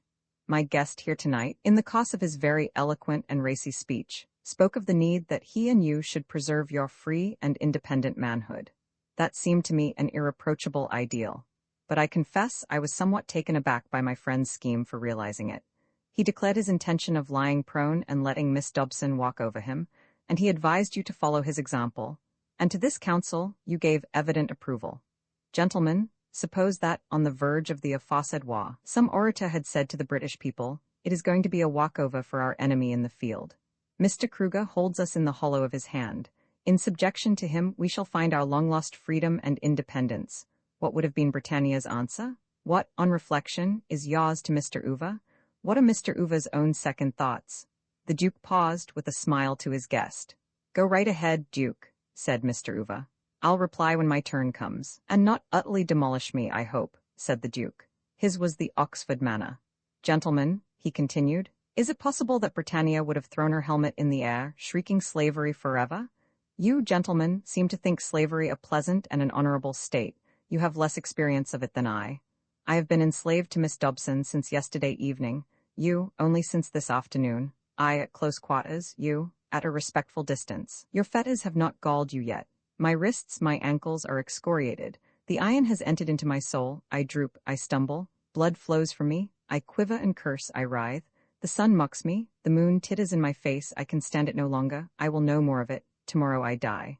The flushed faces of the diners grew gradually pale. Their eyes lost luster. Their tongues clove to the roofs of their mouths. At length, almost inaudibly, the Mac Quern asked, "Do you mean you are going to commit suicide?" "Yes," said the Duke, "if you choose to put it in that way. Yes, and it is only by a chance that I did not commit suicide this afternoon." "You don't say," gasped Mr. Uva. "I do indeed," said the Duke, "and I ask you all to weigh well my message." But does Miss Dobson know?" asked Sir John. "Oh yes," was the reply. "Indeed, it was she who persuaded me not to die till tomorrow." But, faltered Lord Sayes, "I saw her saying good-bye to you in Judas Street, and she looked quite as if nothing had happened." "Nothing had happened," said the Duke, "and she was very much pleased to have me still with her, but she isn't so cruel as to hinder me from dying for her tomorrow. I don't think she exactly fixed the hour. It shall be just after the 8s have been rowed. An earlier death would mark in me a lack of courtesy to that contest. It seems strange to you that I should do this thing?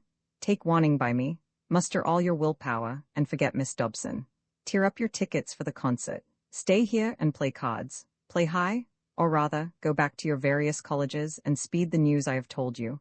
Put all Oxford on its guard against this woman who can love no lover. Let all Oxford know that I, Dorset, who had so much reason to love life, I, the nonpareil, am going to die for the love I bear this woman, and let no man think I go unwilling. I am no lamb led to the slaughter. I am priest as well as victim. I offer myself up with a pious joy, but enough of this cold Hebraism.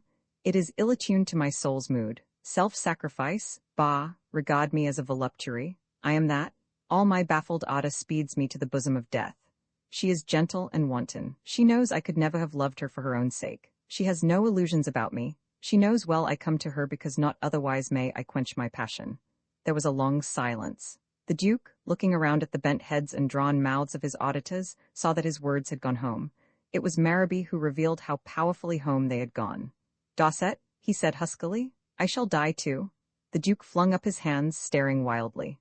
"I stand in with that," said Mr. Uva. "So do I," said Lord Sayes. "And I," said Mr. Trent Garby. "And I." The Mac Quern. The Duke found voice. "Are you mad?" he asked, clutching at his throat. "Are you all mad?" "No, Duke," said Mr. Uva. "Ah, if we are, you have no right to be at large. You have shown us the way. We take it." "Just so," said the Mac Quern stolidly. "Listen, you fools," cried the Duke, but through the open window came the vibrant stroke of some clock. He wheeled round, plucked out his watch. 9. The concert? His promise not to be late?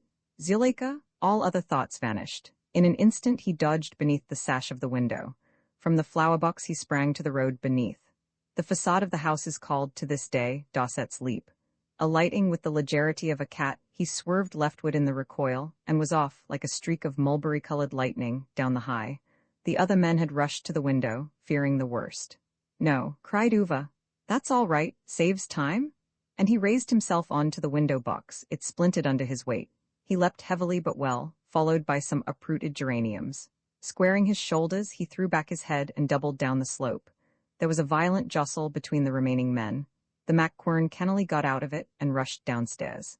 He emerged at the front door just after Marraby touched ground. The baronet's left ankle had twisted under him. His face was drawn with pain as he hopped down the high on his right foot, fingering his ticket for the concert. Next leapt Lord Sayes, and last of all leapt Mr. Trent Garby, who, catching his foot in the ruined flower-box, fell headlong and was, I regret to say, killed. Lord Sayes passed Sir John in a few paces. The Macquern overtook Mr. Oover at St. Mary's and outstripped him in Radcliffe Square. The Duke came in an easy first. Youth, Roman 9 across the front quadrangle, heedless of the great crowd to right and left, Dorset rushed. Up the stone steps to the hall he bounded, and only on the hall's threshold was he brought to a pause. The doorway was blocked by the backs of youths who had by hook and crook secured standing room. The whole scene was surprisingly unlike that of the average college concert. "Let me pass," said the Duke, rather breathlessly. "Thank you, make way please, thanks," and with quick pulsing heart he made his way down the aisle to the front row. There awaited him a surprise that was like a douche of cold water full in his face. Zuleika was not there. It had never occurred to him that she herself might not be punctual. The warden was there, reading his program with an air of great solemnity. "Where," asked the Duke, "is your granddaughter?" His tone was as of a man saying, "If she is dead, don't break it gently to me." "My granddaughter," said the warden. "Ah, Duke, good evening. She's not ill?" "Oh no, I think not. She said something about changing the dress she wore at dinner. She will come." And the warden thanked his young friend for the great kindness he had shown to Zuleika. He hoped the Duke had not let her worry him with her artless prattle. "She seems to be a good, amiable girl," he added, in his detached way. Sitting beside him, the Duke looked curiously at the venerable profile, as at a mummy's. To think that this had once been a man. To think that his blood flowed in the veins of Zuleika. Hitherto the Duke had seen nothing grotesque in him, had regarded him always as a dignified specimen of priest and scholar. Such a life as the warden's, year following year in ornamental seclusion from the follies and fusses of the world, had to the Duke seemed rather admirable and enviable. Often he himself had, for a minute or so, meditated taking a fellowship at All Souls and spending here in Oxford the greater part of his life. He had never been young, and it never had occurred to him that the warden had been young once. Tonight he saw the old man in a new light, saw that he was mad. Here was a man who, for had he not married and begotten a child, must have known, in some degree, the emotion of love. How after that could he have gone on thus, year by year, rusting among his books, asking no favor of life, waiting for death without a sign of impatience? Why had he not killed himself long ago? Why cumbered he the earth? On the dais an undergraduate was singing a song entitled, "She Loves Not Me." Such plaints are apt to leave us unharrowed. Across the footlights of an opera house, the despair of some Italian tenor in red tights and a yellow wig may be convincing enough. Not so, at a concert, the despair of a shy British amateur in evening dress. The undergraduate on the dais, fumbling with his sheet of music while he predicted that only when he were laid within the churchyard cold and grey would his lady begin to pity him, seemed to the Duke rather ridiculous, but not half so ridiculous as the warden. This fictitious love affair was less nugatory than the actual humdrum for which Dr. Dobson had sold his soul to the devil. Also, little as one might suspect it, the wobbler was perhaps expressing a genuine sentiment. Zuleika herself, belike, was in his thoughts. As he began the second stanza, predicting that when his lady died too the angels of heaven would bear her straight to him, the audience heard a loud murmur, or subdued roar, outside the hall. And after a few bars, the wobbler suddenly ceased, staring straight in front of him as though he saw a vision. Automatically, all heads veered in the direction of his gaze. From the entrance, slowly along the aisle, came Zuleika, brilliant in black. To the Duke, who had rapturously risen, she nodded and smiled as she swerved down on the chair beside him. She looked to him somehow different. He had quite forgiven her for being late. Her mere presence was a perfect excuse, and the very change in her, though he could not define it, was somehow pleasing to him. He was about to question her, but she shook her head and held up to her lips a black-gloved forefinger, enjoining silence for the singer, who, with dogged British pluck, had harked back to the beginning of the second stanza. When his task was done and he shuffled down from the dais, he received a great ovation. Zuleika, in the way peculiar to persons who are in the habit of appearing before the public, held her hands well above the level of her brow, and clapped them with a vigor demonstrative not less of her presence than of her delight. "And now," she asked, turning to the Duke, do you see? Something, yes, but what? Isn't it plain?" Lightly she touched the lobe of her left ear. "Aren't you flattered?" He knew now what made the difference. It was that her little face was flanked by 2 black pearls. "Think," said she, "how deeply I must have been brooding over you since we parted." "Is this really," he asked, pointing to the left earring, "the pearl you wore today?" "Yes, isn't it strange? A man ought to be pleased when a woman goes quite unconsciously into mourning for him, goes just because she really does mourn him. I am more than pleased, I am touched. When did the change come?" "I don't know. I only noticed it after dinner when I saw myself in the mirror. All through dinner I had been thinking of you and of tomorrow. And this dear sensitive pink pearl had again expressed my soul. And there was I, in a yellow gown with green embroideries, gay as a jacama, jarring hideously on myself. I covered my eyes and rushed upstairs, rang the bell and tore my things off. My maid was very cross." Cross? The Duke was shot through with envy of one who was in a position to be unkind to Zuleika. "Happy maid?" he murmured. Zuleika replied that he was stealing her thunder. Hadn't she envied the girl at his lodgings? "But I," she said, "wanted only to serve you in meekness. The idea of ever being pert to you didn't enter into my head. You show a side of your character as unpleasing as it was unforeseen." "Perhaps then," said the Duke, "it is as well that I am going to die." She acknowledged his rebuke with a pretty gesture of penitence. "You may have been faultless in love," he added, "but you would not have laid down your life for me." "Oh," she answered, "wouldn't I though? You don't know me. That is just the sort of thing I should have loved to do. I am much more romantic than you are, really. I wonder," she said, glancing at his breast, "if your pink pearl would have turned black. And I wonder if you would have taken the trouble to change that extraordinary coat you are wearing." In sooth, no costume could have been more beautifully Cimmerian than Zuleika's. And yet, thought the Duke, watching her as the concert proceeded, the effect of her was not lugubrious. Her darkness shone. The black satin gown she wore was a stream of shifting highlights. Big black diamonds were around her throat and wrists, and tiny black diamonds starred the fan she wielded. In her hair gleamed a great raven's wing. And brighter than all these were her eyes. Assuredly no, there was nothing morbid about her. Would one even, wondered the Duke, for a disloyal instant, go so far as to say she was heartless? Ah no, she was merely strong. She was one who could tread the tragic plane without stumbling, and be resilient in the valley of the shadow. What she had just said was no more than the truth. She would have loved to die for him, had he not forfeited her heart. She would have asked no tears. That she had none to shed for him now, that she did but share his exhilaration, was the measure of her worthiness to have the homage of his self-slaughter. "By the way," she whispered, "I want to ask one little favor of you. Will you, please, at the last moment tomorrow, call out my name in a loud voice so that everyone around can hear? Of course I will. So that no one shall ever be able to say it wasn't for me that you died, you know. May I use simply your Christian name? Yes, I really don't see why you shouldn't at such a moment. Thank you." His face glowed. Thus did they commune, these two, radiant without and within. And behind them, throughout the hall, the undergraduates craned their necks for a glimpse. The Duke's piano solo, which was the last item in the first half of the program, was eagerly awaited. Already, whispered first from the lips of Uva and the others who had come on from the junta, the news of his resolve had gone from ear to ear among the men. He, for his part, had forgotten the scene at the junta, the baleful effect of his example. For him the hall was a cave of solitude, no one there but Zuleika and himself. Yet almost, like the late Mr. John Bright, he heard in the air the beating of the wings of the angel of death. Not awful wings, little wings that sprouted from the shoulders of a rosy and blindfold child. Love and death, for him they were exquisitely one. And it seemed to him, when his turn came to play, that he floated, rather than walked, to the dais. He had not considered what he would play tonight. Nor, maybe, was he conscious now of choosing. His fingers caressed the keyboard vaguely, and anon this ivory had voice and language, and for its master, and for some of his hearers, arose a vision. And it was as though in delicate procession, very slowly, listless with weeping, certain figures passed by, hooded and drooping forasmuch as by the loss of him whom they were following to his grave their own hold on life had been loosened.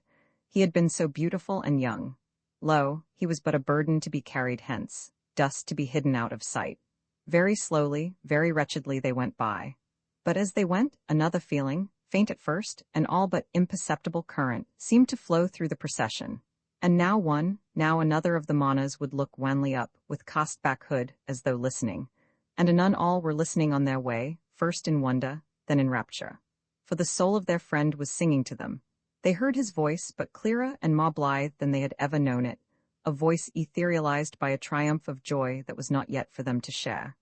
But presently the voice receded, its echoes dying away into the sphere whence it came. It ceased, and the mourners were left alone again with their sorrow, and passed on all unsolaced and drooping, weeping.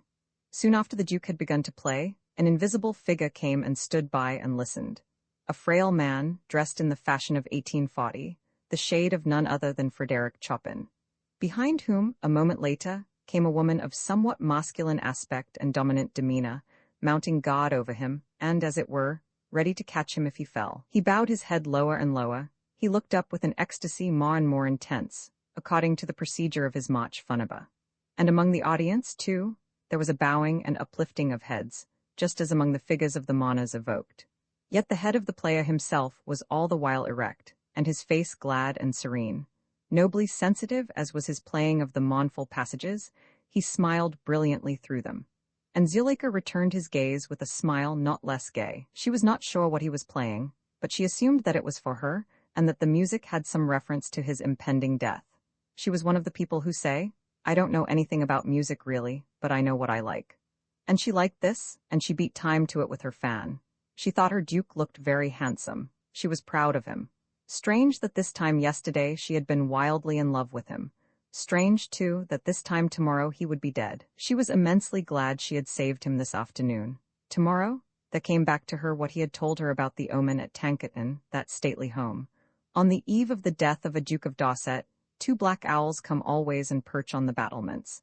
They remain there through the night, hooting. At dawn they fly away, none knows whither. Perhaps, thought she, at this very moment these 2 birds were on the battlements. The music ceased. In the hush that followed it, her applause rang sharp and notable. Not so Chopin's. Of him and his intense excitement none but his companion was aware. Plus fin que Patchman? He reiterated, waving his arms wildly and dancing. 2 horas une migraine of frus. Rentrons petit cœur? Said George Sand, gently but firmly. Laisse-moi la salua, cried the composer, struggling in her grasp. Demain soir, oui. Il sera parmi nous, said the novelist as she hurried him away.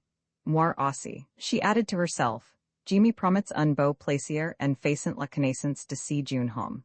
Zuleika was the first to rise as si jeune homme came down from the dais. Now was the interval between the 2 parts of the program. There was a general creaking and scraping of pushed-back chairs as the audience rose and went forth into the night. The noise aroused from sleep the good Warden, who, having peered at his program, complimented the Duke with old-world courtesy and went to sleep again. Zuleika, thrusting her fan under one arm, shook the player by both hands. Also, she told him that she knew nothing about music really, but that she knew what she liked. As she passed with him up the aisle, she said this again. People who say it are never tired of saying it. Outside, the crowd was greater than ever. All the undergraduates from all the colleges seemed now to be concentrated in the great front quadrangle of Judas. Even in the glow of the Japanese lanterns that hung around in honor of the concert, the faces of the lads looked a little pale, for it was known by all now that the Duke was to die. Even while the concert was in progress, the news had spread out from the hall, through the thronged doorway, down the thronged steps, to the confines of the crowd. Nor had Uva and the other men from the junta made any secret of their own determination. And now, as the rest saw Zuleika yet again at close quarters, and verified their remembrance of her, the half-formed desire in them to die too was hardened to a vow. You cannot make a man by standing a sheep on its hind legs, but by standing a flock of sheep in that position, you can make a crowd of men. If man were not a gregarious animal, the world might have achieved, by this time, some real progress towards civilization. Segregate him, and he is no fool. But let him loose among his fellows, and he is lost. He becomes just an unit in unreason. If any one of the undergraduates had met Miss Dobson in the desert of Sahara, he would have fallen in love with her. But not 1 in 1,000 of them would have wished to die because she did not love him. The Duke's was a peculiar case. For him to fall in love was itself a violent peripety, bound to produce a violent upheaval, and such was his pride that for his love to be unrequited would naturally enamor him of death. These quite ordinary, young men were the victims less of Zuleika than of the Duke's example, and of one another. A crowd, proportionately to its size, magnifies all that in its units pertains to the emotions, and diminishes all that in them pertains to thought. It was because these undergraduates were a crowd that their passion for Zuleika was so intense, and it was because they were a crowd that they followed so blindly the lead given to them. To die for Miss Dobson was the thing to do. The Duke was going to do it. The junta was going to do it. It is a hateful fact, but we must face the fact that snobbishness was one of the springs to the tragedy here chronicled. We may set to this crowd's credit that it refrained now from following Zuleika. Not one of the ladies present was deserted by her escort. All the men recognized the Duke's right to be alone with Zuleika now. We may set also to their credit that they carefully guarded the ladies from all knowledge of what was afoot. Side by side, the great lover and his beloved wandered away, beyond the light of the Japanese lanterns, and came to Salt Cellar. The moon, like a gardenier in the night's buttonhole? But no. Why should a writer never be able to mention the moon without likening her to something else, usually something to which she bears not the faintest resemblance? The moon, looking like nothing whatsoever but herself, was engaged in her old and futile endeavor to mark the hours correctly on the sundial at the center of the lawn.